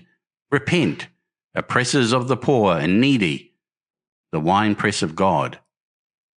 Then he would suddenly revert to the matter of the food I withheld from him, praying, begging, weeping, at last threatening. He began to raise his voice. I prayed him not to. He perceived a hold on me. He threatened he would shout and bring the Martians upon us. For a time that scared me, but any concession would have shortened our chance of escape beyond estimating. I defied him, although I felt no assurance that he might not do this thing. But that day, at any rate, he did not. He talked with his voice rising slowly through the greater part of the 8th and 9th days, threats, entreaties, mingled with a torrent of half-sane and always frothy repentance for his vacant sham of God's service, such as made me pity him. Then he slept a while, and began again with renewed strength, so loudly that I must needs make him desist. "Be still," I implored. He rose to his knees, for he had been sitting in the darkness near the copper. "I have been still too long," he said, in a tone that must have reached the pit, "and now I must bear my witness. Woe unto this faithful city! Woe, woe, woe, woe, woe to the inhabitants of the earth by reason of the other voices of the trumpet." "Shut up," I said, rising to my feet, and in a terror lest the Martians should hear us. "For God's sake!" "Nay," shouted the curate at the top of his voice, standing likewise and extending his arms. "Speak, the word of the Lord is upon me." In 3 strides he was at the door leading into the kitchen. "I must bear my witness. I go. It has already been too long delayed." I put out my hand and felt the meat chopper hanging to the wall. In a flash, I was after him. I was fierce with fear. Before he was halfway across the kitchen, I had overtaken him. With one last touch of humanity, I turned the blade back and struck him with the butt. He went headlong forward and lay stretched on the ground. I stumbled over him and stood panting. He lay still. Suddenly, I heard a noise without. The run and smash of slipping plaster, and the triangular aperture in the wall was darkened. I looked up and saw the lower surface of a handling machine coming slowly across the hole. One of its gripping limbs curled amid the debris. Another limb appeared, feeling its way over the fallen beams. I stood petrified, staring. Then I saw through a sort of glass plate near the edge of the body the face, as we may call it, and the large dark eyes of a Martian, peering, and then a long metallic snake of tentacle came feeling slowly through the hole. I turned by an effort, stumbling over the curate, and stopped at the scullery door. The tentacle was now some way 2 yards or more in the room, and twisting and turning with queer sudden movements this way and that. For a while I stood fascinated by that slow, fitful advance. Then, with a faint, hoarse cry, I forced myself across the scullery. I trembled violently. I could scarcely stand upright. I opened the door of the coal cellar and stood there in the darkness, staring at the faintly lit doorway into the kitchen, and listening. Had the Martian seen me? What was it doing now? Something was moving to and fro there, very quietly. Every now and then it tapped against the wall or started on its movements with a faint metallic ringing, like the movements of keys on a split ring. Then a heavy body, I knew too well what, was dragged across the floor of the kitchen towards the opening. Irresistibly attracted, I crept to the door and peeped into the kitchen. In the triangle of bright outer sunlight, I saw the Martian, in its Briareus of a handling machine, scrutinizing the curate's head. I thought at once that it would infer my presence from the mark of the blow I had given him. I crept back to the coal cellar, shut the door, and began to cover myself as much as I could, and as noiselessly as possible in the darkness, among the firewood and coal therein. Every now and then I paused, rigid, to hear if the Martian had thrust its tentacles through the opening again. Then the faint metallic jingle returned. I traced it slowly, feeling over the kitchen. Presently I heard it nearer, in the scullery, as I judged. I thought that its length might be insufficient to reach me. I prayed copiously. It passed, scraping faintly across the cellar door. An age of almost intolerable suspense intervened.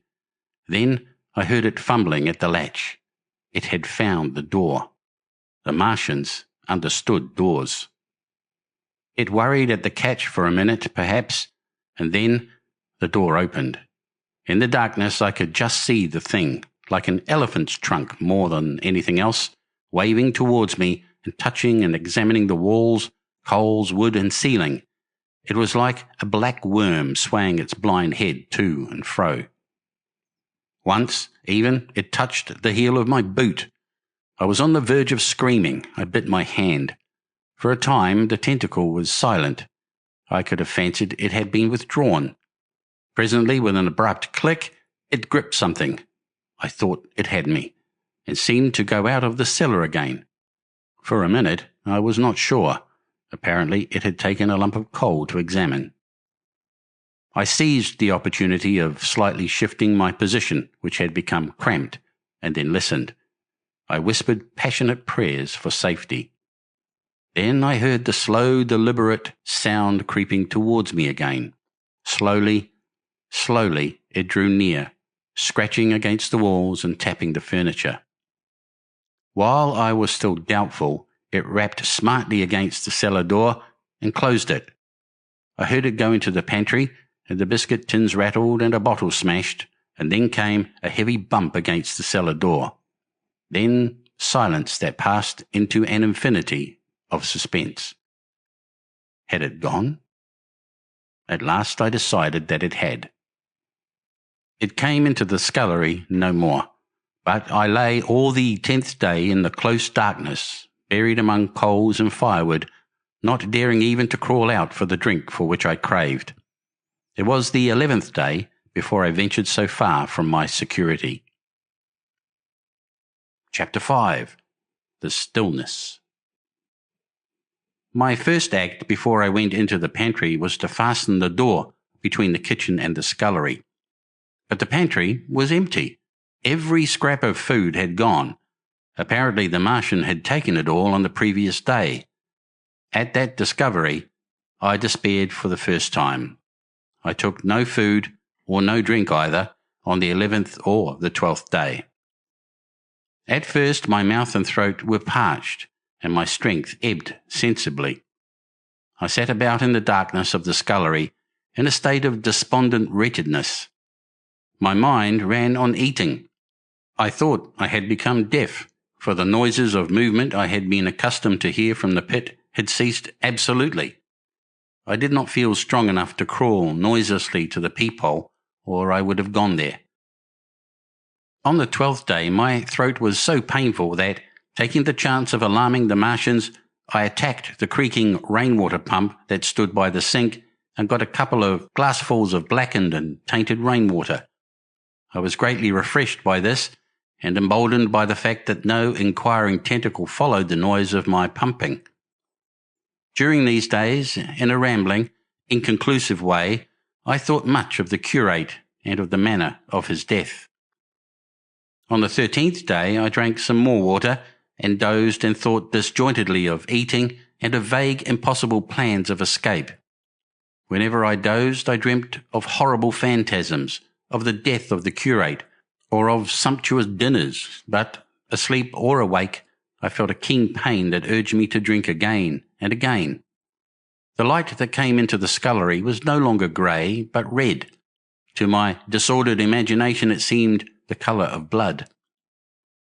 On the 14th day I went into the kitchen, and I was surprised to find that the fronds of the red weed had grown right across the hole in the wall, turning the half-light of the place into a crimson-coloured obscurity. It was early on the 15th day that I heard a curious, familiar sequence of sounds in the kitchen, and listening, identified it as the snuffing and scratching of a dog. Going into the kitchen, I saw a dog's nose peering in through a break among the ruddy fronds. This greatly surprised me. At the scent of me, he barked shortly. I thought if I could induce him to come into the place quietly, I should be able, perhaps, to kill and eat him, and in any case, it would be advisable to kill him lest his action attracted the attention of the Martians.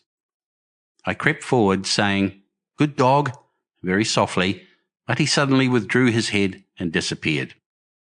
I listened. I was not deaf, but certainly the pit was still. I heard a sound like the flutter of a bird's wings and a horse croaking, but that was all. For a long while I lay close to the peephole, but not daring to move aside the red plants that obscured it. Once or twice I heard a faint pitter-patter like the feet of the dog going hither and thither on the sand far below me, and there were more bird-like sounds, but that was all. At length, encouraged by the silence, I looked out. Except in the corner where a multitude of crows hopped and fought over the skeletons of the dead the Martians had consumed, there was not a living thing in the pit. I stared about me, scarcely believing my eyes. All the machinery had gone. Save for the big mound of greyish-blue powder in one corner, certain bars of aluminium in another, the black birds and the skeletons of the killed, the place was merely an empty circular pit in the sand. Slowly I thrust myself out through the red weed and stood upon the mound of rubble. I could see in any direction save behind me, to the north, and neither Martians nor sign of Martians were to be seen. The pit dropped sheerly from my feet, but a little way along the rubbish afforded a practicable slope to the summit of the ruins. My chance of escape had come. I began to tremble. I hesitated for some time, and then, in a gust of desperate resolution and with a heart that throbbed violently, I scrambled to the top of the mound in which I had been buried so long. I looked about again, to the northward too. No Martian was visible. When I had last seen this part of Sheen in the daylight, it had been a straggling street of comfortable white and red houses, interspersed with abundant shady trees. Now I stood on a mound of smashed brickwork, clay and gravel, over which spread a multitude of red cactus-shaped plants, knee-high, without a solitary terrestrial growth to dispute their footing. The trees near me were dead and brown, but further, a network of red thread scaled the still living stems. The neighbouring houses had all been wrecked, but none had been burned. Their walls stood, sometimes to the second story, with smashed windows and shattered doors.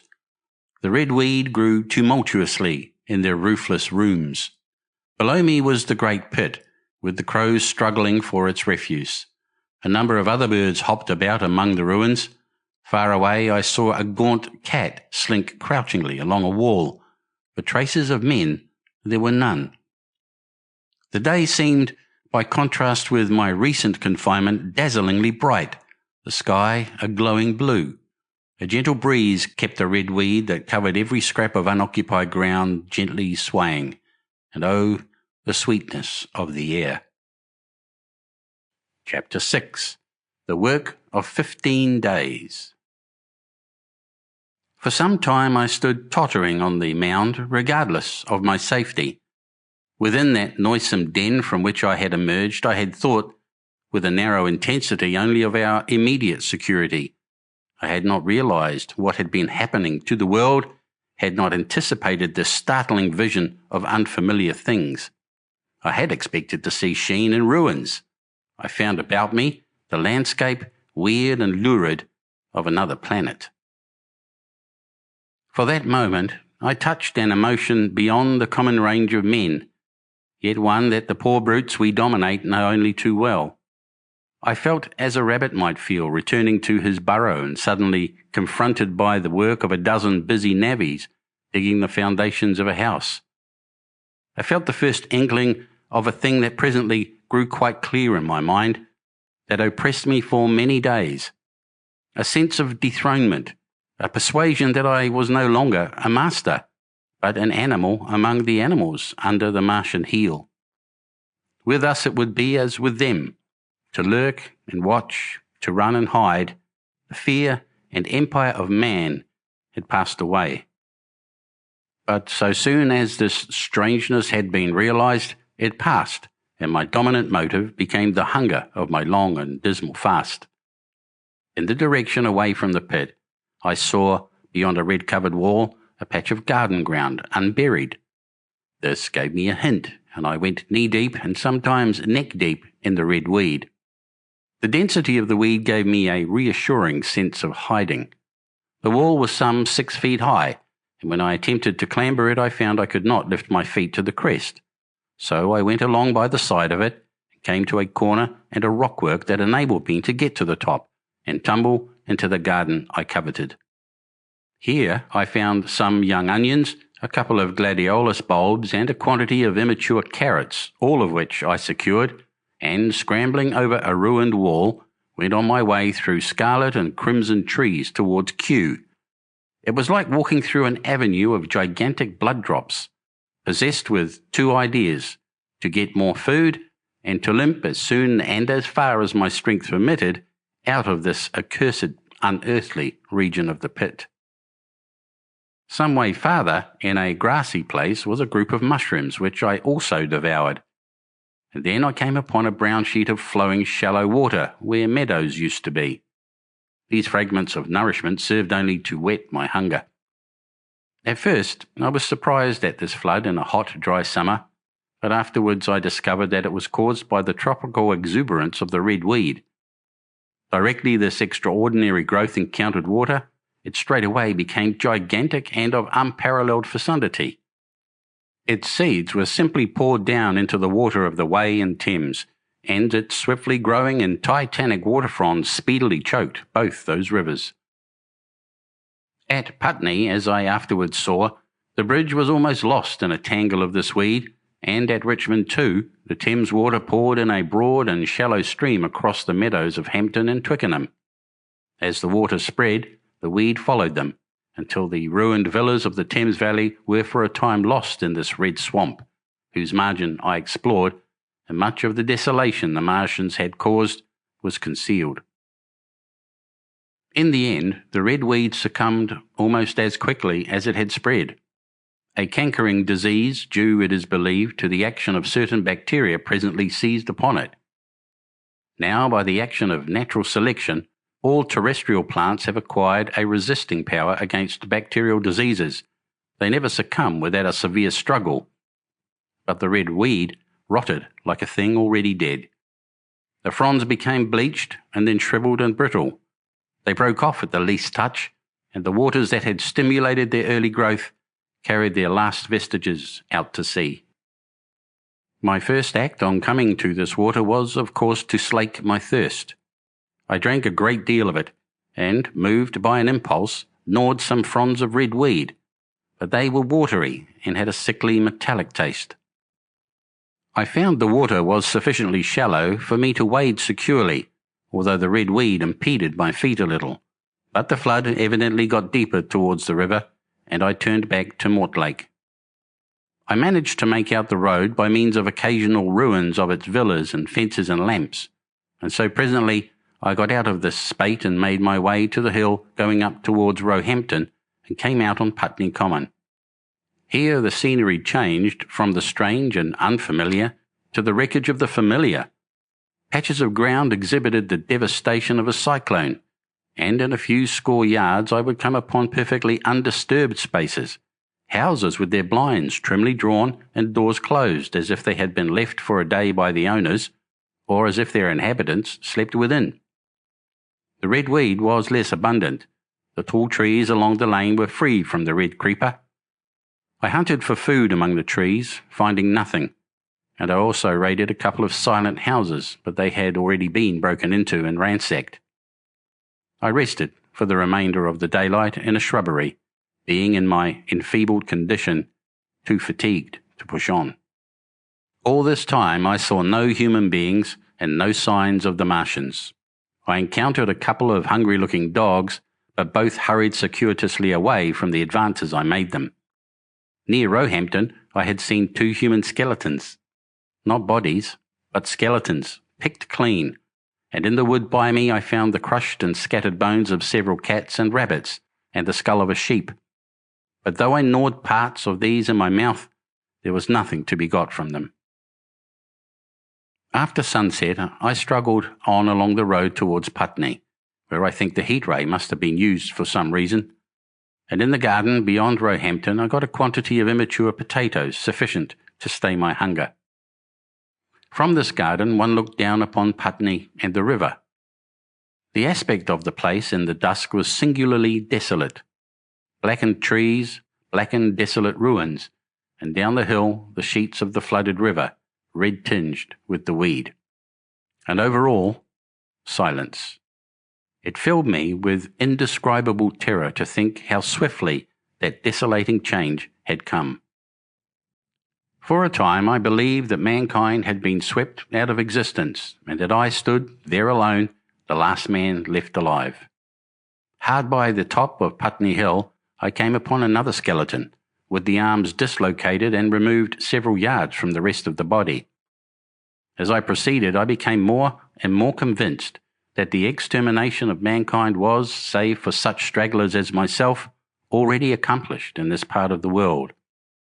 The Martians, I thought, had gone on and left the country desolated, seeking food elsewhere.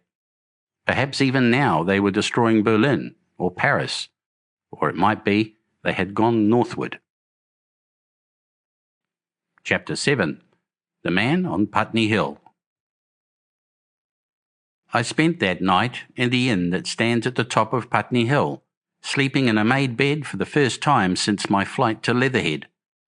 I will not tell of the needless trouble I had breaking into that house. Afterwards I found the front door was on the latch, nor how I ransacked every room for food, until, just on the verge of despair, in what seemed to me to be a servant's bedroom, I found a rat-gnawed crust and 2 tins of pineapple. The place had already been searched and emptied.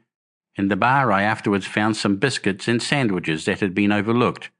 The latter I could not eat. They were too rotten, but the former not only stayed my hunger, but filled my pockets. I lit no lamps, fearing some Martian might come beating that part of London for food in the night. Before I went to bed, I had an interval of restlessness, and prowled from window to window, peering out for some sign of these monsters. I slept little. As I lay in bed, I found myself thinking consecutively, a thing I do not remember to have done since my last argument with the curate. During all the intervening time, my mental condition had been a hurrying succession of vague emotional states, or a sort of stupid receptivity. But in the night my brain, reinforced I suppose by the food I had eaten, grew clear again, and I thought. 3 things struggled for possession of my mind: the killing of the curate, the whereabouts of the Martians, and the possible fate of my wife. The former gave me no sensation of horror or remorse to recall. I saw it simply as a thing done, a memory infinitely disagreeable but quite without the quality of remorse. I saw myself then as I see myself now, driven step by step towards that hasty blow, the creature of a sequence of accidents leading inevitably to that. I felt no condemnation, yet the memory, static, unprogressive, haunted me. In the silence of the night, with that sense of the nearness of God that sometimes comes into the stillness and the darkness, I stood my trial, my only trial, for that moment of wrath and fear. I retraced every step of our conversation from the moment when I had found him crouching beside me, heedless of my thirst and pointing to the fire and smoke that streamed up from the ruins of Weybridge. We had been incapable of cooperation. Grim chance had taken no heed of that. Had I foreseen, I should have left him at Halliford, but I did not foresee, and crime is to foresee and do. And I set this down as I have set all this story down, as it was. There were no witnesses. All these things I might have concealed, but I set it down, and the reader must form his judgment as he will. And when, by an effort, I had set aside that picture of a prostrate body, I faced the problem of the Martians and the fate of my wife. For the former, I had no data. I could imagine 100 things, and so, unhappily, I could for the latter. And suddenly, that night became terrible. I found myself sitting up in bed, staring at the dark, I found myself praying that the heat ray might have suddenly and painlessly struck her out of being. Since the night of my return from Leatherhead, I had not prayed. I had uttered prayers, fetish prayers, had prayed as heathens mutter charms when I was in extremity, but now I prayed indeed, pleading steadfastly and sanely, face to face with the darkness of God. Strange night. Strangest in this, that so soon as dawn had come, I, who had talked with God, crept out of the house like a rat leaving its hiding place, a creature scarcely larger, an inferior animal, a thing that for any passing whim of our masters might be hunted and killed. Perhaps they also prayed confidently to God. Surely, if we have learned nothing else, this war has taught us pity, pity for those witless souls that suffer our dominion. The morning was bright and fine, and the eastern sky glowed pink and was fretted with little golden clouds. In the road that runs from the top of Putney Hill to Wimbledon was a number of poor vestiges of the panicked torrent that must have poured Londonward on the Sunday night after the fighting began. There was a little two-wheeled cart inscribed with the name of Thomas Lobb, greengrocer, New Malden, with a smashed wheel and an abandoned tin trunk. There was a straw hat trampled into the now hardened mud, and at the top of West Hill a lot of blood-stained glass about the overturned water trough. My movements were languid, my plans of the vaguest. I had an idea of going to Leatherhead, though I knew that there I had the poorest chance of finding my wife. Certainly, unless death had overtaken them suddenly, my cousins and she would have fled thence, but it seemed to me I might find or learn there whither the Surrey people had fled.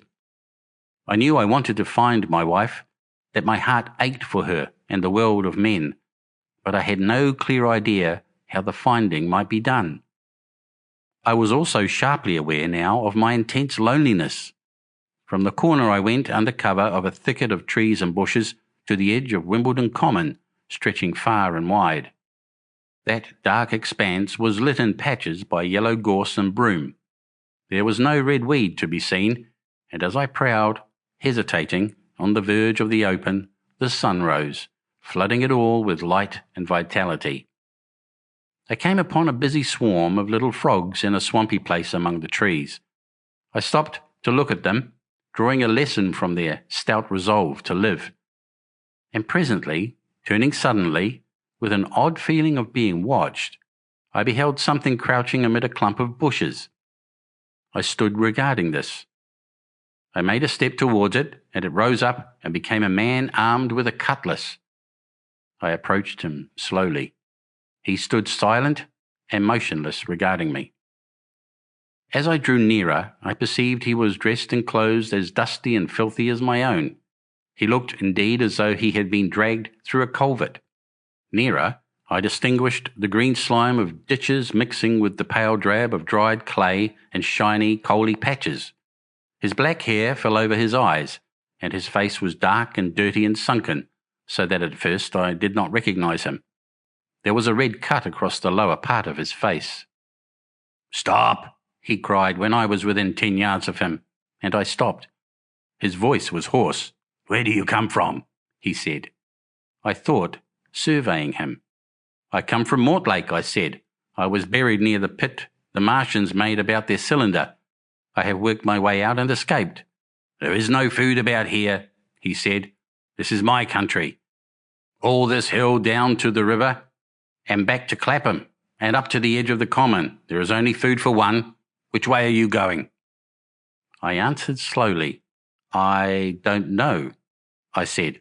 "I have been buried in the ruins of a house 13 or 14 days. I don't know what has happened." He looked at me doubtfully, then started and looked with a changed expression. "I've no wish to stop about here," said I. "I think I shall go to Leatherhead, for my wife was there." He shot out a pointing finger. "It is you," said he, "the man from Woking. And you were killed at Weybridge?" I recognized him at the same moment. "You are the artillery man who came into my garden." "Good luck," he said. "We are lucky ones. Fancy you." He put out a hand, and I took it. I crawled up a drain, he said, but they didn't kill everyone, and after they went away I got off towards Walton across the fields. But it's not 16 days altogether, and your hair is grey. He looked over his shoulder suddenly. Only a rook, he said. One gets to know that birds have shadows these days.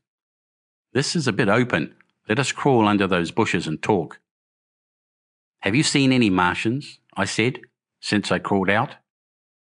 They've gone away across London, he said. I guess they've got a bigger camp there. Of a night, all over there, Hampstead way, the sky is alive with their lights. It's like a great city, and in the glare you can just see them moving. By daylight you can't. But nearer, I haven't seen them, he counted on his fingers, 5 days. Then I saw a couple across Hammersmith way carrying something big.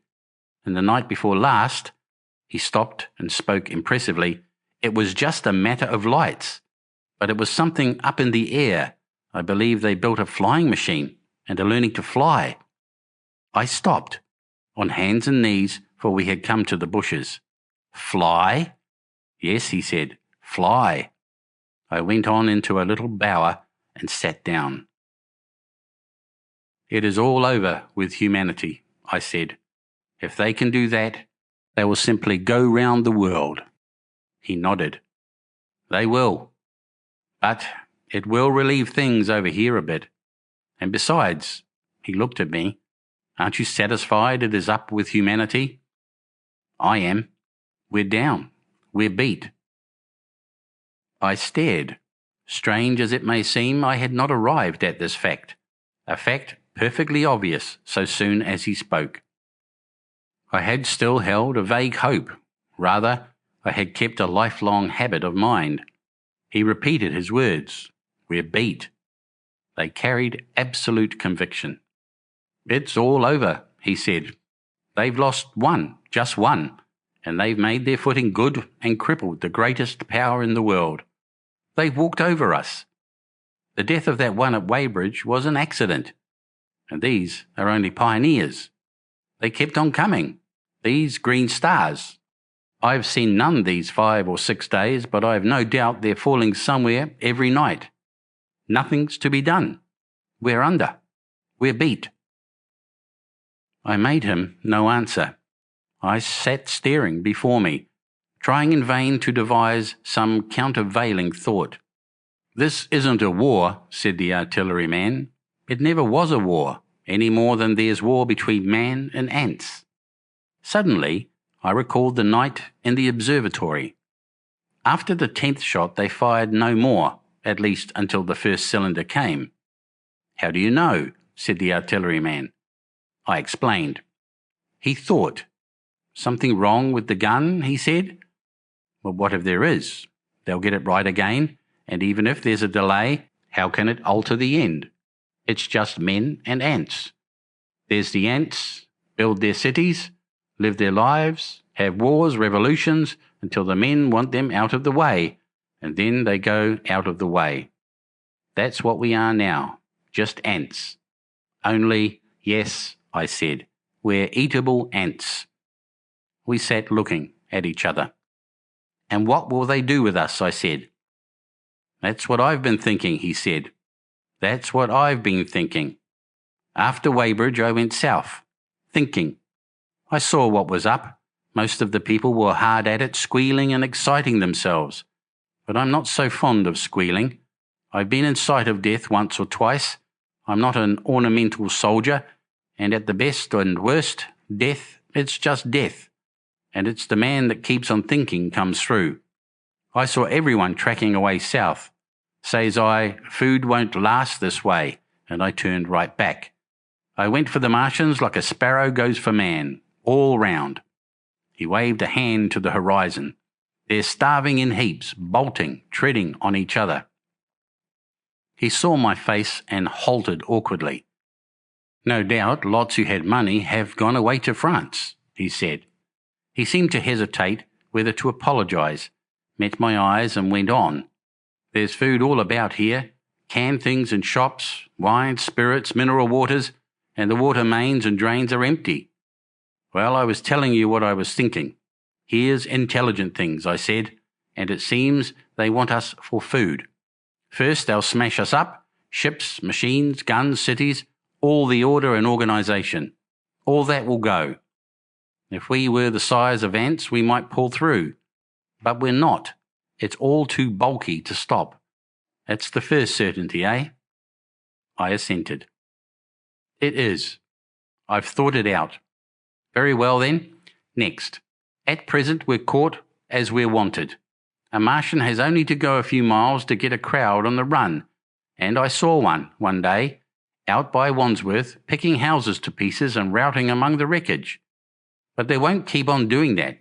So soon as they've settled all our guns and ships and smashed our railways and done all the things they are doing over there, they will begin catching us systematic, picking the best and storing us in cages and things. That's what they will start doing in a bit. Lord, they haven't begun on us yet. Don't you see that? Not begun, I exclaimed. Not begun. All that's happened so far is through our not having the sense to keep quiet, worrying them with guns and such foolery, and losing our heads and rushing off in crowds to where there wasn't any more safety than where we were. They don't want to bother us yet. They're making their things, making all the things they couldn't bring with them, getting things ready for the rest of their people. Very likely that's why the cylinders have stopped for a bit, for fear of hitting those who are here. And instead of our rushing about blind on the howl or getting dynamite on the chance of busting them up, we've got to fix ourselves up according to the new state of affairs. That's how I figure it out. It isn't quite according to what a man wants for his species, but it's about what the facts point to, and that's the principle I acted upon. Cities, nations, civilization, progress, it's all over. That game's up. We're beat. But if that is so, what is there to live for? The artilleryman looked at me for a moment. There won't be any more blessed concerts for 1,000,000 years or so. There won't be any Royal Academy of Arts and no nice little feeds at restaurants. If it's amusement you're after, I reckon the game is up. If you've got any drawing room manners or a dislike to eating peas with a knife or dropping H's, you'd better chuck 'em away. They ain't no further use. You mean? I mean that men like me are going on living, for the sake of the breed. I tell you, I'm grim set on living, and if I'm not mistaken, you'll show what inside you've got too before long. We aren't going to be exterminated, and I don't mean to be caught either, and tamed and fattened and bred like a thundering ox. Ah! Fancy those brown creepers. You don't mean to say, I do. I'm going on, under their feet. I've got it planned. I've thought it out. We men are beat. We don't know enough. We've got to learn before we've got a chance. And we've got to live and keep independent while we learn. See? That's what has to be done. I stared, astonished, and stirred profoundly by the man's resolution. Great God, I cried. But you are a man indeed. And suddenly I gripped his hand. Eh? He said, with his eyes shining. I've thought it out, eh? Go on, I said. Well, those who mean to escape their catching must get ready. I'm getting ready. Mind you, it isn't all of us that are made for wild beasts, and that's what it's got to be. That's why I watched you. I had my doubts. You're slender. I didn't know that it was you see, or just how you'd been buried. All these, the sort of people that lived in these houses, and all those damn little clerks that used to live down that way, they'd be no good. They haven't any spirit in them, no proud dreams and no proud lusts, and a man who hasn't one or the other, Lord, what is he but funk and precautions? They just used to skedaddle off to work. I've seen hundreds of 'em, bit of breakfast in hand, running wild and shining to catch their little season ticket train for fear they'd get dismissed if they didn't. Working at businesses they were afraid to take the trouble to understand. Skedaddling back for fear they wouldn't be in time for dinner. Keeping indoors after dinner for fear of the back streets, and sleeping with their wives they married, not because they wanted them, but because they had a bit of money that would make for safety in their one little miserable skedaddle through the world. Lives insured and a bit invested for fear of accidents, and on Sundays, fear of the hereafter, as if hell was built for rabbits. Well, the Martians will just be a godsend to these. Nice roomy cages, fattening food, careful breeding, no worry. After a week or so chasing about the fields and lands on empty stomachs, they'll come and be caught cheerfully. They'll be quite glad after a bit. They'll wonder what people did before there were Martians to take care of them. And the bar loafers and mashers and singers, I can imagine them. I can imagine them, he said, with a sort of sombre gratification. There'll be any amount of sentiment and religion loose among them. There's hundreds of things I saw with my eyes that I've only begun to see clearly these last few days. There's lots will take things as they are, fat and stupid, and lots will be worried by a sort of feeling that it's all wrong and that they ought to be doing something. Now, whenever things are so that a lot of people feel that they ought to be doing something, the weak and those who go weak with a lot of complicated thinking always make for a sort of do-nothing religion, very pious and superior, and submit to persecution and the will of the Lord. Very likely you've seen the same thing. It's energy in a gale of funk and turned clean inside out. These cages will be full of psalms and hymns and piety, and those of a less simple sort will work in a bit of, eroticism. He paused. Very likely these Martians will make pets of some of them, train them to do tricks. Who knows? Get sentimental over the pet boy who grew up and had to be killed. And some, maybe, they will train to hunt us. No, I cried, that's impossible. No human being. What's the good of going on with such lies, said the artilleryman. There's men who'd do it cheerfully. What nonsense to pretend there isn't. And I succumbed to his conviction.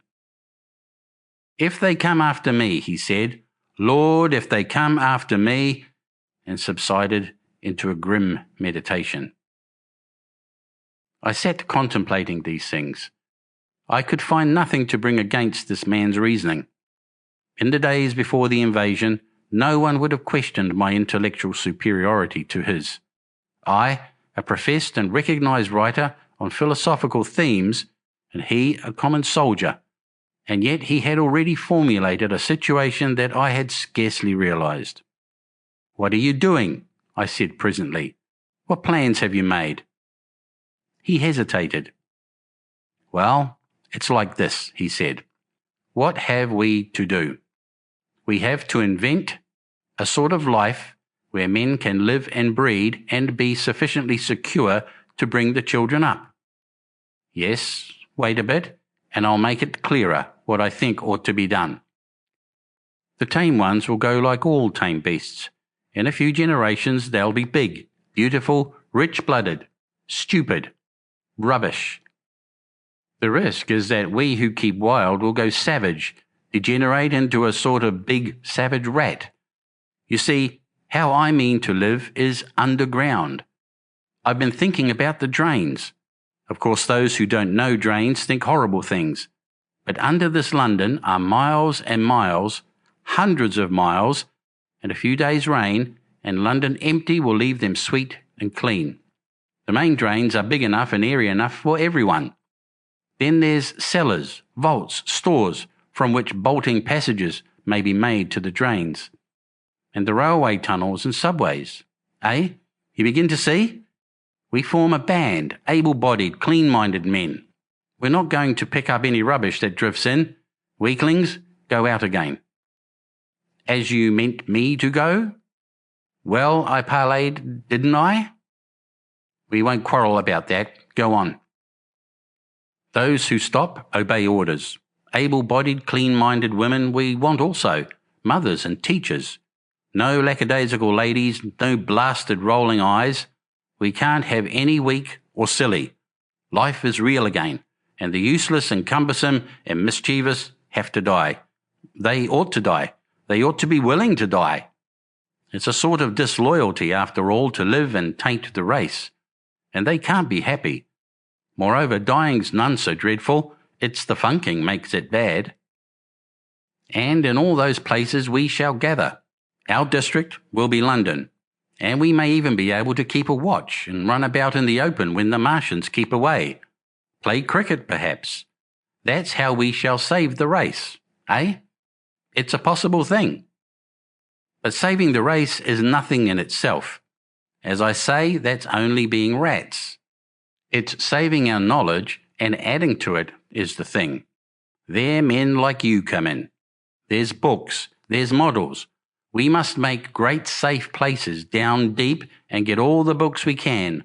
Not novels and poetry swipes, but ideas, science books. That's where men like you come in. We must go to the British Museum and pick all those books through. Especially, we must keep up our science, learn more. We must watch these Martians. Some of us must go as spies. When it's all working, perhaps I will. Get caught, I mean, and the great thing is we must leave the Martians alone. We mustn't even steal. If we get in their way, we clear out. We must show them we mean no harm. Yes, I know. But they're intelligent things, and they won't hunt us down if they have all they want and think we're just harmless vermin. The artilleryman paused and laid a brown hand upon my arm. After all, it may not be so much we may have to learn before. Just imagine this. 4 or 5 of their fighting machines suddenly starting off. Heat rays right and left, and not a Martian in 'em. Not a Martian in 'em, but men. Men who have learned the way how. It may be in my time, even those men. Fancy having one of them lovely things with its heat ray wide and free. Fancy having it in control. What would it matter if you smashed to smithereens at the end of the run after a bust like that? I reckon the Martians will open their beautiful eyes. Can't you see them, man? Can't you see them hurrying, puffing and blowing and hooting to their other mechanical affairs? Something out of gear in every case. And swish, bang, rattle, swish. Just as they are fumbling over it, swish comes the heat ray, and behold, man has come back to his own. For a while, the imaginative daring of the artilleryman and the tone of assurance and courage he assumed completely dominated my mind. I believed unhesitatingly both in his forecast of human destiny and in the practicability of his astonishing scheme. And the reader who thinks me susceptible and foolish must contrast his position, reading steadily with all his thoughts about his subject and mine, crouching fearfully in the bushes and listening, distracted by apprehension. We talked in this manner through the early morning time, and later crept out of the bushes, and after scanning the sky for Martians, hurried precipitately to the house on Putney Hill where he had made his lair. It was the coal cellar of the place, and when I saw the work he had spent a week upon, it was a burrow scarcely 10 yards long, which he designed to reach to the main drain on Putney Hill, I had my first inkling of the gulf between his dreams and his powers. Such a hole I could have dug in a day, but I believed in him sufficiently to work with him all that morning until past midday at his digging. We had a garden barrow and shot the earth we removed against the kitchen range. We refreshed ourselves with a tin of mock turtle soup and wine from the neighbouring pantry. I found a curious relief from the aching strangeness of the world in this steady labour. As we worked, I turned his project over in my mind, and presently objections and doubts began to arise. But I worked there all the morning, so glad was I to find myself with a purpose again. After working an hour, I began to speculate on the distance one had to go before the cloaca was reached, the chances we had of missing it altogether. My immediate trouble was why we should dig this long tunnel when it was possible to get into the drain at once down one of the manholes and work back to the house. It seemed to me, too, that the house was inconveniently chosen and required a needless length of tunnel. And just as I was beginning to face these things, the artilleryman stopped digging and looked at me. We're working well, he said. He put down his spade. Let us knock off a bit, he said. I think it's time we reconnoitred from the roof of the house. I was for going on, and after a little hesitation he resumed his spade. And then suddenly I was struck by a thought. I stopped, and so did he, at once. Why were you walking about the common, I said, instead of being here? Taking the air, he said. I was coming back. It's safer by night. But the work. Oh, one can't always work, he said, and in a flash I saw the man plain. He hesitated, holding his spade. We ought to reconnoitre now, he said, because if any come near they may hear the spades and drop upon us unawares. I was no longer disposed to object.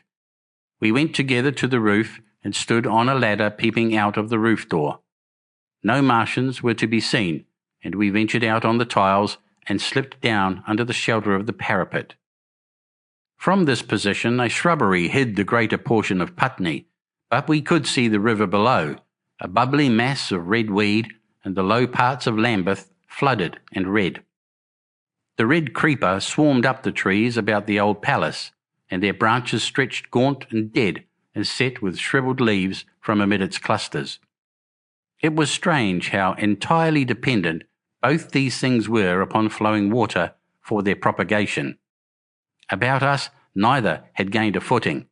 Laburnums, pink maize, snowballs, and trees of arbor vitae rose out of laurels and hydrangeas green and brilliant into the sunlight.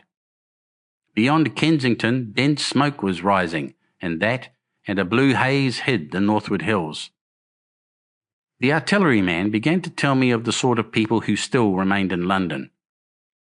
One night last week, he said, some fools got the electric light in order, and there was all Regent Street and the circus ablaze, crowded with painted and ragged drunkards, men and women, dancing and shouting till dawn.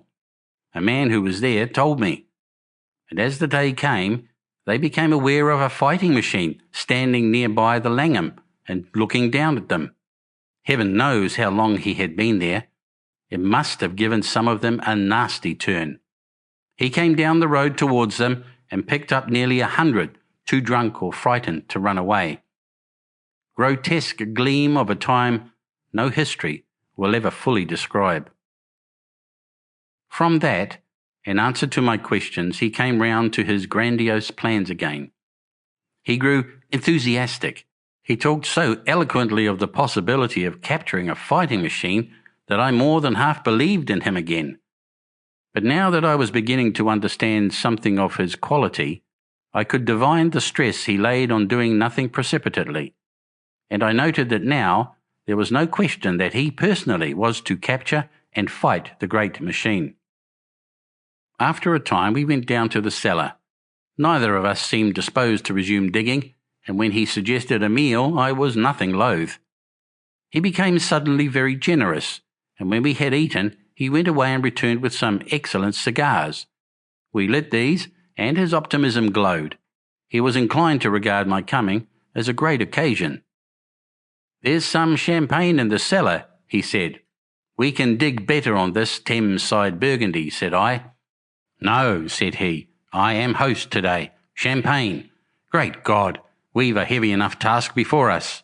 Let us take a rest and gather strength while we may. Look at these blistered hands." And pursuant to this idea of a holiday, he insisted upon playing cards after we had eaten. He taught me euchre, and after dividing London between us, I taking the northern side and he the southern, we played for parish points. Grotesque and foolish as this will seem to the sober reader, it is absolutely true, and what is more remarkable, I found the card game and several others we played extremely interesting. Strange mind of man that, with our species upon the edge of extermination or appalling degradation, with no clear prospect before us but the chance of a horrible death, we could sit following the chance of this painted pasteboard and playing the joker with vivid delight. Afterwards he taught me poker, and I beat him at 3 tough chess games. When dark came, we decided to take the risk and lit a lamp. After an interminable string of games, we supped, and the artilleryman finished the champagne. We went on smoking the cigars. He was no longer the energetic regenerator of his species I had encountered in the morning. He was still optimistic, but it was a less kinetic, a more thoughtful optimism. I remember he wound up with my health proposed in a speech of small variety and considerable intermittence.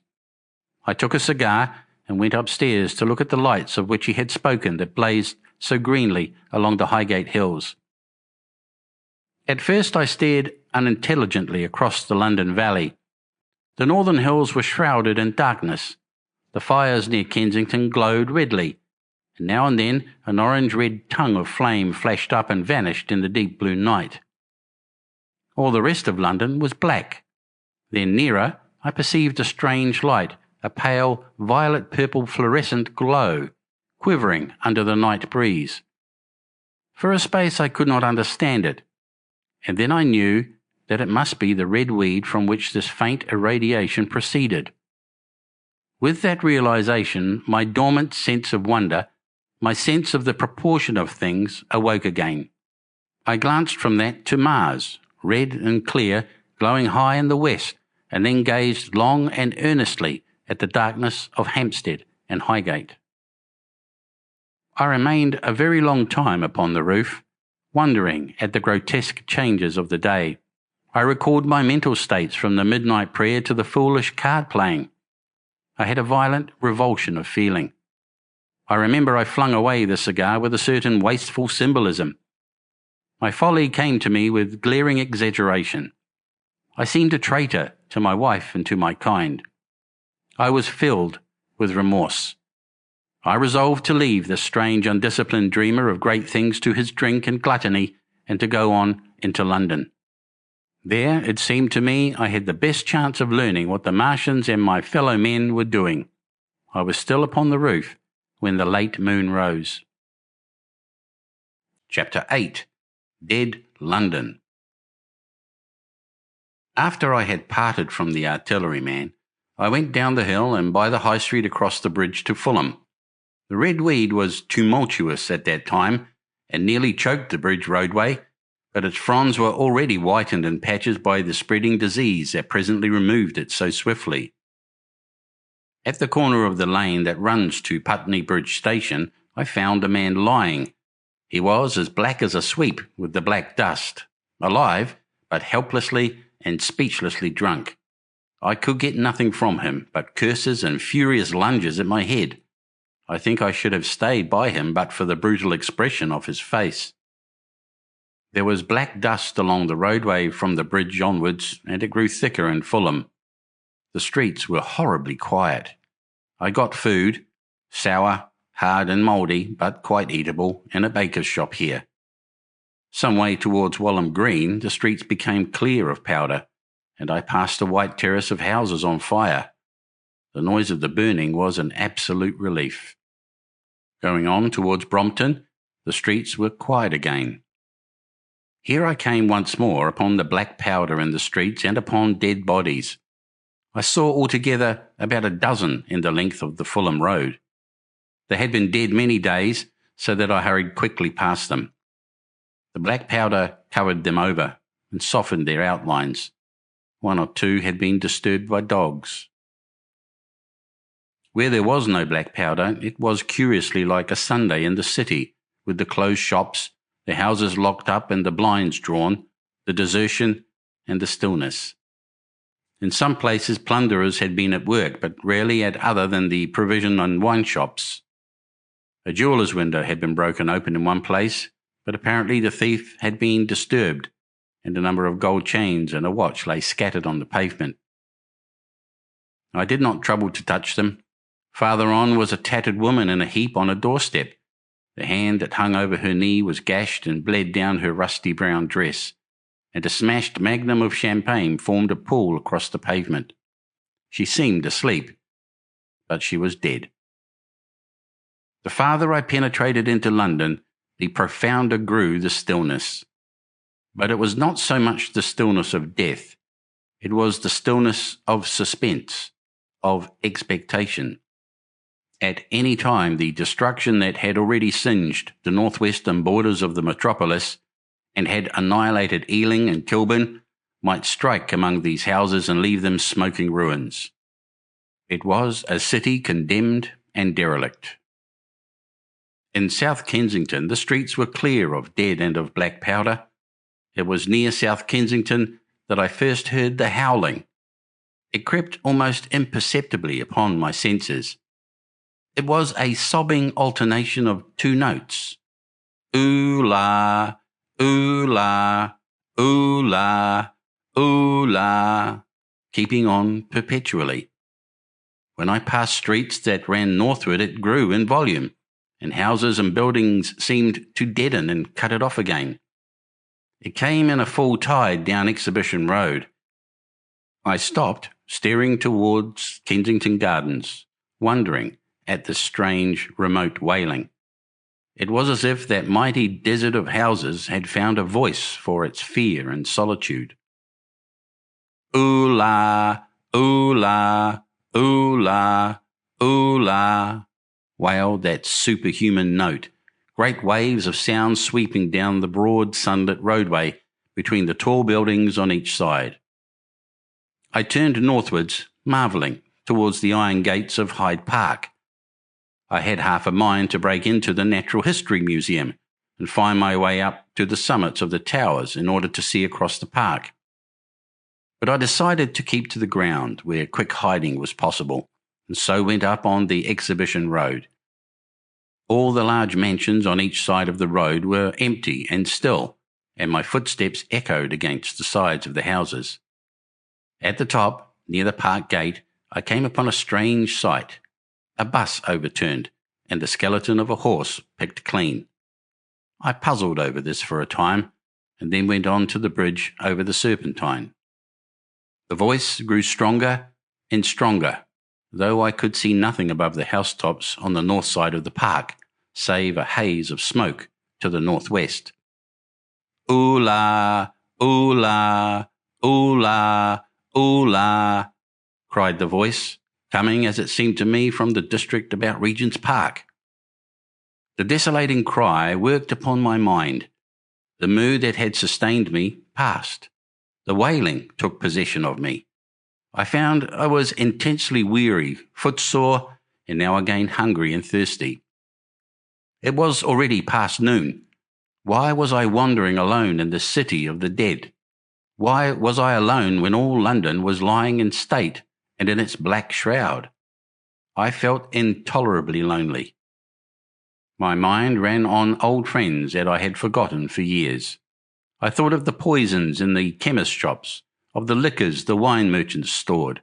I recalled the two sodden creatures of despair, who, so far as I knew, shared the city with myself. I came into Oxford Street by the Marble Arch, and here again were black powder in several bodies, and an evil, ominous smell from the gratings of the cellars of some of the houses. I grew very thirsty after the heat of my long walk. With infinite trouble, I managed to break into a public house and get food and drink.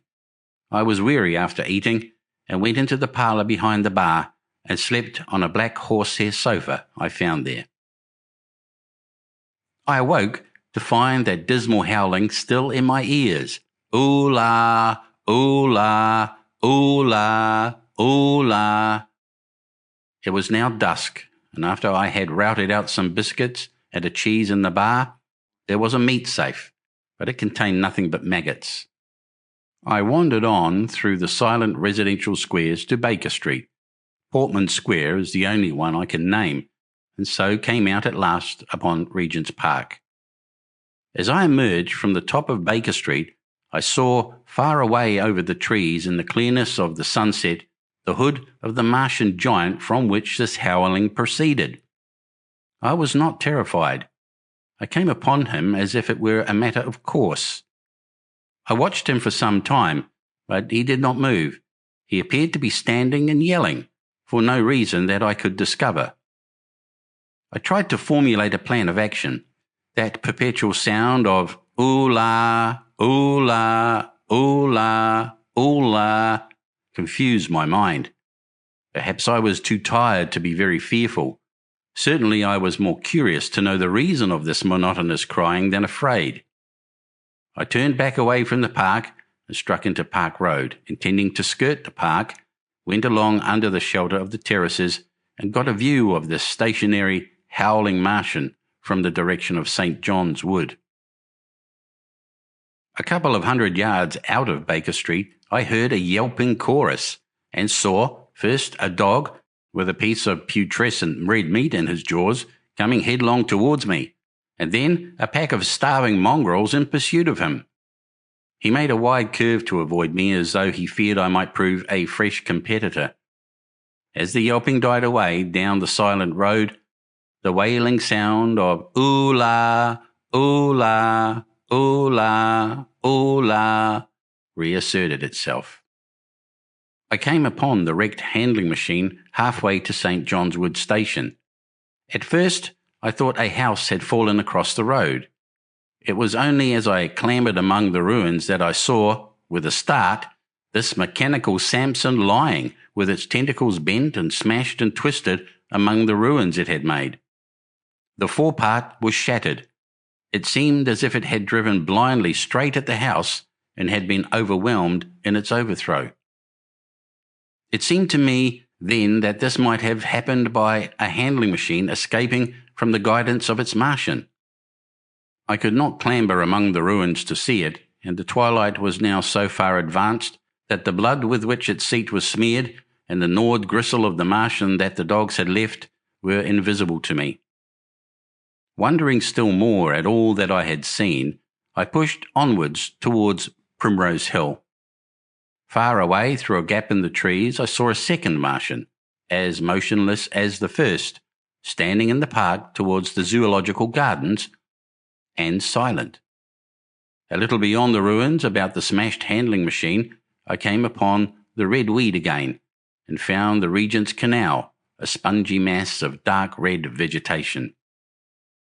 As I crossed the bridge, the sound of ooh-la, ooh-la, ooh-la, ooh-la ceased. It was, as it were, cut off. The silence came like a thunderclap. The dusky houses about me stood faint and tall and dim. The trees towards the park were growing black. All about me the red weed clambered among the ruins, writhing to get above me in the dimness. Night, the mother of fear and mystery, was coming upon me. But while that voice sounded the solitude, the desolation, had been endurable, by virtue of it London had still seemed alive, and the sense of life about me had upheld me.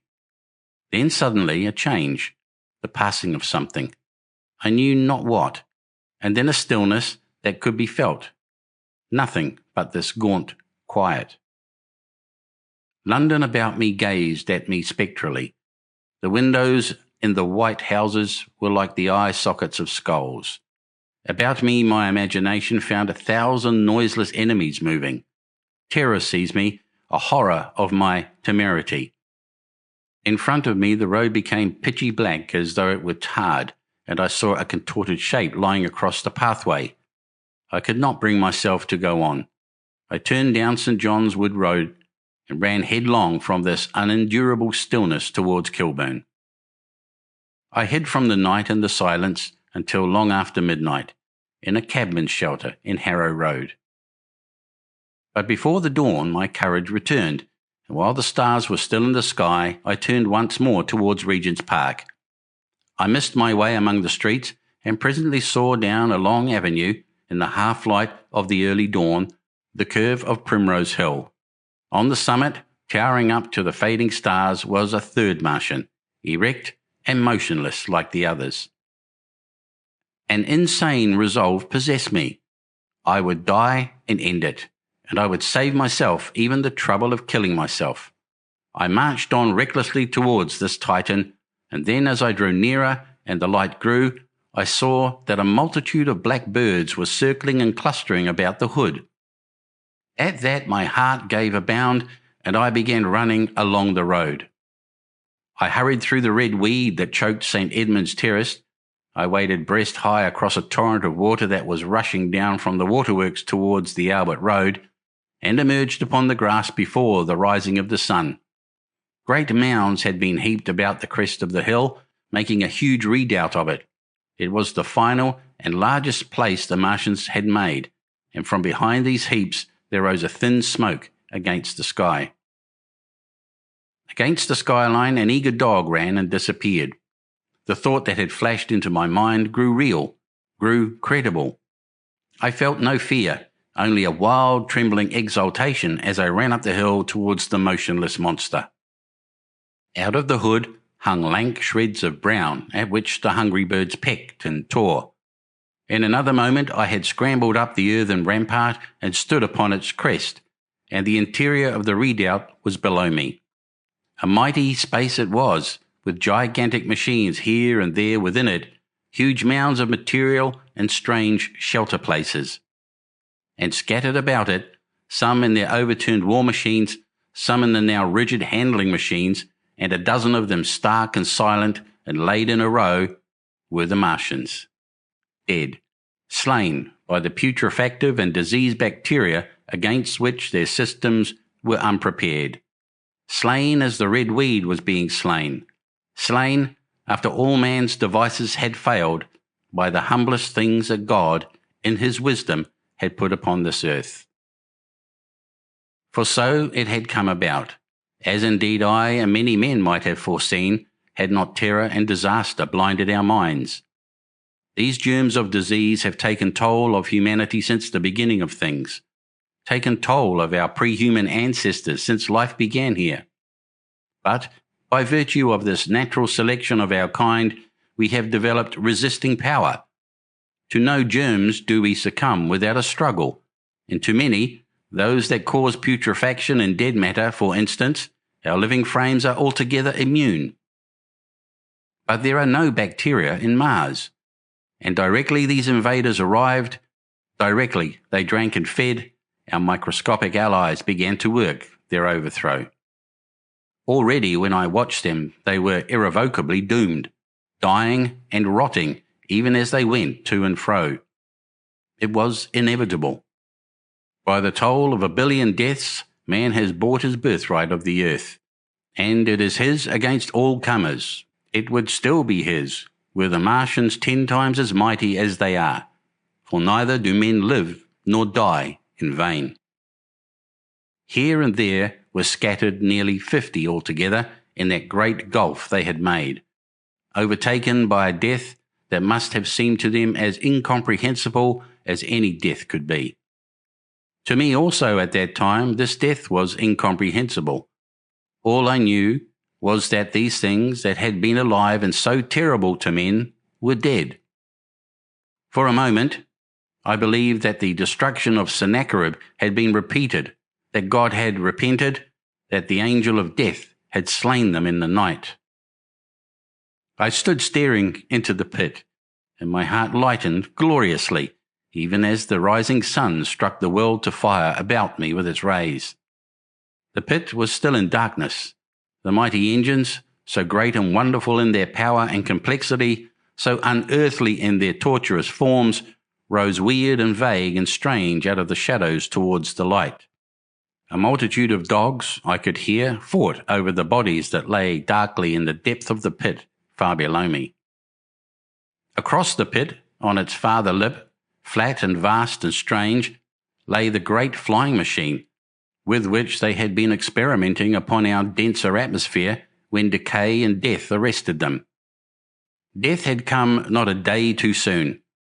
At the sound of a cawing overhead, I looked up at the huge fighting machine that would fight no more forever, at the tattered red shreds of flesh that dripped down upon the overturned seats on the summit of Primrose Hill.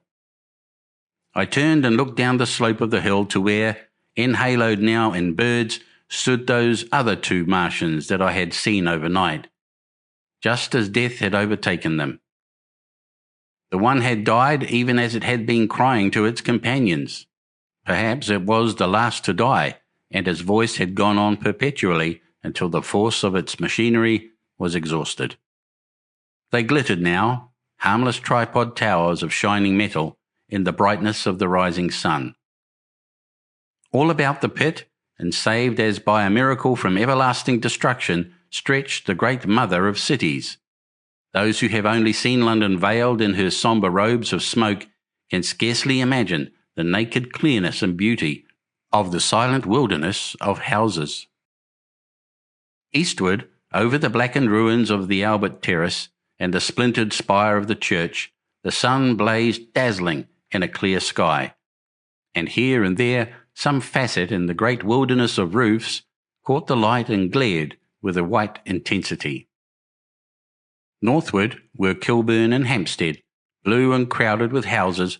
Westward the great city was dimmed, and southward, beyond the Martians, the green waves of Regent Park, the Langham Hotel, the dome of the Albert Hall, the Imperial Institute, and the giant mansions of the Brompton Road came out clear and little in the sunrise, the jagged ruins of Westminster rising hazily beyond. Far away and blue were the Surrey Hills, and the towers of the Crystal Palace glittered like two silver rods. The dome of St. Paul's was dark against the sunrise, and injured, I saw for the first time, by a huge gaping cavity on its western side. And as I looked at this wide expanse of houses and factories and churches, silent and abandoned, as I thought of the multitudinous hopes and efforts, the innumerable hosts of lives that had gone to build this human reef, and of the swift and ruthless destruction that had hung over it all, when I realized that the shadow had been rolled back and that men might still live in the streets, and this dear, vast, dead city of mine be once more alive and powerful, I felt a wave of emotion that was near akin to tears. The torment was over. Even that day the healing would begin. The survivors of the people scattered over the country, leaderless, lawless, foodless, like sheep without a shepherd, the thousands who had fled by sea would begin to return. The pulse of life, growing stronger and stronger, would beat again in the empty streets and pour across the vacant squares. Whatever destruction was done, the hand of the destroyer was stayed. All the gaunt wrecks, the blackened skeletons of houses that stared so dismally at the sunlit grass of the hill, would presently be echoing with the hammers of the restorers and ringing with the tapping of their trowels. At the thought, I extended my hands towards the sky and began thanking God. In a year, thought I, in a year, with overwhelming force, came the thought of myself, of my wife, and the old life of hope and tender helpfulness that had ceased forever. Chapter 9. Wreckage. And now comes the strangest thing in my story. Yet perhaps it is not altogether strange. I remember clearly and coldly and vividly all that I did that day until the time that I stood weeping and praising God upon the summit of Primrose Hill, and then I forget. Of the next 3 days I know nothing. I have learned since that so far from my being the first discoverer of the Martian overthrow, several such wanderers as myself had already discovered this on the previous night. One man, the first, had gone to St. Martin's-le-Grand, and while I sheltered in the cabman's hut, had contrived to telegraph to Paris. Thence the joyful news had flashed all over the world. 1,000 cities, chilled by ghastly apprehensions, suddenly flashed into frantic illuminations. They knew of it in Dublin, Edinburgh, Manchester, Birmingham, at the time when I stood upon the verge of the pit. Already men, weeping with joy, as I have heard, shouting and staying their work to shake hands and shout, were making up trains, even as near as Crewe, to descend upon London. The church bells that had ceased a fortnight since suddenly caught the news until all England was bell-ringing. Men on cycles, lean-faced, unkempt, scorched along every country lane, shouting of unhoped deliverance, shouting to gaunt, staring figures of despair. And for the food? Across the Channel, across the Irish Sea, across the Atlantic, corn, bread and meat were tearing to our relief. All the shipping in the world seemed going Londonward in those days. But of all of this I have no memory. I drifted, a demented man. I found myself in a house of kindly people who had found me on the third day wandering, weeping and raving through the streets of St. John's Wood. They have told me since that I was singing some insane doggerel about the last man left alive. Hurrah! The last man left alive. Troubled as they were with their own affairs, these people, whose name, much as I would like to express my gratitude to them, I may not even give here, nevertheless cumbered themselves with me, sheltered me, and protected me from myself. Apparently they had learned something of my story from me during the days of my lapse. Very gently, when my mind was assured again, did they break to me what they had learned of the fate of Leatherhead. 2 days after I was imprisoned, it had been destroyed, with every soul in it, by a Martian. He had swept it out of existence, as it seemed, without any provocation, as a boy might crush an anthill in the mere wantonness of power. I was a lonely man, and they were very kind to me. I was a lonely man and a sad one, and they bore with me. I remained with them 4 days after my recovery. All that time I felt a growing craving to look once more on whatever remained of the little life that seemed so happy and bright in my past. It was a mere hopeless desire to feast upon my misery. They dissuaded me. They did all they could to divert me from this morbidity. But at last I could resist the impulse no longer, and promising faithfully to return to them, and parting, as I will confess, from these 4-day friends with tears, I went out again into the streets that had lately been so dark and strange and empty. Already they were busy with returning people. In places even there were shops open, and I saw a drinking fountain, running water. I remember how mockingly bright the day seemed as I went back on my melancholy pilgrimage to the little house at Woking, how busy the streets, and vivid the moving life about me. So many people were abroad everywhere, busied in 1,000 activities, that it seemed incredible that any great proportion of the population could have been slain. But then I noticed how yellow were the skins of the people I met, how shaggy the hair of the men, how large and bright their eyes, and that every other man still wore his dirty rags. Their faces seemed all with one of two expressions, a leaping exultation and energy, or a grim resolution. Save for the expression of the faces, London seemed a city of tramps. The vestries were indiscriminately distributing bread sent us by the French government. The ribs of the few horses showed dismally. Haggard special constables with white badges stood at the corners of every street. I saw little of the mischief wrought by the Martians until I reached Wellington Street. There I saw the red weed clambering over the buttresses of Waterloo Bridge.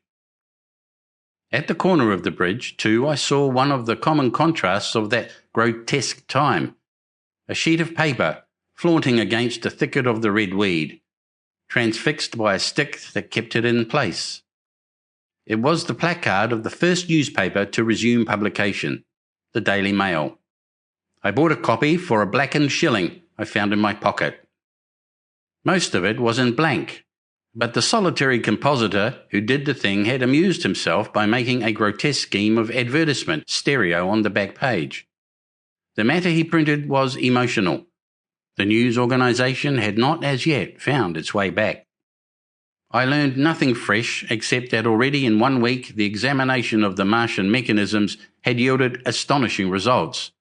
Among other things, the article assured me, what I did not believe at the time, that the secret of flying was discovered. At Waterloo I found the free trains that were taking people to their homes. The first rush was already over. There were few people in the train, and I was in no mood for casual conversation. I got a compartment to myself and sat with folded arms looking greyly at the sunlit devastation that flowed past the windows. And just outside the terminus the train jolted over temporary rails, and on either side of the railway the houses were blackened ruins. To Clapham Junction the face of London was grimy with powder of the black smoke, in spite of 2 days of thunderstorms and rain, and at Clapham Junction the line had been wrecked again. There were hundreds of out-of-work clerks and shopmen working side by side with the customary navvies, and we were jolted over a hasty relaying. All down the line from there, the aspect of the country was gaunt and unfamiliar. Wimbledon particularly had suffered. Walton, by virtue of its unburned pinewoods, seemed the least hurt of any place along the line. The Wandle, the Mole, every little stream was a heaped mass of red weed, in appearance between butcher's meat and pickled cabbage. The Surrey pinewoods were too dry, however, for the festoons of the red climber. Beyond Wimbledon, within sight of the line, in certain nursery grounds were the heaped masses of earth about the sixth cylinder. A number of people were standing about it, and some sappers were busy in the midst of it. Over it flaunted a Union Jack, flapping cheerfully in the morning breeze. The nursery grounds were everywhere crimson with the weed, a wide expanse of livid colour, cut with purple shadows, and very painful to the eye.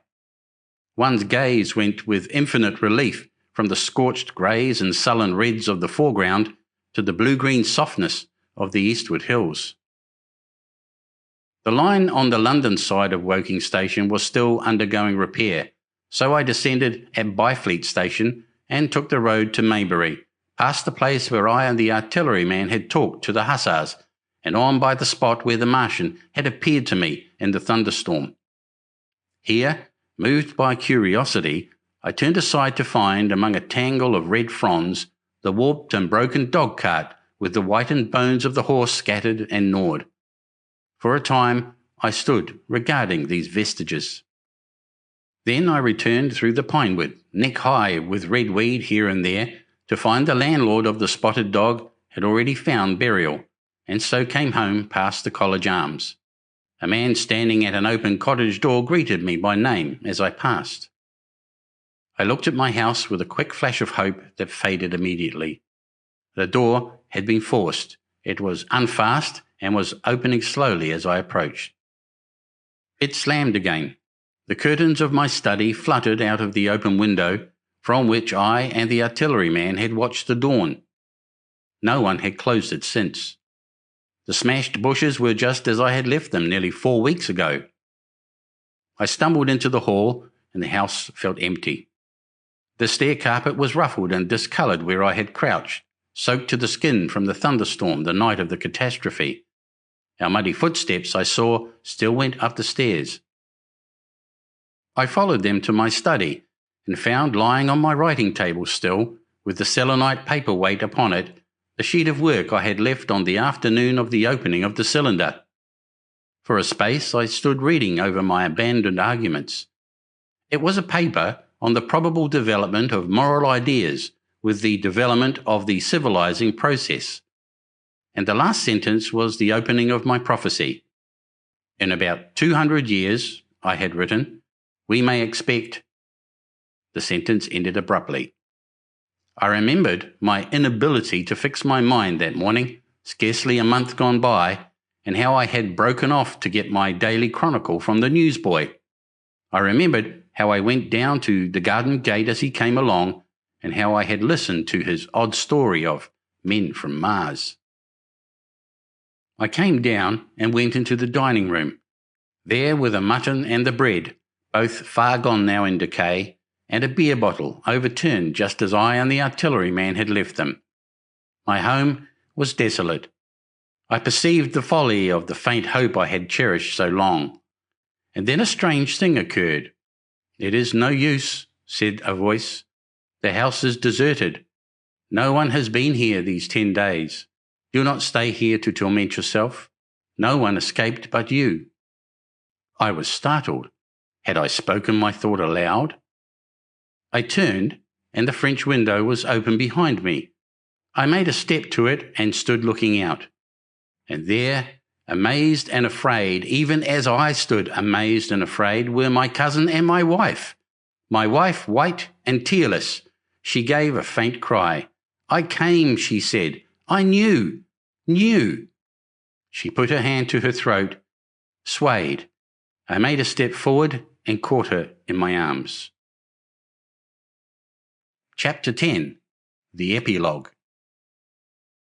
I cannot but regret, now that I am concluding my story, how little I am able to contribute to the discussion of the many debatable questions which are still unsettled. In one respect, I shall certainly provoke criticism. My particular province is speculative philosophy.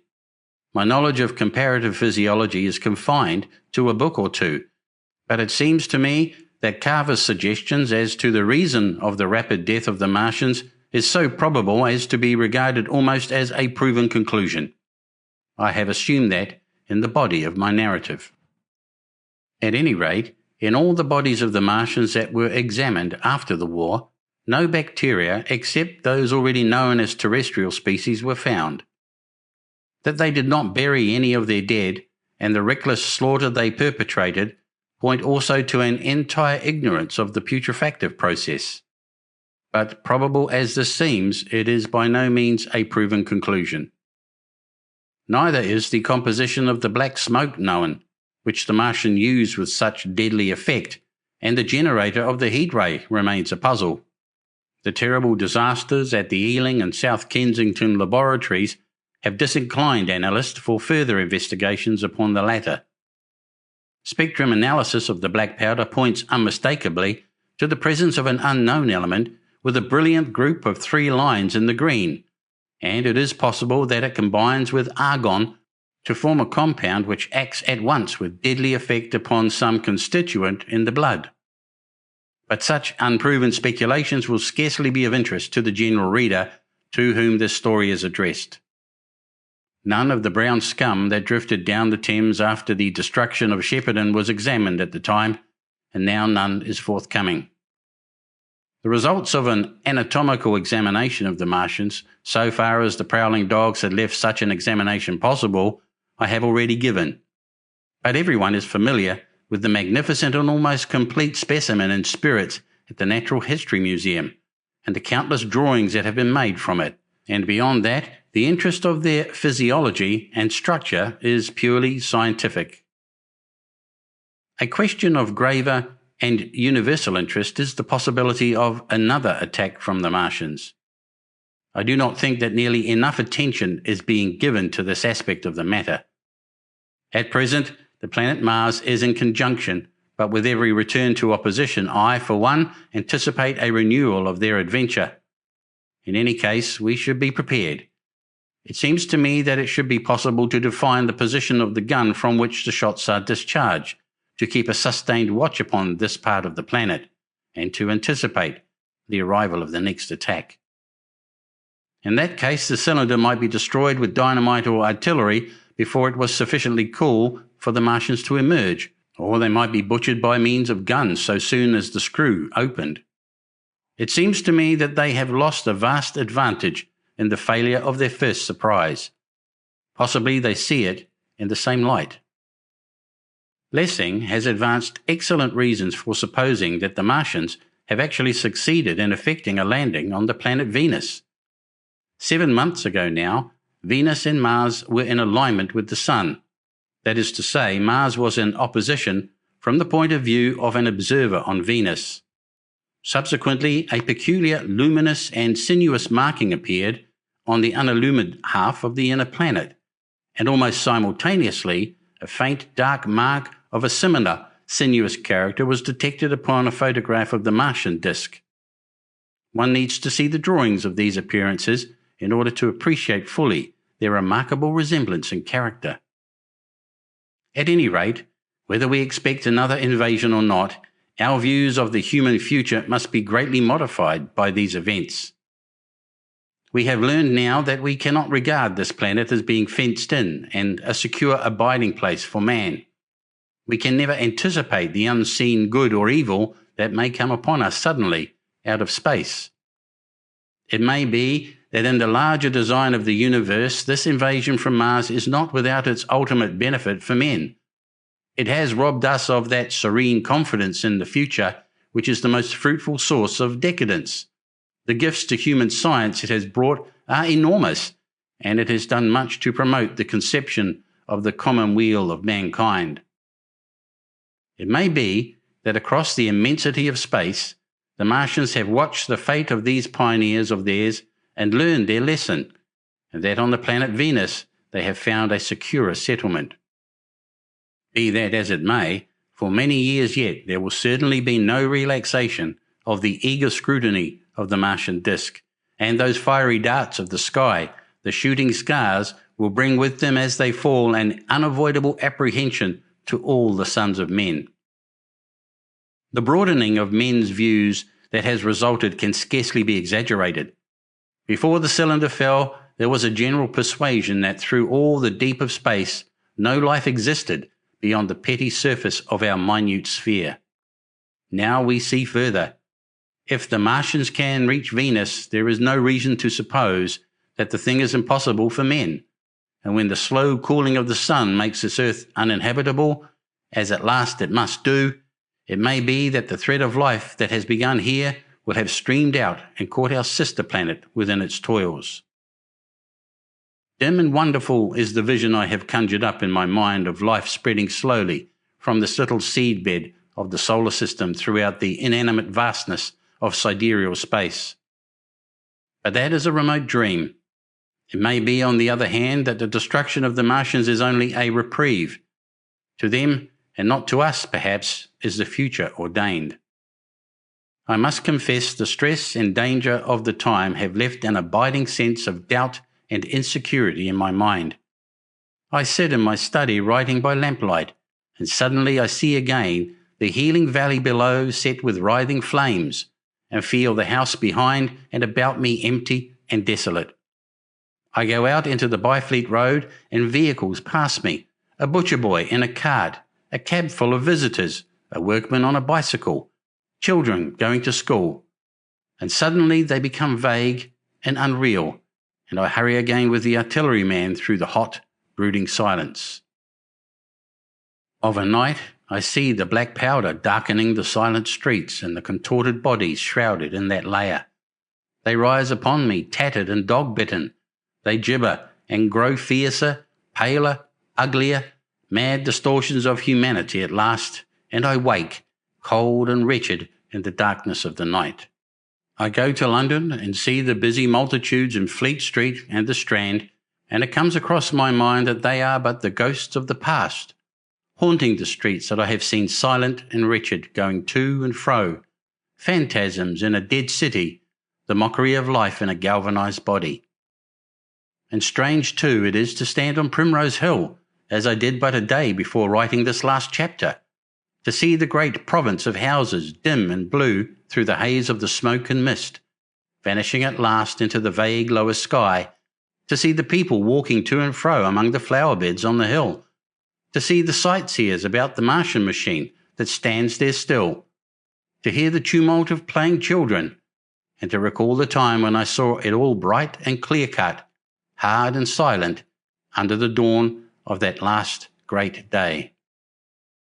And strangest of all is it to hold my wife's hand again, and to think that I have counted her, and that she has counted me, among the dead. End of The War of the Worlds by H.G. Wells.